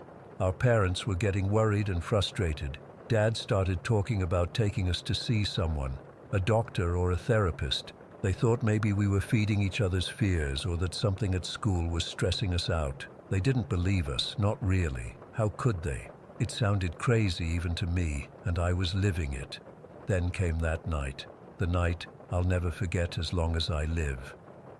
It was around 2 in the morning when Lucas's screams woke up the entire house. Not just cries or whimpers, these were blood-curdling screams of absolute terror. I bolted upright in bed to see Lucas thrashing around in his sheets like he was fighting something off.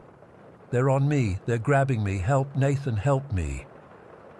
I jumped out of bed and ran to hit the light switch just as our parents burst through the door.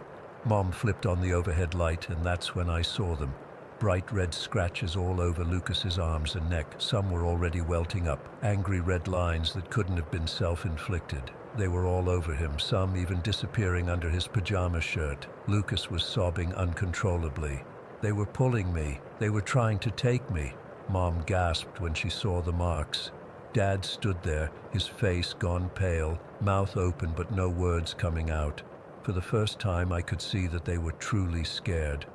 What happened, baby?"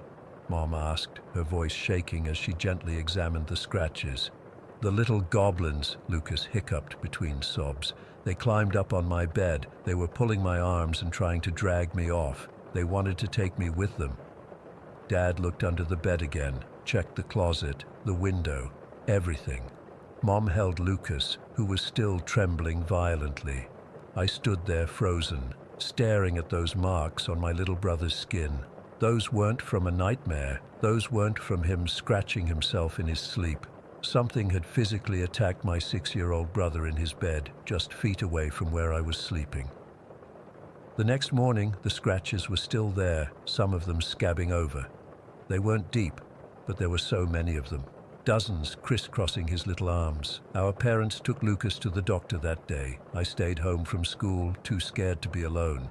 When they came back, I overheard the doctor had said the scratches looked like they could have been caused by a pet, or maybe Lucas had scratched himself during a night terror, but we didn't have pets, and some of the scratches were in places Lucas couldn't have reached himself, like the back of his neck.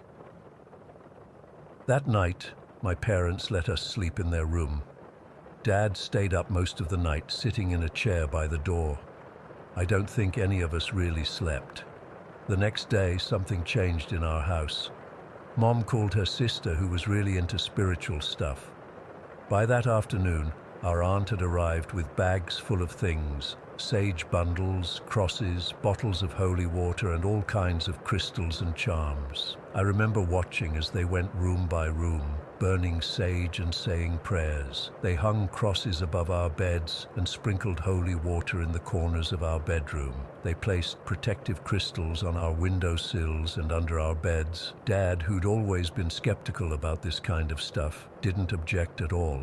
He even helped hang the crosses. That night, before bed, Mom sat us down and told us that nothing could hurt us anymore, that our home was protected now.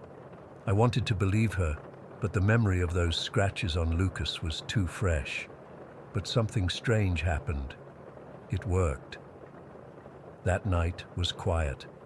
No scratching, no footsteps, no shadows.